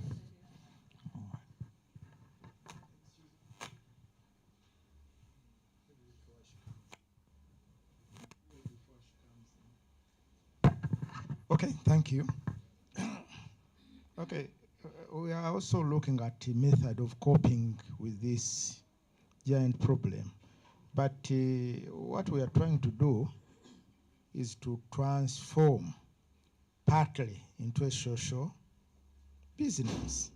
Yeah, I think that's what, in fact, by remodeling our offices a bit and someone can stay there and you raise some money other than, depending on our external support constantly. Thank you. Thank you, Gerald. Now, Nolan, who was busted earlier. I think what Fiona was asking me to talk about transitioning, what you're talking about transitioning into a social business or social enterprise. I think one of the challenges is Uganda doesn't have a social enterprise registration model. You're either limited by guarantee or limited by shares. So most of us find ourselves in a dilemma. When we started going into income generating, one of the things you're going to bump into when you're filing your audits is this back and forth with URA.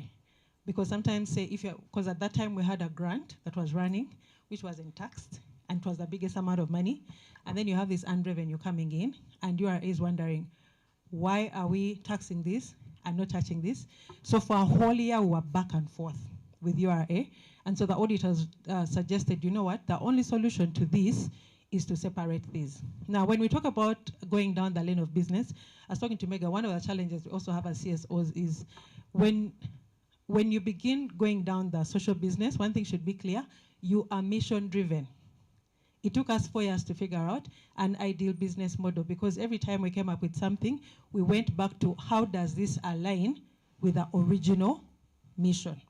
Because at the end of the day, if your donors can't understand your business and your social impact, you begin to sound like a Muyiribi. Because you're trying to understand, so this thing you're doing here, okay, I see it brings the money. How does it relate? So when you begin to have those questions, then you've actually fallen into the wrong ditch. So in Uganda, what we did, we had to register a for-profit arm. The question we had to answer is, do we put out two companies, two organizations? The beauty is we're able to get the name that we are so closely related. We made a decision on the front, we stayed the same brand. We never changed. But internally, when we are doing our consulting, we file differently. Like the bank accounts are different. Internally, we have two separate audits. Why? To show that we are actually compliant. However, because the nonprofit had longer impact, when you're applying for certain things, the traction makes sense.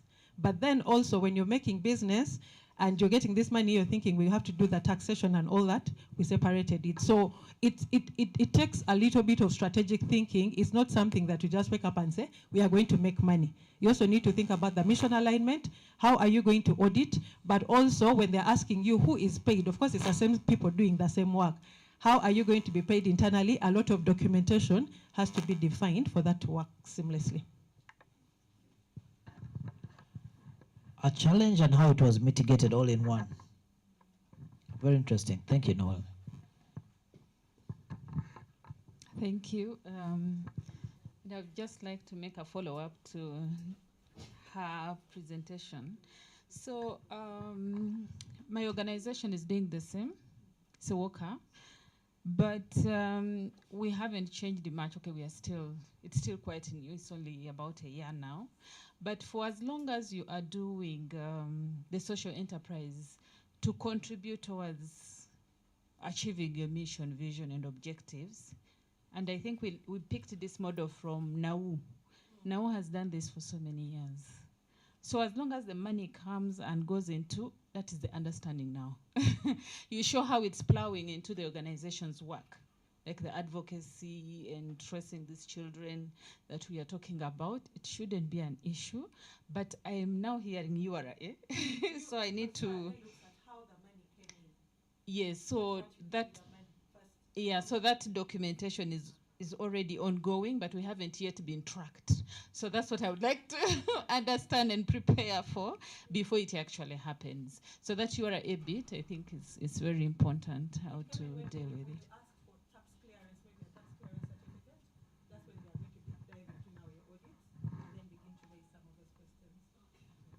I was actually about to attack him because it's the.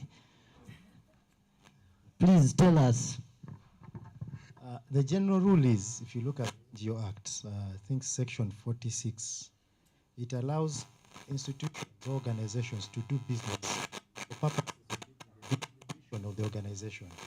Now, when I was presenting here, I mentioned something interesting.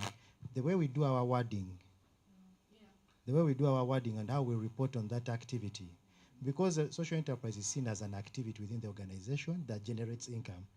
But if you look at it as a business, you see the word, the moment you mention business, URA is what? Interested.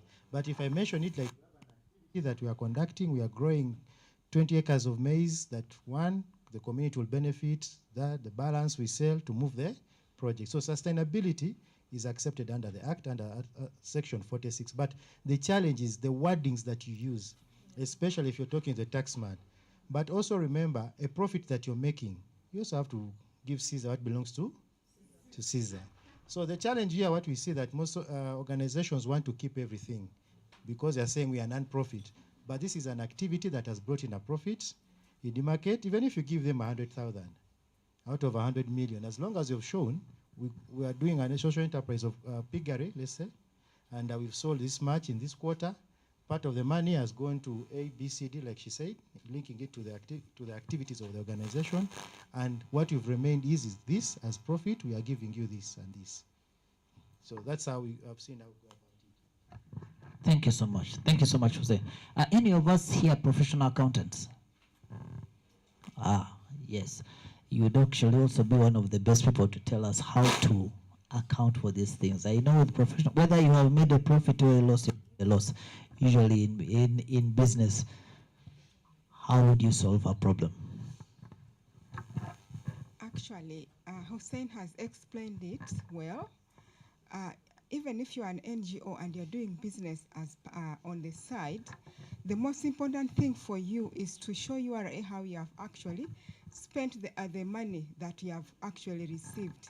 If say if you've earned money through investing the funding that you receive and you've earned interest, just an example.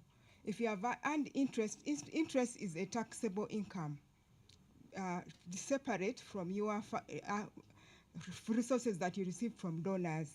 Now, this interest that you received, if say you use this interest that you received and plowed it back in the organization and used it for the civil society work, still, provided the expense can actually be proven that you've spent the money, you've documented it, and it is clear, you will not be taxed because you will not be having any funds remaining. But provided, say for example, if you made interest of 100 million, and out of the 100 million that you made interest income, you spent 80 million, and then 20 million of this money is remaining. That 20 million will be taxed 30%.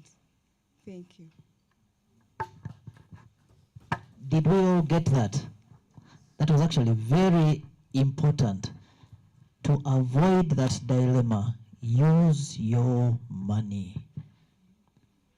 The interest you got, or whatever it is that is pegged as interest, plow it back into activities so that it is not looked at as a taxable income. So whatever it is, account for it. And then you get out of that dilemma. Fantastic. We had 4 people who chose regulation. I didn't hear from them. Then the one person who feared for their life safety wanted to know how to mitigate that safety. They are not going to tell themselves. One more? Ah.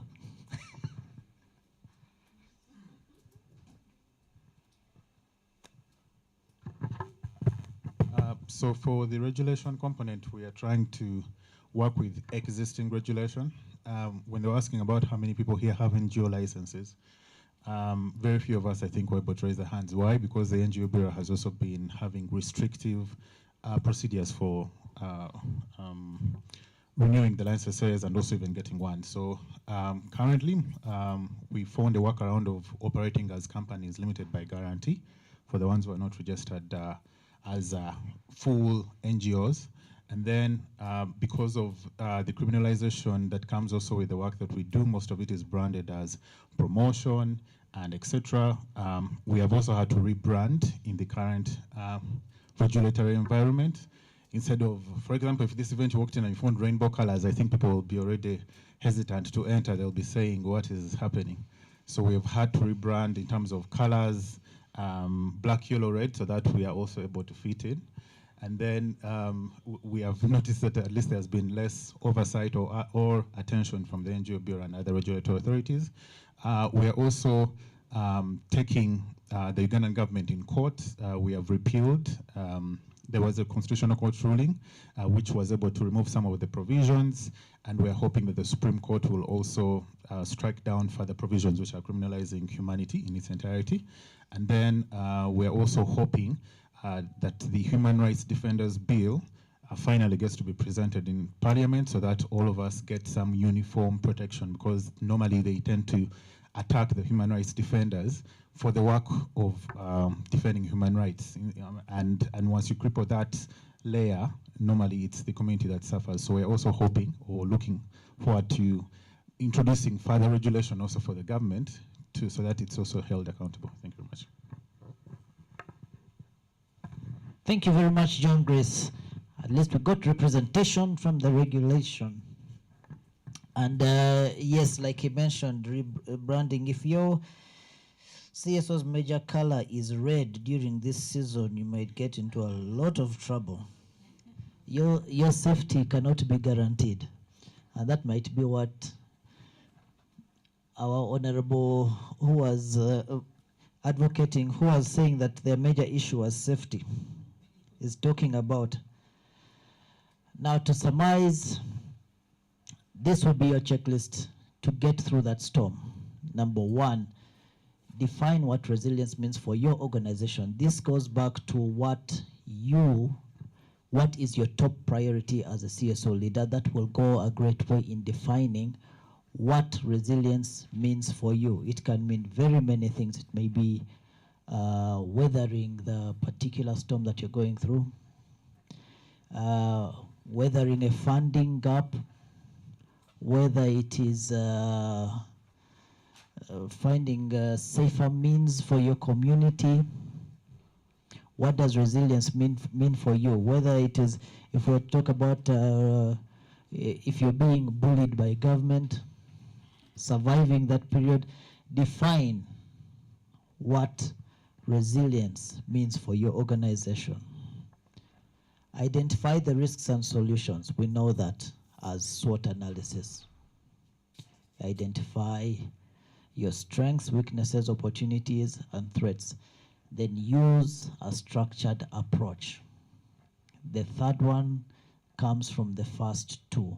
If you have defined it and then you have identified your risks, then you'll be able to create a structure within which to survive.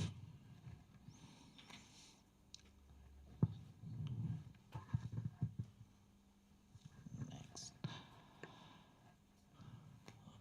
Three things would define crisis leadership. Agility is one of the most important. Your ability to adapt rapidly to disruptions. What we have been talking about from the beginning, pivoting, finding creative solutions. That is going to be very important in order to survive a crisis. Especially in the CSO space, transparency is important. It's a form of accountability to all your donors, whether they're international, whether they are local, whether it's to the government, whether it is to your directors. Transparency. And then empathy. Empathy will guarantee you the community support, which you're going to need very dearly during crisis. I don't know if, back just a bit, I don't know if any of you were familiar with that Oxfam crisis around 2018. Did anyone hear about it? It wasn't in Uganda, so I would excuse. It was in Haiti. Yes, exactly the sexual, the sexual. I don't know whether it was that harassment.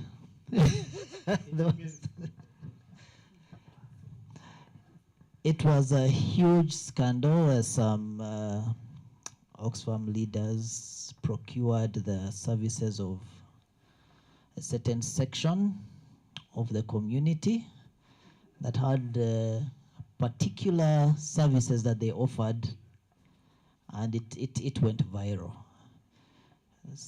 Simply put, sexual workers, and then they were in that, and it became a huge mess that I think in the first few months, Oxfam lost about 7,000 of its more dependable donors. And so there was a huge back and forth in that. But the thing that stood out for them was transparency in this case. They came out, they outed the leaders who were involved in it. They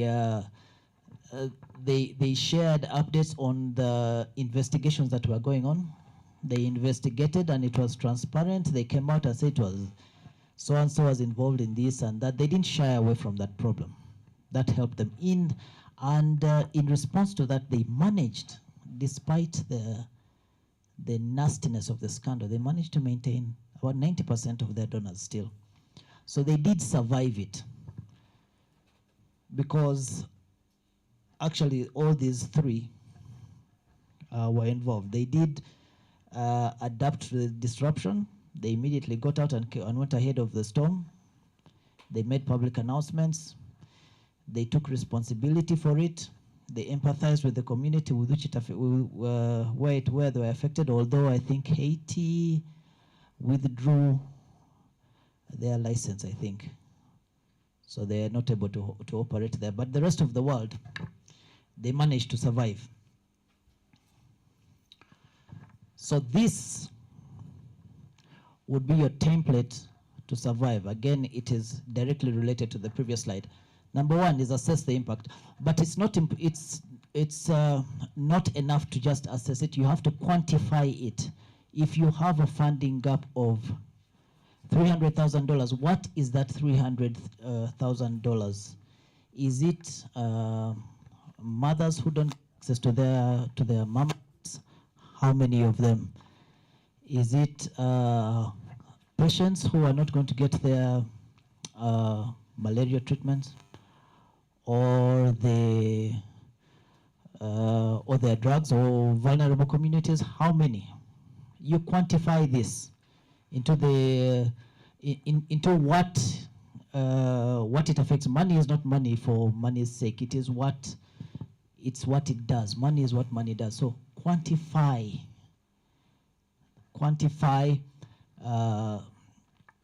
that lack. Then you communicate.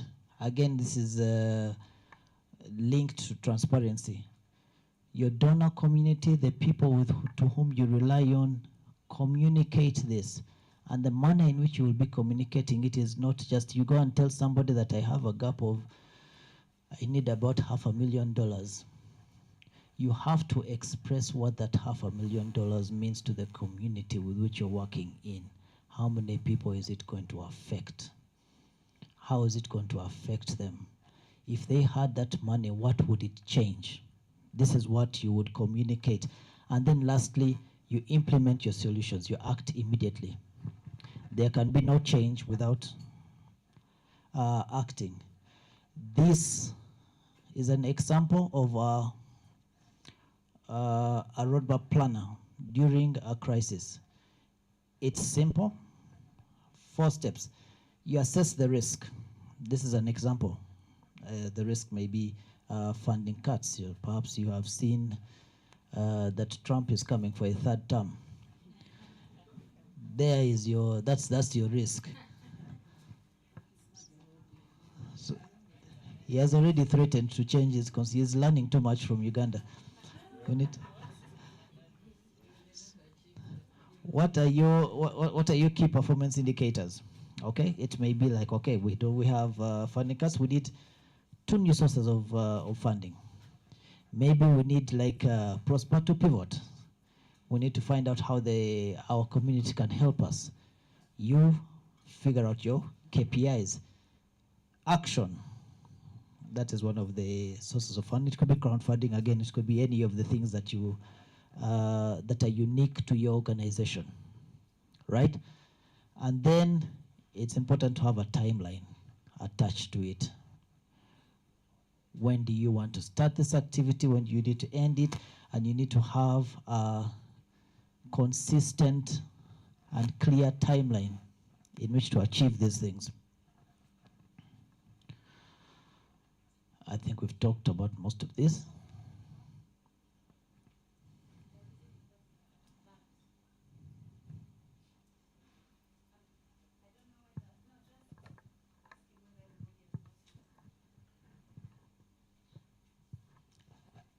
Any questions on that?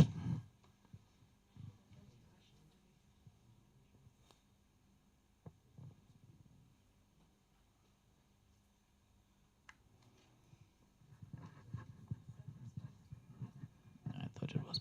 Do you have any question at all? Was this planner clear? Okay. All right. So some of the simple practical things you can do. This happens to many of us in all walks of life. Committing to one goal is a lot difficult than we think it is. You first identify that one goal and then you commit to one goal. Getting dogged down in so many things and details happens every day because we have so many priorities competing for our attention at any one time. to get ahead, first step, commit to just one goal. So this year we are going to reach vulnerable communities on the slopes of Mount Elgon. This is what we are doing. We are going to improve their lives. Just this one thing. So commit to one goal and have it done. Let's say by a particular time frame. Now apply the tools that you have developed. I did not speak about building networks and engaging donors, mostly because I felt as CSO leaders you have been doing this a lot already. And I am hoping that this is what you've been doing, because to survive without engaging your donors and without building networks is nearly impossible, because CSOs depend on donors and other communities a lot. So am I right in assuming that you have been building networks and engaging donors? Because that is an important priority all on its own. Yes, okay, I got a yes. So, be the CSO leader driving Uganda's resilience. We can have a question and answer.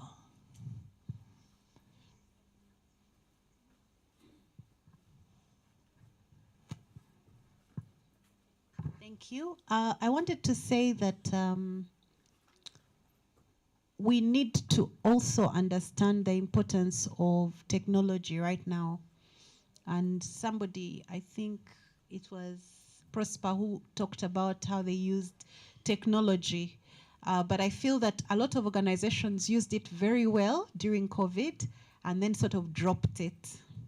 And I think we need to continue, because what has happened is we came from VUCA to BANI, right?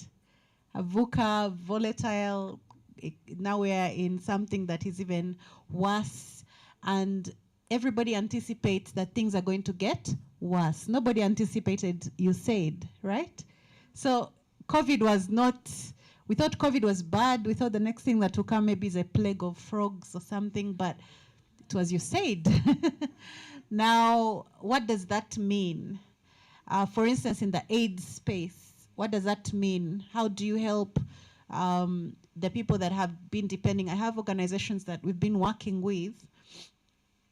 One of them is Reach Out to Mbuya, that looks after vulnerable communities in our slums and children living with HIV. Now, what do you do when the ARVs are no longer freely available? When there is a crisis in this space, when you no longer have money to pay social workers, to pay visits. And I think technology is one of those things that you can use. For instance, if you are supposed to facilitate social workers and train them, and now you can no longer have them in a room like this and buy them food and everything, you could do it online, you know? I've seen the medical sector has become very, very agile. Right now on each of your phones, you have these wellness apps, yes? Something that can tell your heartbeat, your blood pressure, your, you know? How are we as Ugandans leveraging technology to make our, to grow the impact of our organizations?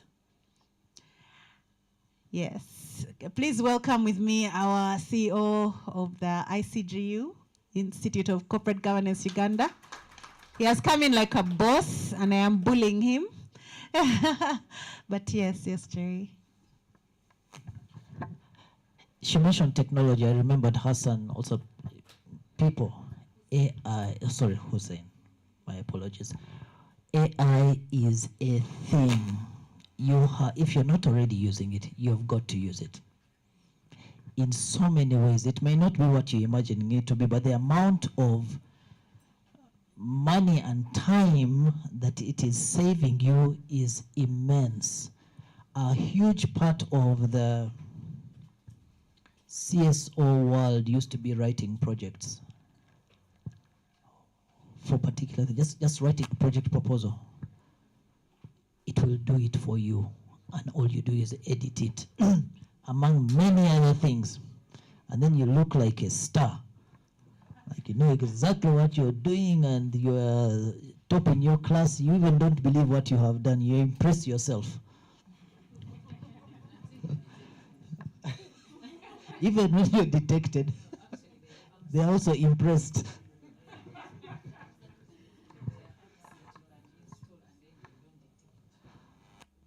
Any other questions, additions? You are most welcome. Yeah, but my backbenchers.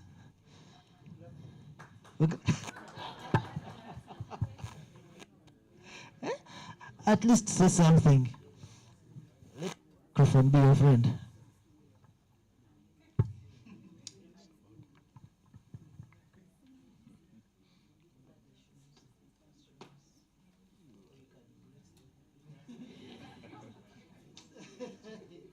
Hello, I'm by the names Wawire Emmanuel. I do work with Faraja and the National Youth Parliament. Thank you for being with us.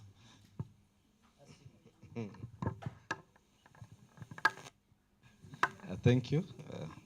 Thank you for the session. I love the understanding of social enterprises that it's something we're exploring, especially us in legal aid, where there's no money. There are others who want to pay for the services. It's one thing that helps us get in some resources to also go and help us other people. So it's a way to go, and I appreciate that it's coming to light to other organizations. Thank you for your service, Titus.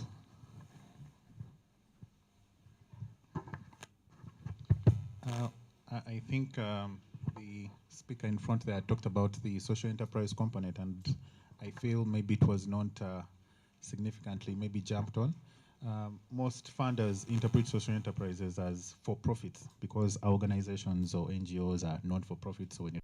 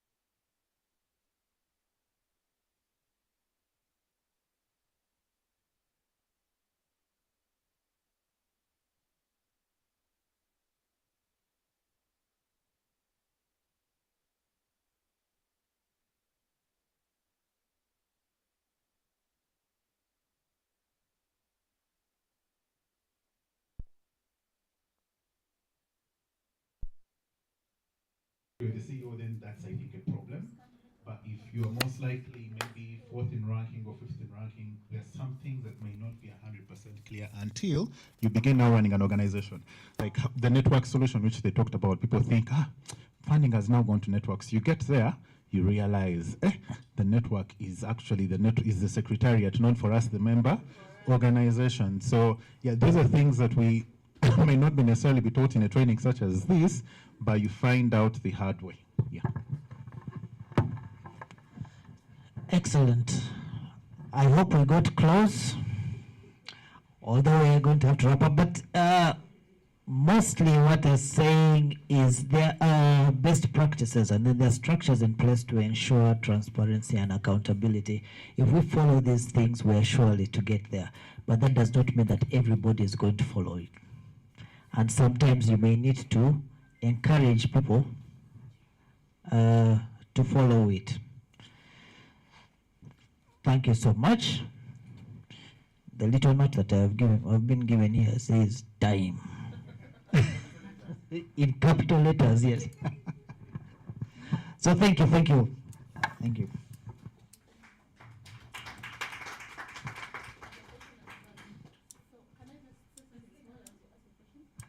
So this QR code takes you to the Google link with all your pictures of the day. So you can just scan and you, in faith, believe that the cameraman saw your face and took your picture.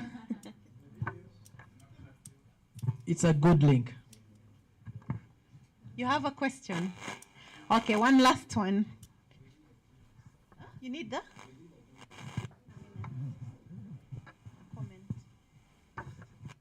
Would be a question also. Okay, thank you very much for all the presentations. Somewhere, since we are talking about governance and accountability, I also felt that I don't know whether I'm just judging it early or maybe tomorrow it will be covered. I also felt that the ESG principles, that is the environment, social and governance principles, do not only apply to companies, but also apply to the civil society organizations, because they also help us to align with our missions, also attracting funding and also ensuring that longer term sustainability. So I was inquiring whether that part will be covered. Yeah, just humbly. Thank you.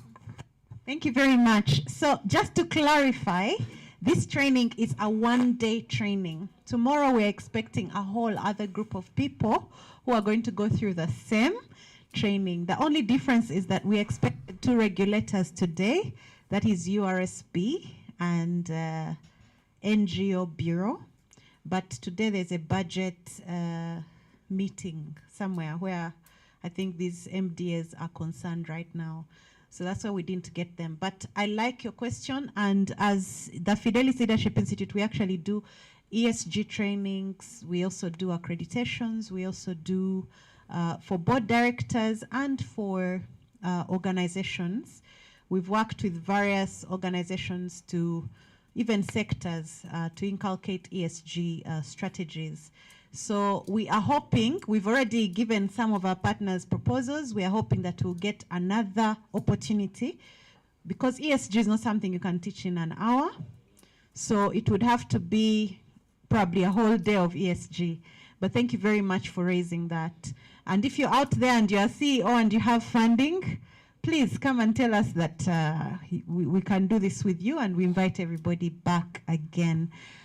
Please remember that your certificates will be ready after the next session, and Her Excellency will be here to give away the certificates. So I want to hand back to Lynn. Thank you very much. Can we say thank you very much to Gerald? I don't know where he has gone. Huh? Okay, he has gone away. Yeah. All right. Thank you indeed, Gerald, for that. That was quite technical. Sorry. That was technical, but also very insightful and educative for all of us. But I don't want us to start feeling tired. There's that mental fatigue you start getting when it is almost 5 p.m. Very many people get that and they're like, oh God, it's going down, diminishing returns. Come on, hang in there. Your certificates are getting ready and we expect you to pick your certificate yourself. Do not delegate. So allow me welcome our next facilitator, who is none other than the CEO of the Corporate Governance Uganda, and that is Dison Okumo. Sir, you're very welcome.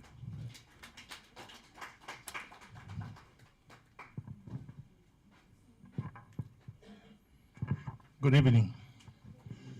Why don't you stretch a bit? Anybody who's a teacher? Because it has been. Maybe Lynn, you can do it. Right. Up, guys, up.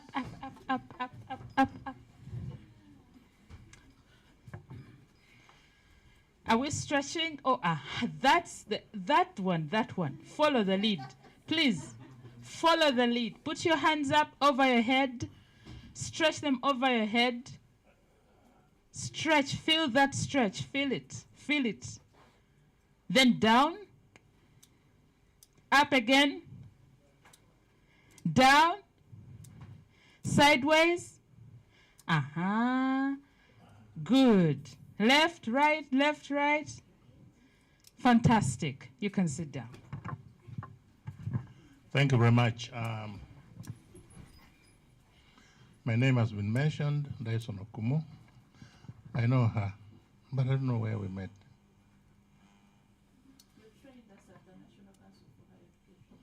Higher education. Yes, good. Who else? Okay, it's rare that you know a person of my age. Shall talk about it. I have been in this now. I've been alive for 67 years, but still going strong because of governance. And that's why we want to train a little bit about governance. Since morning, this is the third class I'm taking on governance. In the morning, I had, can you hear? Sisters, nuns. I was teaching nuns governance. So somebody who asked this question, whether it is relevant for NGOs or for whatever, governance cuts across all, including our families. So what we are going to say, I am not like the people who say on TV that what you watch do not apply at home. Mine is the opposite. What I'm going to talk about, go and apply at home. And I'm not going to complain.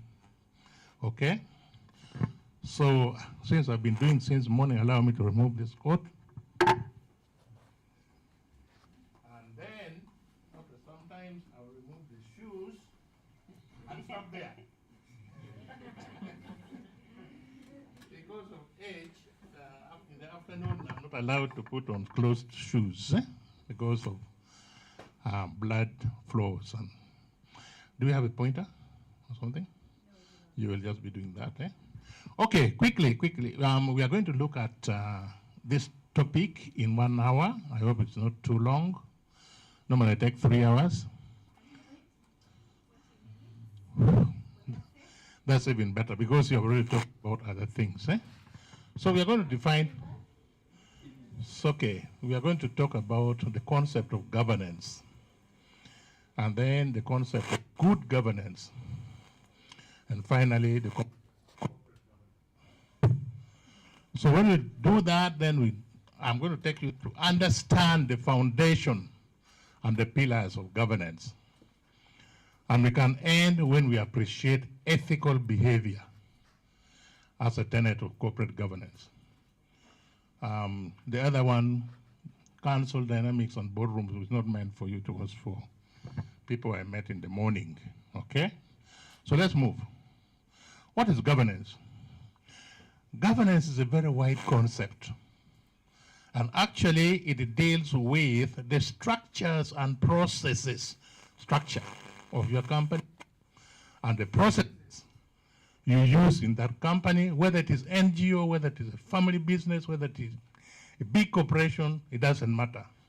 But they must have structures and processes that are designed to ensure those things you are talking about, to ensure accountability, to ensure transparency, to ensure responsiveness, to ensure rule of law. And it continues to ensure stability and broad-based participation, plus empowerment. Can you imagine everything? So if your company design it such that there are these things, then your governance system is very good. But we filter this down to what we call good governance. Now, good governance is, within the governance context, is the manner in which power and authority are exercised in the management of economic and social resources. How you manage economic and social resources for sustainable human development. So whatever you do, whether you are NGO, it should end up in sustainable human development. Not so? That's what we do. So how do you share power and authority? Really, this is where companies and even organizations even fail, when there's no sharing of power and authority. So in governance, when we are dealing with it at the national level, what we call the macro level, we call it constitutional and constitutional and democratic governance. So that's when you hear politicians say separation of powers. We want separation of powers between the president and the legislature and the what? And the judiciary. So that is good governance when there's separation of powers. Now we're talking at your level, at the level of your NGO, at the level of your company, at the level of your school. That is then where we talk of corporate governance, because you're a corporate body.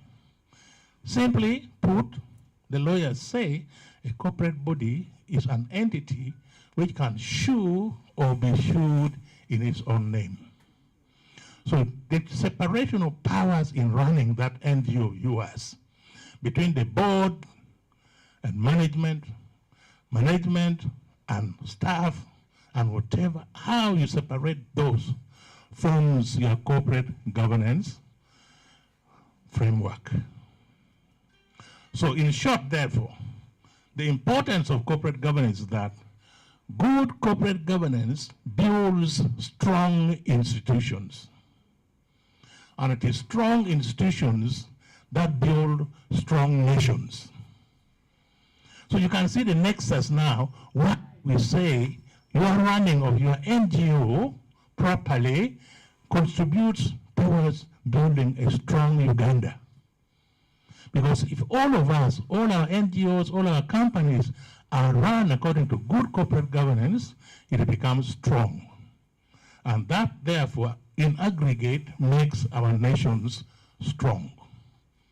You see where you play a point? You cannot run away from that. Okay, next slide. So, this statement, I just met it yesterday, but I found it very, very, very important. It talks about the invisible power of good governance. It is not seen, it is not touchable, but it is powerful. So it says, the invisible power of good governance is that its importance is best illustrated through its absence. It is when it is absent that you feel it. If it is there, when governance works, it just whispers. It doesn't shout. Because institutions run smoothly, decisions flow nicely, trust feels natural until something breaks. Then suddenly everyone remembers why governance matters when something breaks. That's why we say corporate governance was born out of scandals. Scandals which made companies fail are the parents of good corporate governance. So the banks which failed, one in Kamocha here failed last year. Was it early this year? You see? Another one on Ginger Road. Okay? 7 banks failed the other time. All of them is because of poor governance. And for sure, your organization will fail if there's poor governance. Good governance does not seek applause. It prevents chaos. It builds trust, sustains credibility. So its importance is often best illustrated through its absence. Something is missing, madam. But you can read for me.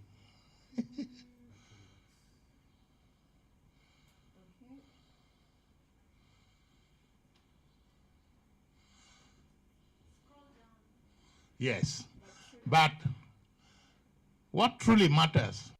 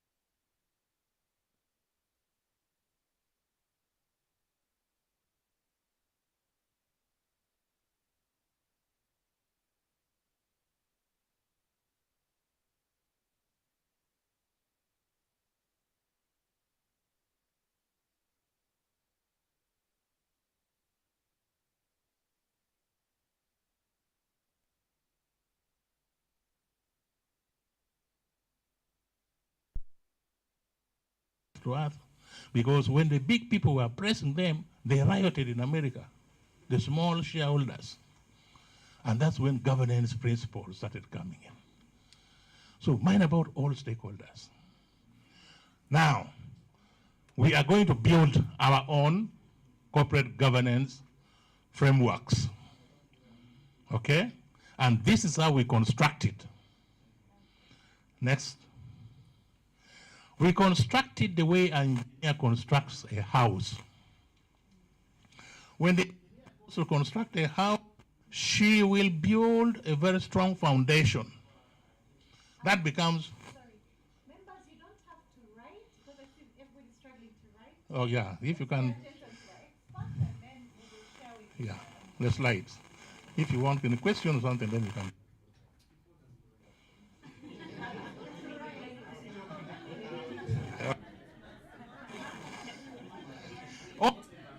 Right, only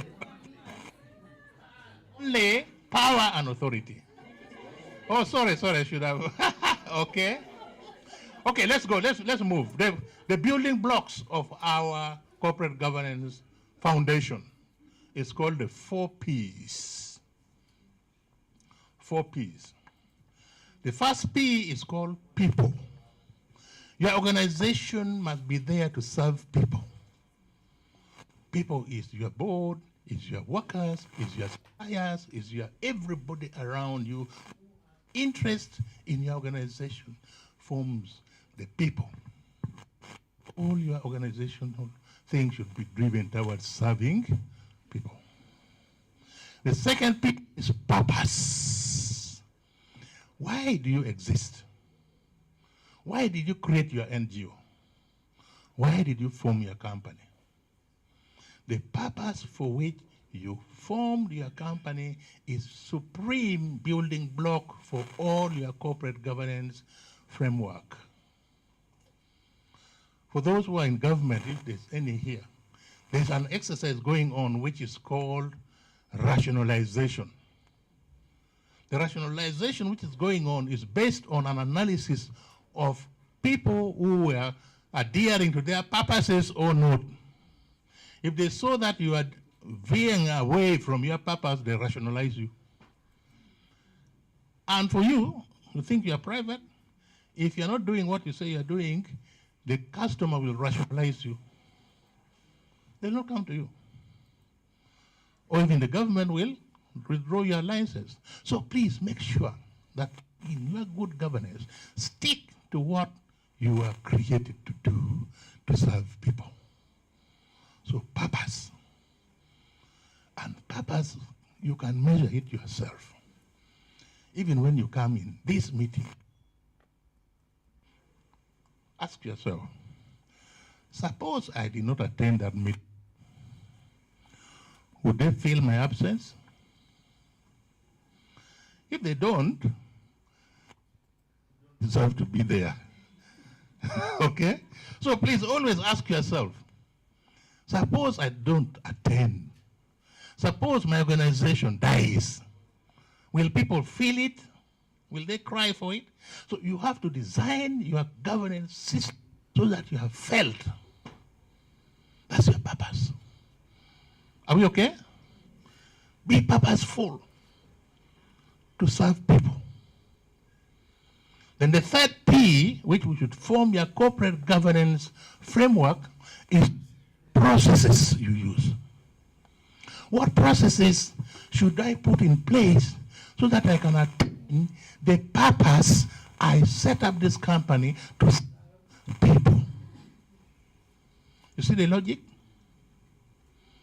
The processes include the strategic, all this talking about the human resource manual, the whatever, the fundraising strategy. Those are the processes you need to put in place so that you can attain your aim, your purpose of serving people. Those are the 3 P's. Then the 4th P is then performance. Ladies and gentlemen, you must perform. Perform using the processes observing people. Does that make sense? Yes. There's no need to be good. We have good policies and it doesn't work. Review from time to time. Consult. That's why we talked in the definition of that thing that it is broad-based participation. That's governance. But within the law, that's why we law. Okay? So those are the 4 P's. Make sure that you serve people through the purpose for which you have created, using the processes which you design, and you perform. Now, after building the foundation like that, the engineer now comes back and erects what we call pillars, okay? The pillars which support the roof and the walls. So the pillars of governance is abbreviated as the I do the abbreviation so that you can understand and then remember. It is not in any textbook, it is in my head and only on my the attitude. When I came, I heard people talking about accountability, about transparency. Today, before the cock crows, you'll know the difference. I hope somebody told you. If they are not, today, before midnight, you will hear and know clearly the difference between the two. So the attire of governance, of corporate governance, is an abbreviation with A standing for accountability. This one we're going to write down. A for accountability.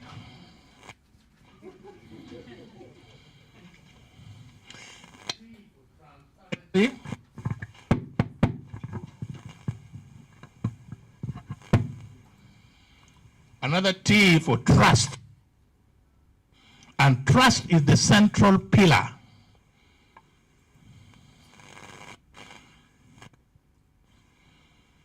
I is integrity.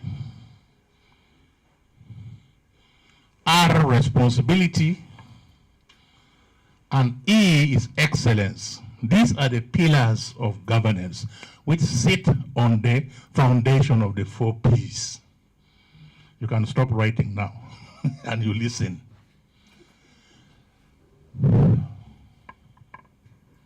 Accountability. Somebody tell me you have been talking about accountability. I heard you. Accountability, lack of accountability. What is accountability? Somebody quickly. I don't have time. I should have asked.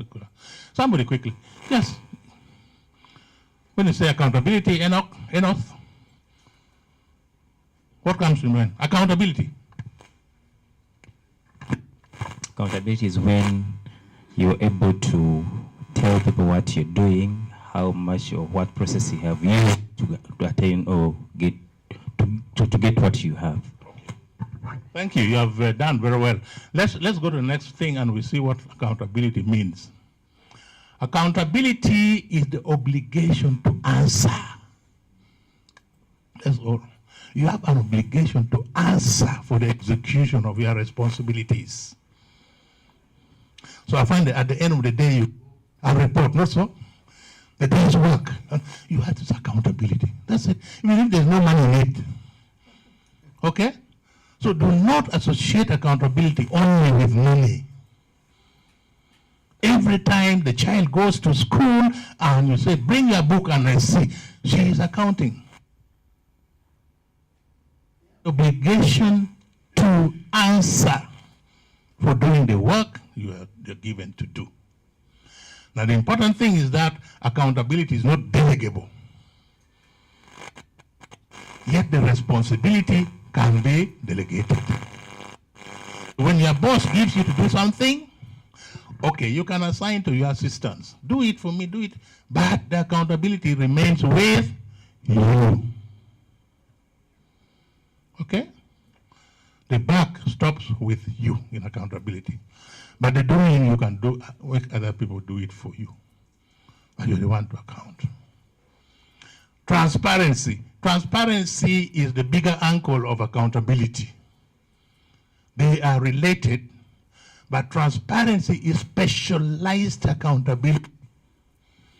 So transparency is The unambiguous and truthful. Again, we write down those two words. Unambiguous and truthful. Then you stop writing. Exercise of accountability. So when you are answering, you must be unambiguous and you must be truthful. That's when you're transparent. So today you have understood the difference. The other one is just general accountability. I'm just reporting back. But what you're reporting, is it truthful? So this is where NASA Road and Chroma Road play a big role for accountability. Receipts. But on the ground, there is nothing. So they have accounted, but they are not transparent. Have you understood? People were given money, then they built a classroom. When the honorable minister went to open, the door fell on the minister. So they actually accounted. Okay? So that's the difference. One is qualifying the other one. That, okay, I'm accounting. But in the process of accounting, I must be unambiguous, that is specific, that is clear and, measurable, and then truthful. Have you seen where problems are? So if you're a boss and somebody's accounting to you, please check that they're transparent. I worked in Parliament. Then that time was when everybody was asking, I need a new district. We also need a district. We need services nearer to the people, and whatever.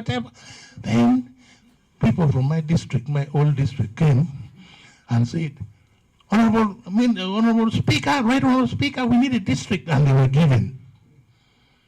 Then they came back, this is now very good. Now we need a grader. We now need a grader, and then we finished. Then they were given a grader. After 1 year, they came back to Parliament now accounting. And the files were brand new. The receipts were 001, 002, 003, 004. The receipts, and they were very clean. So they said, hey, this is very good. This is that. Okay. Okay. It's like, so what happened? The lady who was just elected, when a new district is created, they get a new woman MP. Then the woman MP rose her hand and said, no, this accountability, really? Which district are you talking about? Yours. No, I've never seen this grader. Because the accountability was saying, we hired a driver, we bought spare parts, and then we made so many kilometers of road. The woman MP said, no, not in my district. So, Mentoring Probe Committee. They went there and they found that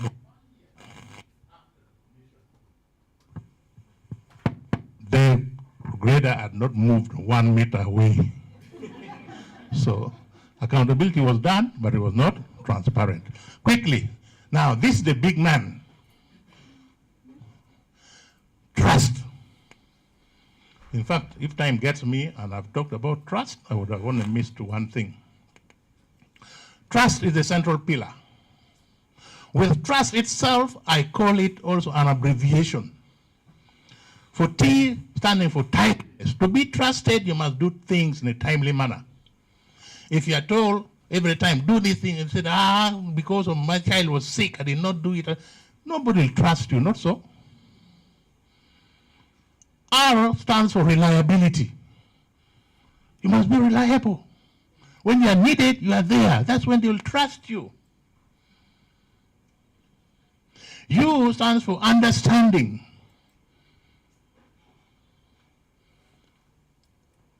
S stands for support. You must be supportive. If you always support your juniors, you support them, they trust you. And T, teamwork. You see what trust means? Trust means I will deliver timely, I will be reliable, I will understand the situation when it is bad, and come in, for example, if my other colleague is sick, okay? I will support, and I will work as a team. That's what trust is. But to go into details, trust is actually a subject I love and I teach. But you have given me very little time. Trust also has 8 components, others. All of them start with the letter C. You can only be trusted if you have the capacity to do what you say you are going to do. When you have the capacity, you must have the capability. Some people have capacity without capability. You buy a brand new phone, you don't know how to operate it. You have the capacity, but you have no capability. I don't trust you. Okay? That phone is just there. Okay? Similarly with the academic and whatever, you have a PhD, you cannot talk. So capacity must be accompanied with capability. Then capability must be accompanied with commitment. You know, nowadays, if you want your primary school where you went to continue serving apart from Buganda Road and whatever, you have to go and contribute towards building more classrooms. Not so. They're all broken. So me, I went to my OGs and OBs, we raised money and we built 8 new classrooms. Blocks. So the capacity was there, the classroom capacity. There were no teachers. Okay? So capability of producing good students were not there with the classrooms. So we recruited teachers, trained them. Now we had capacity and we had capability. But these teachers, when they go to the bar, they stay up to 3 a.m. every day. So in the morning, they're not there. So they had capacity, they had capability, they were not committed. They will be there in your companies. And they will not trust you. The other one is called connection. Okay? You should always be connected. This connection is not the other one of my good father. No, it is networking. That's why they say your net worth, network equals your net worth. Okay? And then community, the community around you. Have you heard about that one? That NGO is theirs. For me, I'm going to ours. Haven't you experienced it? You're not for the people. You're just there. In Barara, we were told a certain NGO went and drilled. Talk to the women around the women. What's your problem? Our problem is water. Our water point is very far. The other well also dried. So if we can do something and we drill for us a borehole, good. The NGO drilled a borehole. And that was around March of that financial year. So in May, you know, government people, when the financial year is getting finished, they also want to finish the money. Eh? They also came and opposite somewhere, they also drill a borehole at night, consulting any woman. So they were like, what's happening? In the morning, they find another borehole. So the women from the other side will say, this one is theirs. For me, I'm going to. It can happen to your NGO, my dear. That is not governance. It should be ours. This NGO is ours. It is for us. Okay? When your vehicle is coming around, the children run, but not run away. They have come.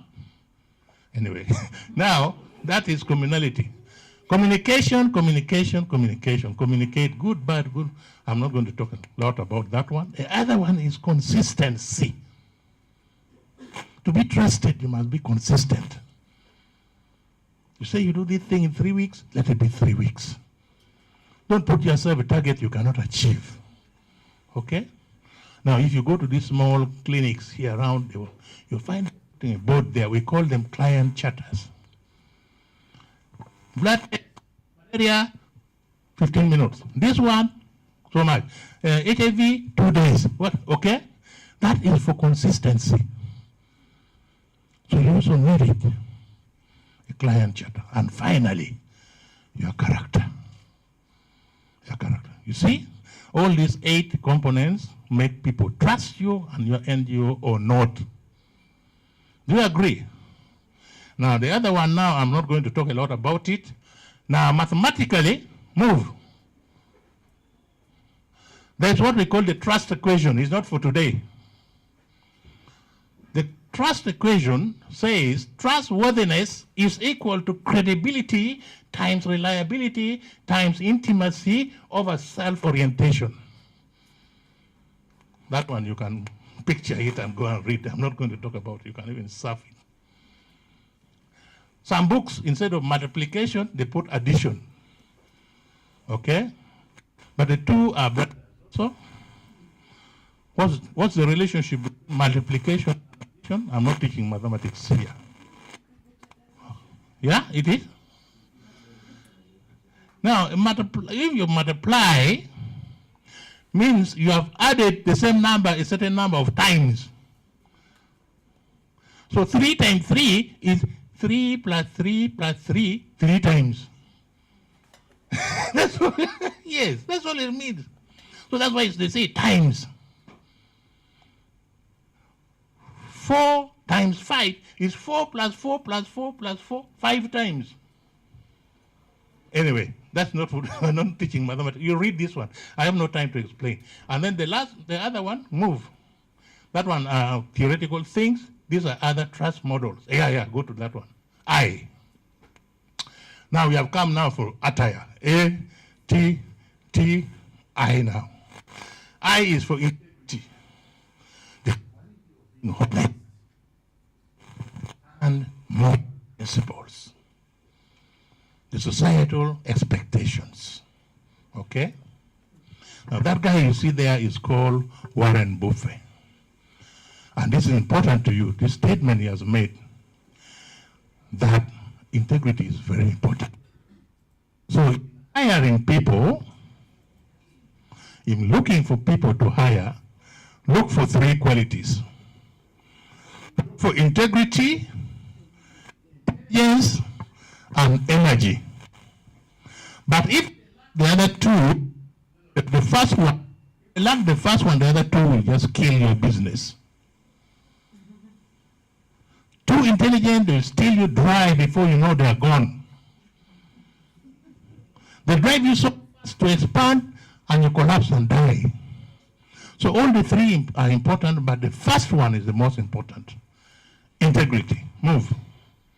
Responsibility, taking ownership of a duty, obligation, or liability is also your corporate governance pillar. When you accept to do something, take responsibility. Responsibility is also about stewardship. But most importantly, in Africa, you find it in a textbook from the West, responsibility. Okay? So those are tricks to manage time. I have no time to run through them. I have to manage my time. Move. Excellence. Excellence is the quality of being outstanding or doing the things extremely well. That's why excellence is there. For you to remember, excellence is exceeding expectation. That's all. If you want to write it, you can. That's one, exceeding expectation. Every time you exceed an expectation, excellent. Excellence is very perishable. The moment it is mentioned excellent, that's the end. The next time you are given, they want to do better. You have already broken that. That's why I put my boy there. When you run the 10,000 meter race and won, we said excellent. After 3 months, we took him back. If he had scored the same time, nobody would have said excellent anymore. So you have to do better. Hey, you are doing excellent. Therefore, is the gradual result of always striving to do better. So in an organization, excellent, always do better than what you did yesterday. In Japan, they call it Kaizen. Small incremental improvements. Every time, don't wait only for big leaps. Small incremental improvements. Now, to be excellent, therefore, you need 3 attributes. To be excellent, you must intend it. Once you have intended to get it, you must do what? You must put in sincere effort. And as you are putting effort, you should not end on the road. You finish it. That's when you'll be excellent. So we say, is the result of high intention, sincere effort, and intelligent execution. My time is up. Any question? Move. So that is the attire. Pardon? The attire. When a military man goes to war, puts on military attire. When a medical doctor goes to where? To operate, puts on clinical attire. So for you, when you're going to work with your people, put on governance attire. And governance attire, we are going, A is for accountability. T, transparency. The other T, trust, integrity, responsibility, and excellence. Can we go back to the other, the house? Go back to the house. There. So now we have built the foundation of our corporate governance framework. We have erected the pillars of attire. We now need to roof, then we go home. So the roof of your corporate governance framework is called ethical behavior. That is when it prevents everything from leaking. Ethical behavior. So madam, go now to ethics. What is ethics? A very complicated subject. There's religious ethics, there's philosophical ethics, there's mathematical ethics, but here we are talking about business ethics. So business ethics refers to the moral principles that govern your behavior in conducting an activity. Your behavior. It's not just the rules, not just the laws, okay? They are the virtues which are most useful to others other than to yourself. So it is at the time when you have to make a decision, what is good, what is bad, what is right, and what is wrong. And we are making every time we are in your office. We are now talking from the business one. So forget the personal one. For the company, what is right for the company, what is wrong. So the guiding principle is, when you're deciding what is good from what is wrong, you use the other formula. The formula is, we are going to write down again, there is no right way to do.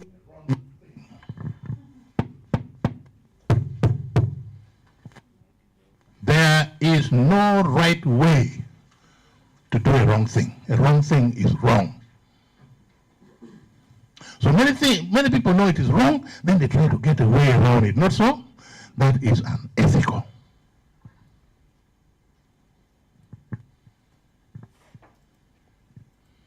I'm sorry I'm pumping you too much at the next time, Fiona, will make me start with these things.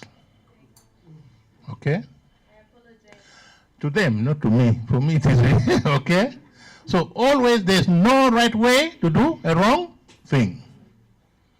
What you do in the dark, it comes back to light. So the other way of looking at it from the business perspective is what in some books they call it fairness in governance. So for fairness, just use the adage, do unto others what you want done unto you. So when you're making a decision, is this right? Suppose this decision was affecting me. I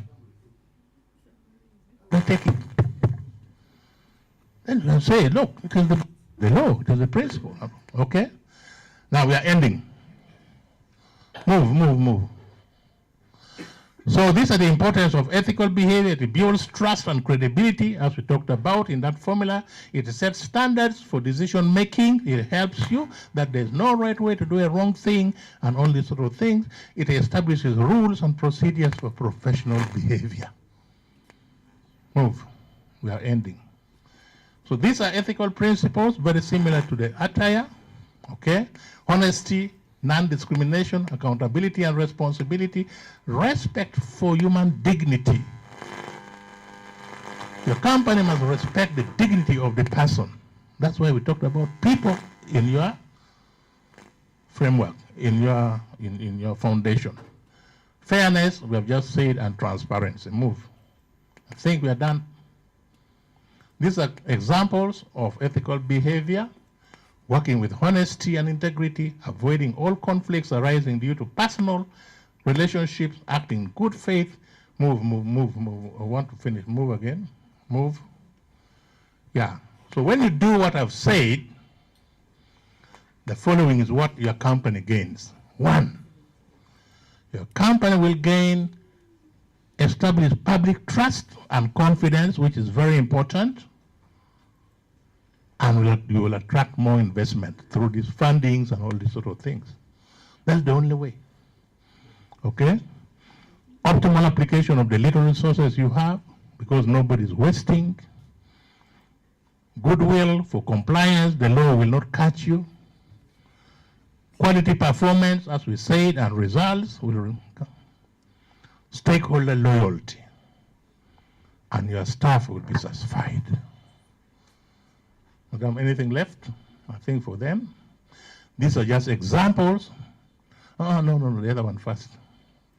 You see, the Netherlands, in the Netherlands now, what we are talking about is part of their life. So for them, they are closing down prisons. There's 19 prisons because they lack prisoners. In Uganda, move. In Uganda, we are buying brand new prison buses to take. Yes, we have exactly. In fact, what are they saying? They're even introducing a VIP section.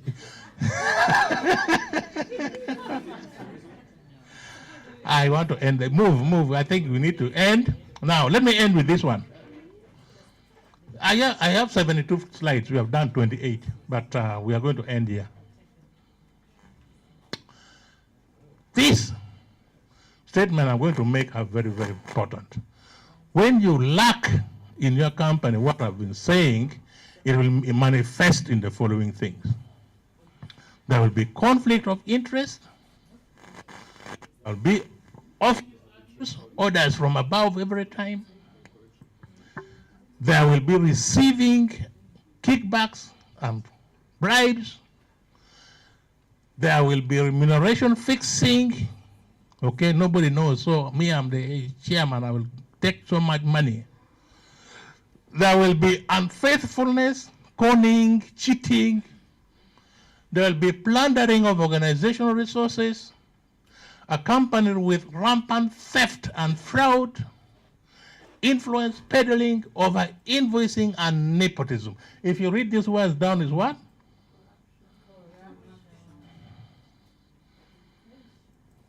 So you have been saying, corruption, it's corruption. You don't know what comprises corruption. How will you fight it?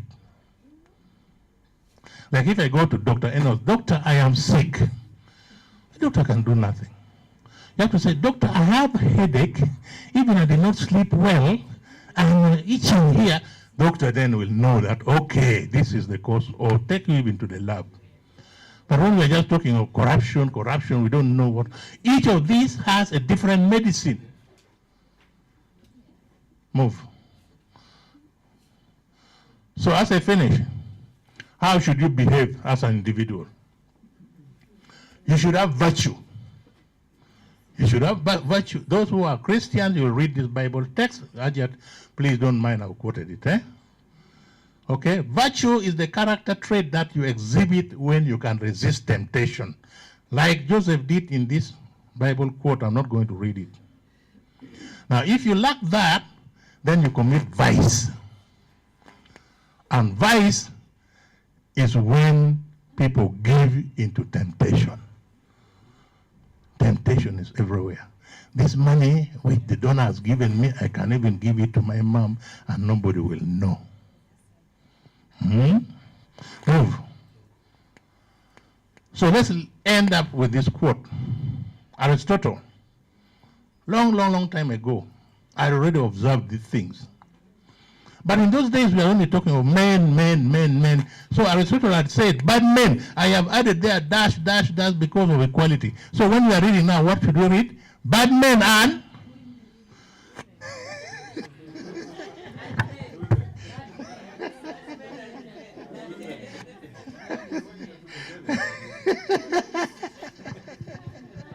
so let's read it. Bad men and women aim at getting more than their share of advantages.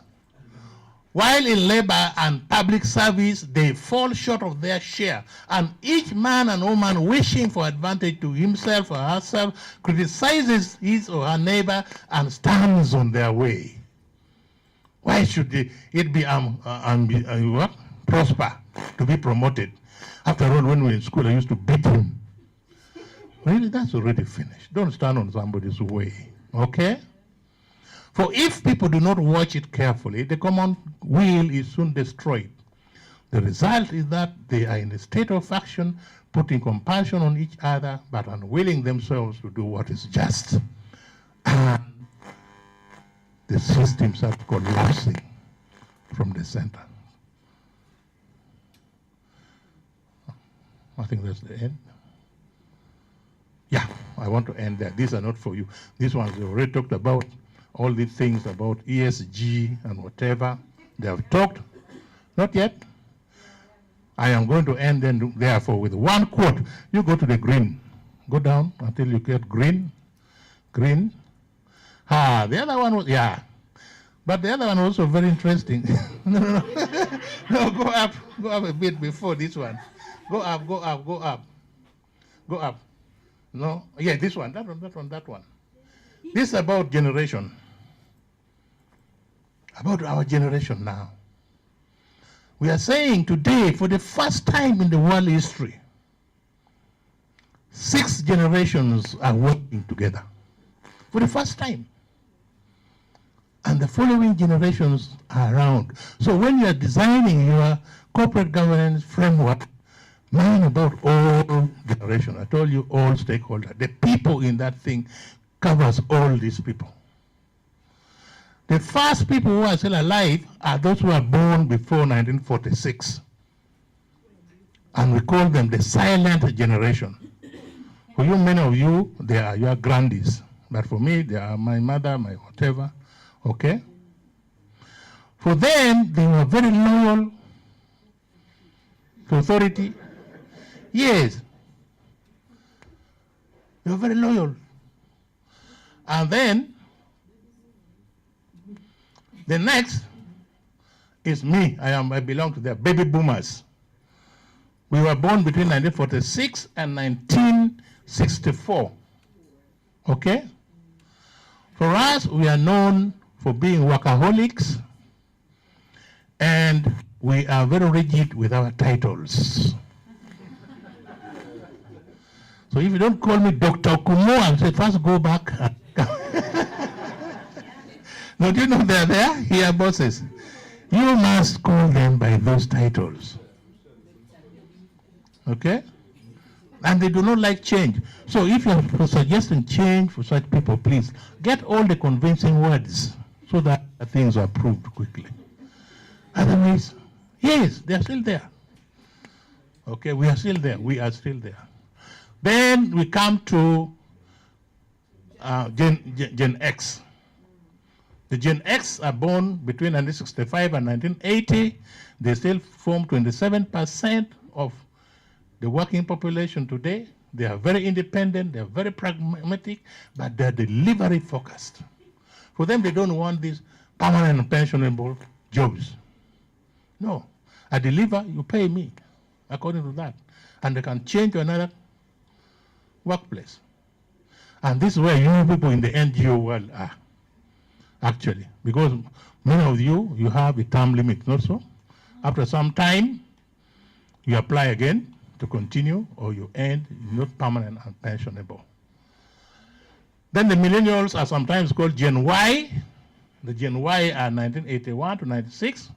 Some of you now are there. You are very purpose-driven, you are very collaborative, and you are growth-oriented. You want growth. This is what psychologists say. Then we have now the Gen Zs.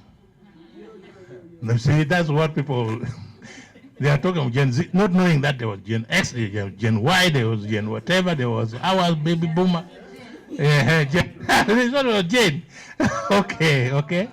So this is where they come from. These are tech savvy. Okay? All of them have smartphones. Okay? If I say now, Fiona, please collect all their phones there as I teach. Okay? But they're very inclusive. They're very inclusive. Now, unlike in our time, even in marriage, they don't care where you come from. They don't care. In those days, if you are from the north and you marry somebody from, they say, But today, forget it. Okay? What matters to them is she an influencer? Is he an And finally, there's what we call the Gen Alphas. The Gen Alphas are the ones following you. Many of them are still in school now. But you should target them because they're the ones coming to work for you next year. Those are the Gen Alphas. Right? Gen Alphas. Yes. So you see, in your strategic planning, please, take a we are saying now, no one behind. Corporate governance is saying now, care for everybody. Right from the silent generation to the Gen Alphas. That's how you'll survive. That's the sustainability of your company. You leave any out, they will complain, they will break you. They will fight you. And you don't need an enemy. Now finally go to the other green thing and we'll finish. Yes. Now a summary of environmental factors. For you to remember. For me, when I talk to people, I don't want even them to do what to remember. Now this quotation is from Mahatma Gandhi. Hear what he said. He says, the earth in which we live, the air that we breathe, the land we till, and the water we use are not an map of others. They are actually alone children. Things like they're loaned to us by. So if you go to a bank and you get a loan, you know that you use it properly and you pay back with interest. That's all. So all these things are loaned to us by our children. We should use them properly, but give it back to them better than we found them. That's all that it means. And that is the essence of environmental protection, environmental, whatever they call them. That these things are loaned to us by our children.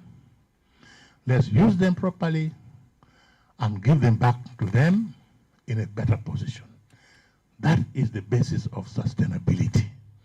Ladies and gentlemen, I thank you very much. May God bless us all.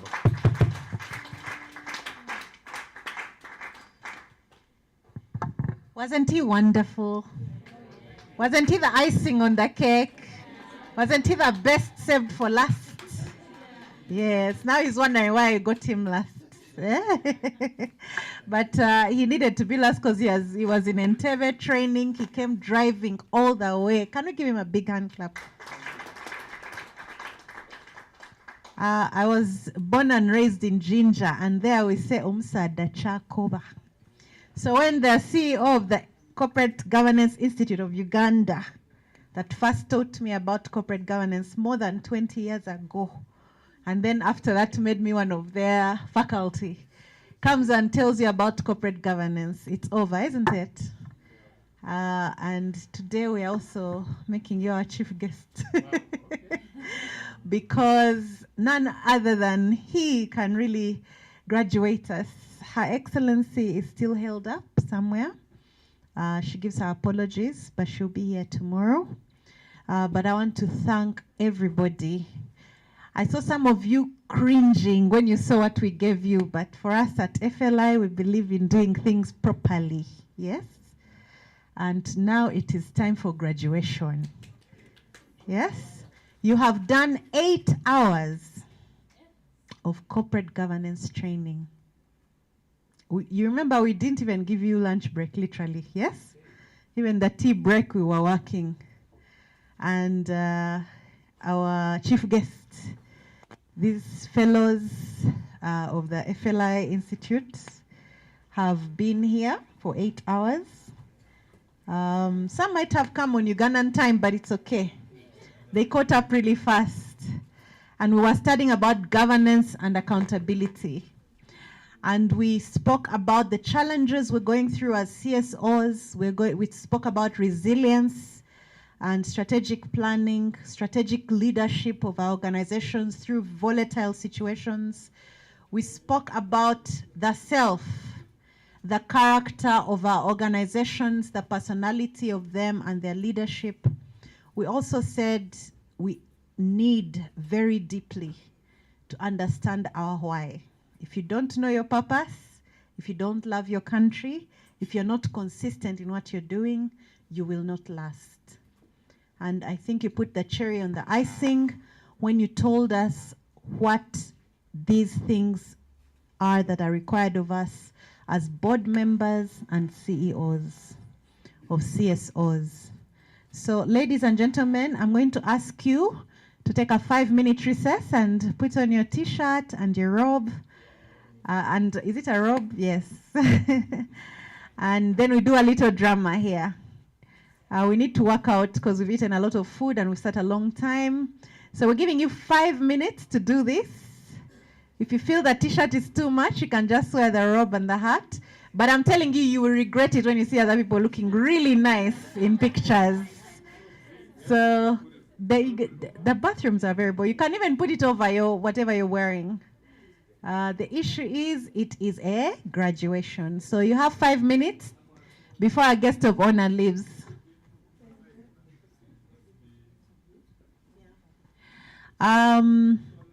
We would like to also request that we get 3 volunteers. Would like 3 volunteers, ladies and gentlemen, who don't mind representing the rest of you. Would like to take a little clip from each of you on your experiences. Lynn is over here. If you're ready, please just come to her. She'll arrange for you after the graduation. Yeah. And then in case you need to see your photographs are on this link. Scan it and get there. More pictures have been added. Make sure you go with this link, ladies and gentlemen. We shall send you the presentations. We shall also send you a lot more things. And then for your information, we have been live on YouTube and LinkedIn, and the link will remain available for you to share with your staff so that they catch up with your staff and other board members so that they can catch up with what we've been doing. Ladies and gentlemen, some of you came today and your people are coming tomorrow. Some of your board directors, please encourage them to come at 8 because tomorrow if they don't do 8 hours, we're not graduating them. Thank you very much. 5 minutes. Can we have some music?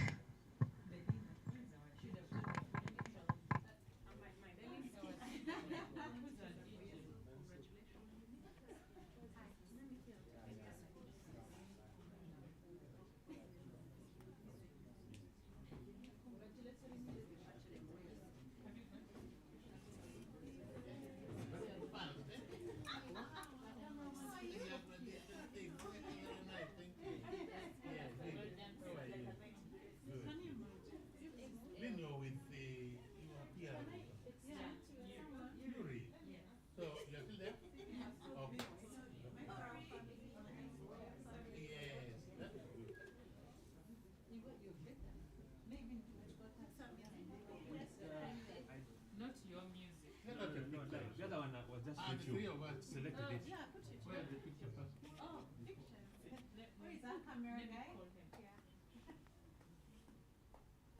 We met the other time we doing the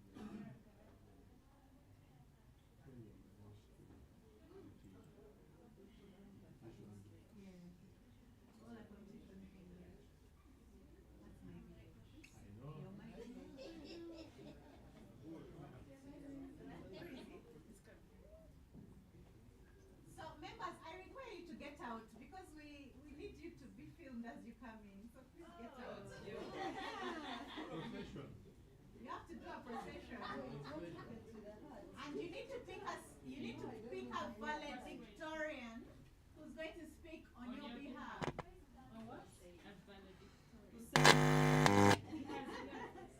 Same way for Ali.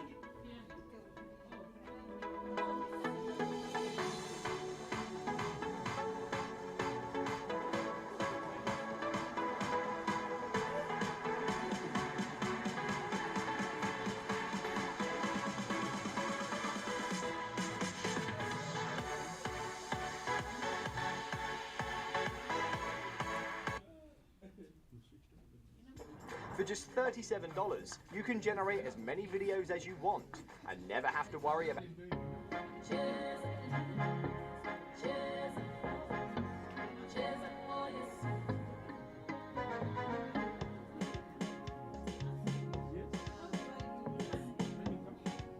This is for you, Jesus. Just wander on the beat. Let's go. From the moment Joanonda, Ompa Debirunjera, Montwala Walunjate. From the moment Jena Quikwatan, Baby Angerebia Chuka, Katindi Mwana wa Mwami.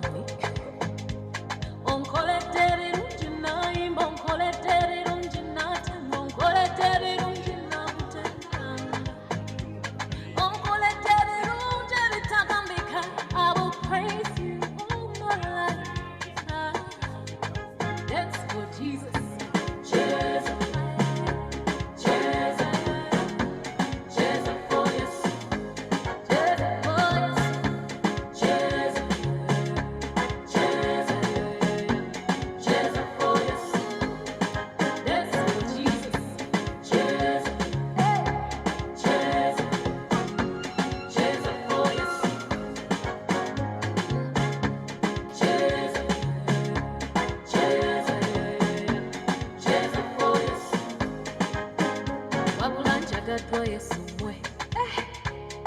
Blessings follow me. Your goodness and mercy too. They will follow me all of my days.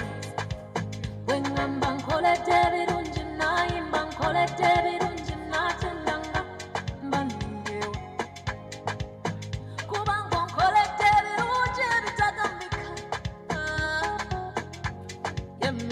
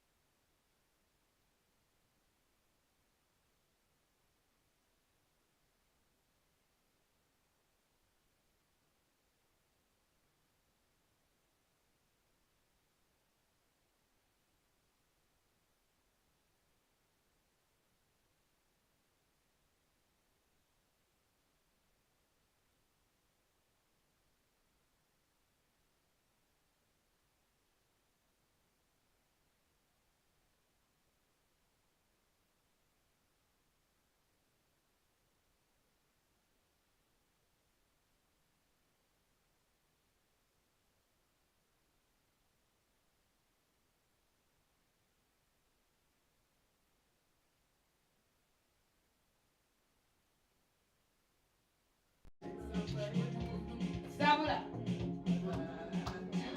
Volume, boss. Volume. From the moment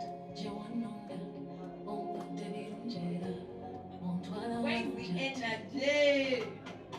From the moment Jenna put the tongue, they got you ready to chica. I think they wanna want on call it David tonight, on call it David tonight. Show us the energy. Come on.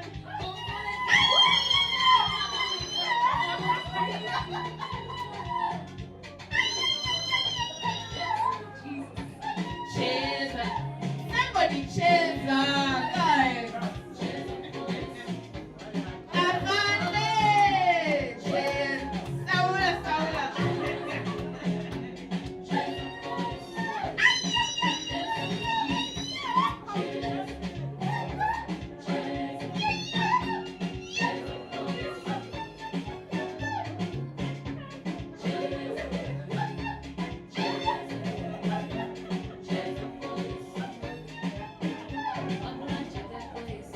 Ronald, what is your vibe?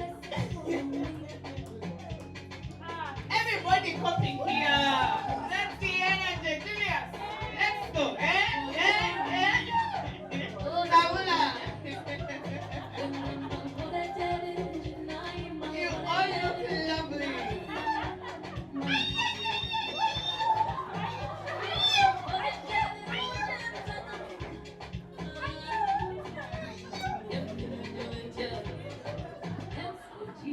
Wow, wow, wow, wow.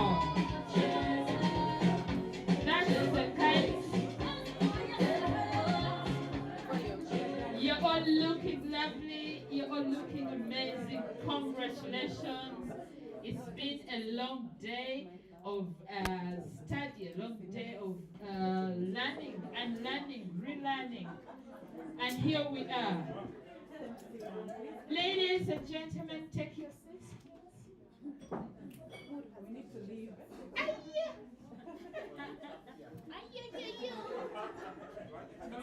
Ladies, please take your seats. We shall have time for the photos. We need to have your certificates out. I'm going to invite Fiona, please, and our guest of honor.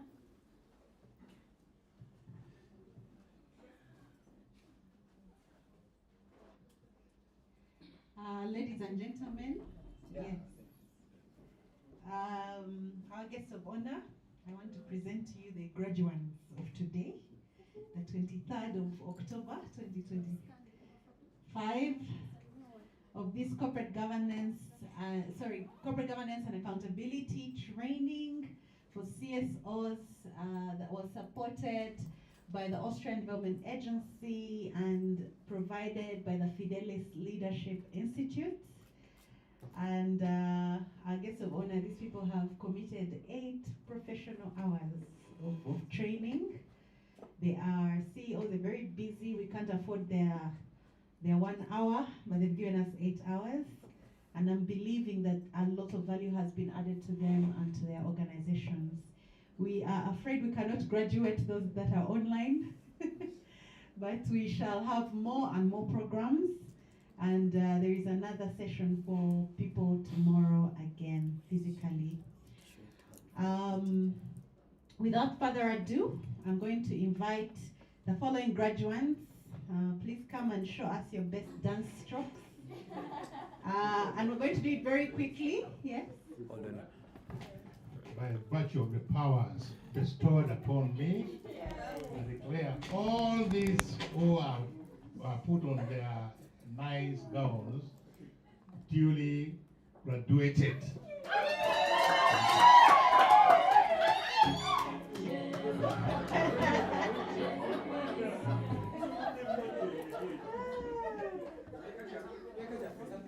Here, Alan Olai.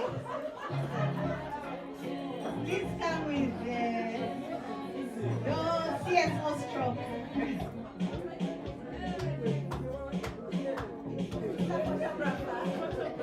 Agreed.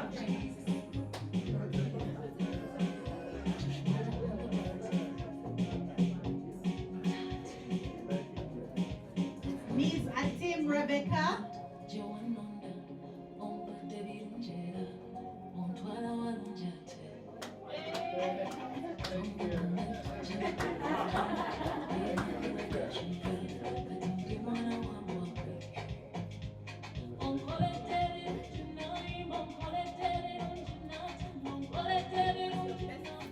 Miss Agnes Nasirumbi, let's walk to her.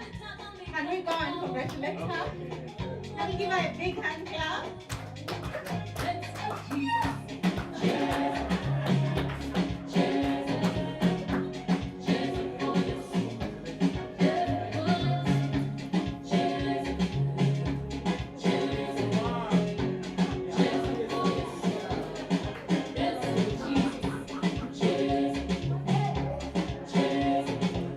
And if we see her prosper, is he here? And if we see where prosper is still busy, Chemutai Salfa. Chemutai Salfa. We want this Salfa dance. Please. Yeah.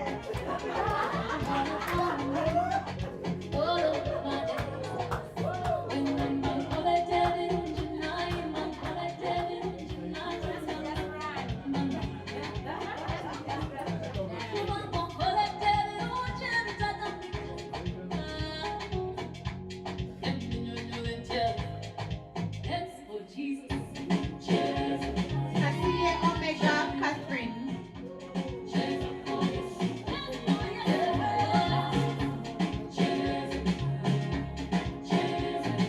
Megan Alutaya. Yeah.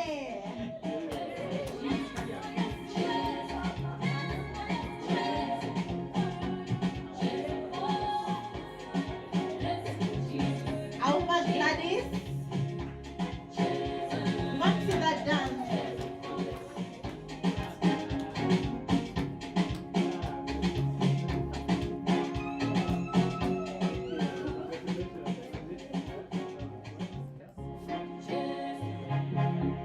Shemeri Shadia.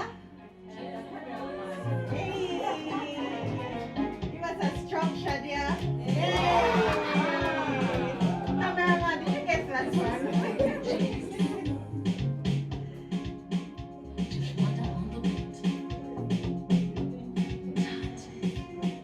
Nangiro Simon Peter. Oh, is SP here? Okay, he's gone. Andrew Mafundo.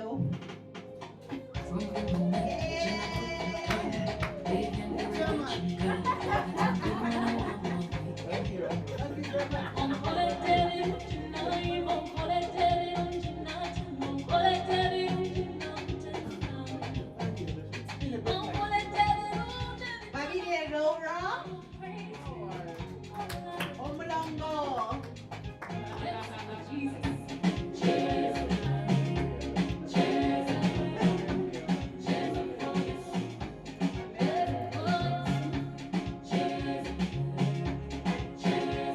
Nampura Ronald.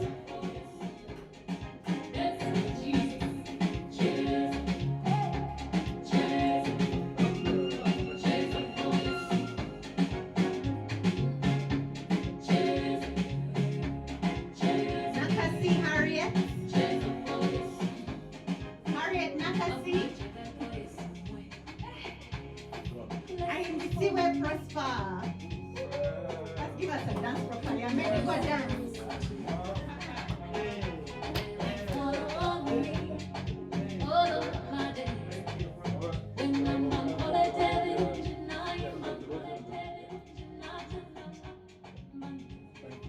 Dr. Kirembe Gerald. Bring it up for the medical people.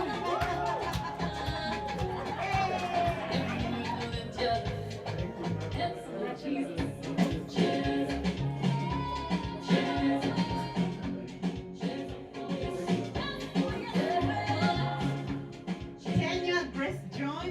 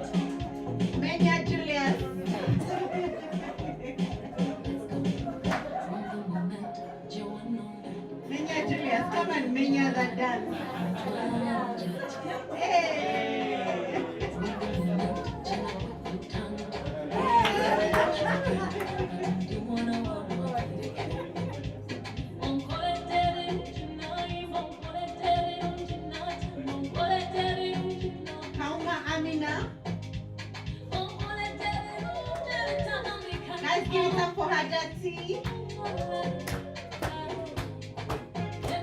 She was dressed for graduation this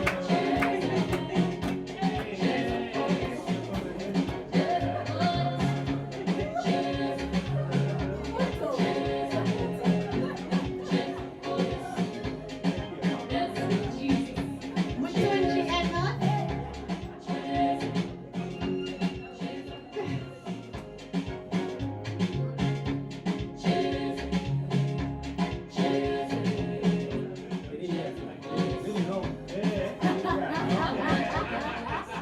Thank you. Thank you so much. Kamese Tibahwai Nura Brenda. Brenda Rebecca, give it up for her. Our guest of honor, when we said how will we deal with challenges, she said prayer and fasting.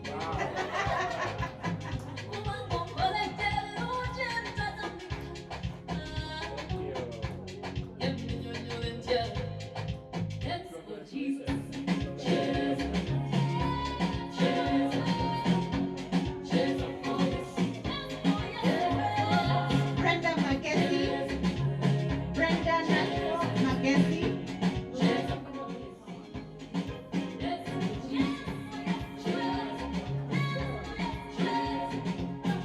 Our guest of honor, we had almost equal numbers of women and men.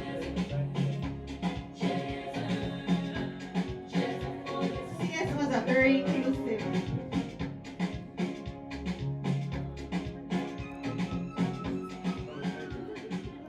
Nyaburu Catherine Obon.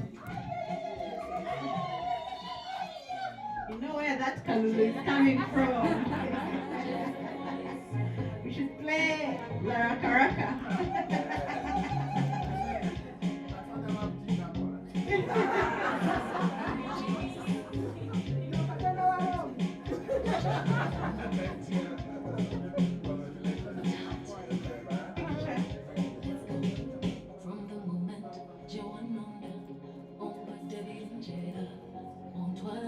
Asiwe Taita. We want to see a Shaburo.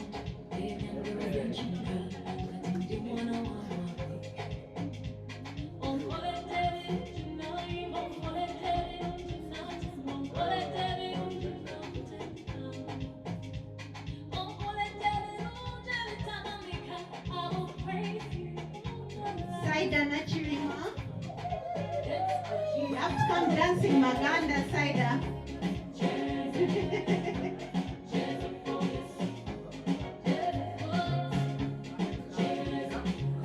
Amagunju.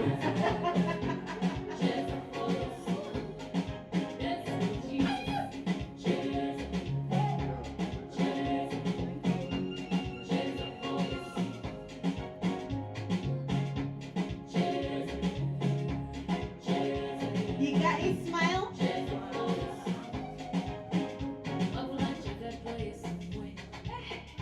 Saiga. Where you can dance. No supermodel. So you were seven.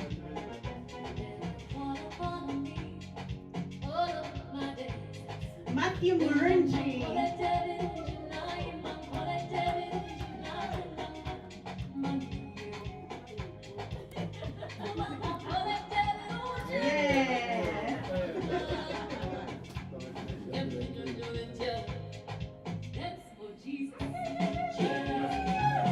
Aramuraj Sharon. Give it up for Aramuraj. She's going to give us a ding ding.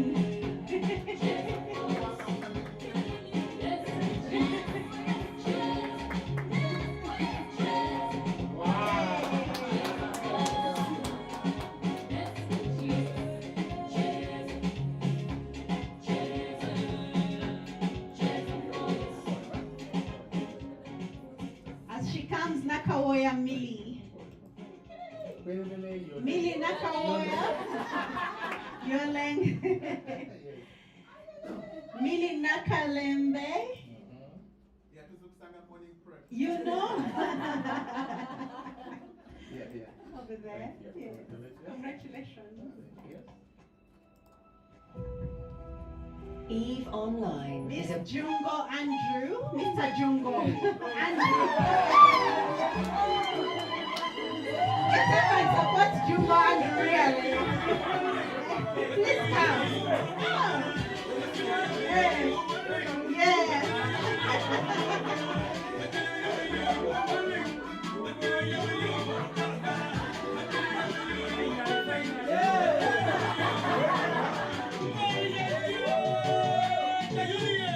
Well done.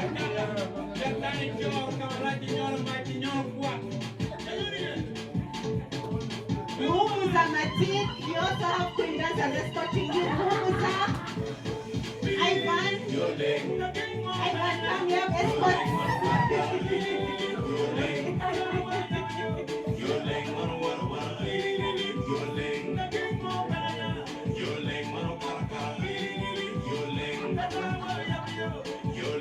Emmanuel Wamire, young escort.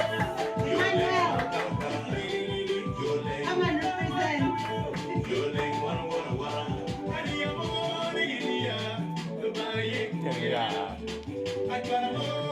Wow, he's not joking around. I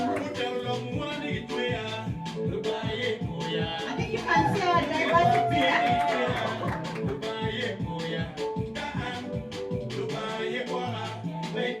Nyakwezi Christine. Christine, you have to come and show us.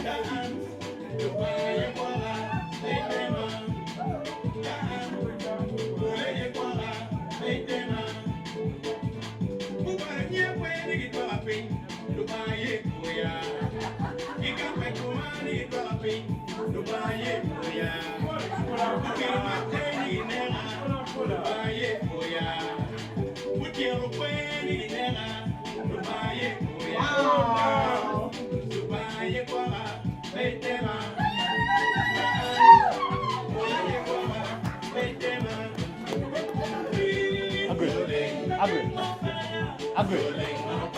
Kasile Omega. Omega Kasile. Sharon.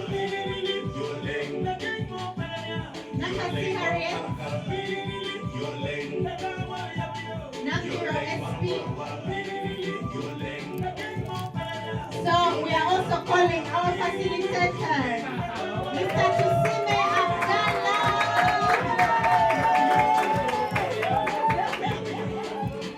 Please escort Mr. Tusime Abdallah.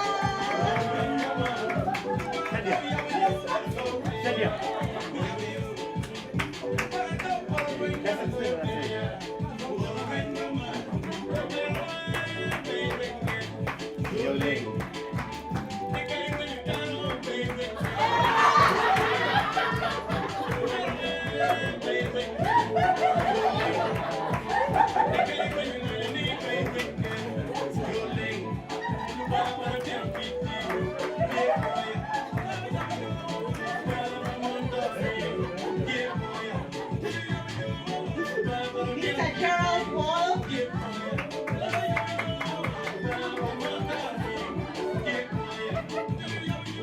Gerald Wall, you have to show us.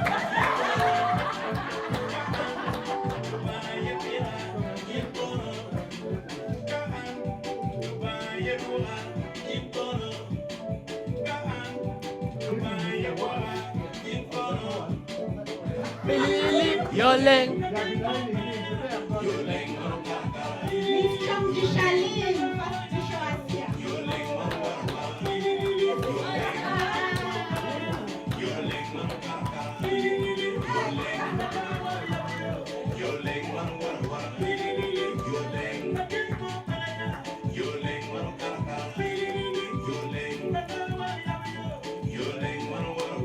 And now we have to dance for Mr. Dyson Okumu, everybody.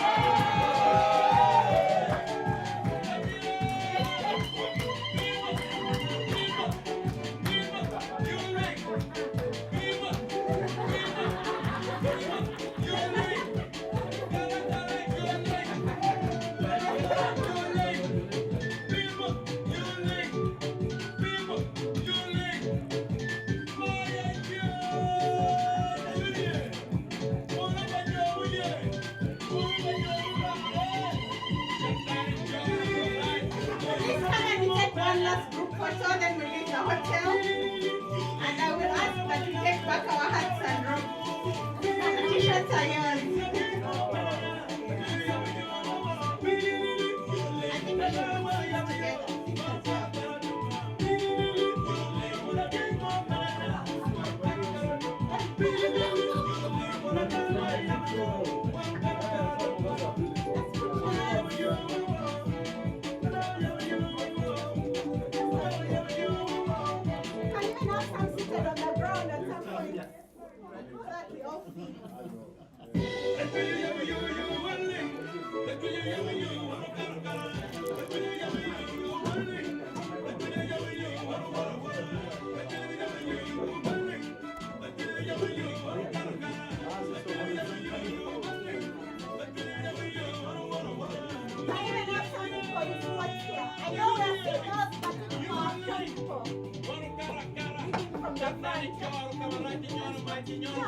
put this together.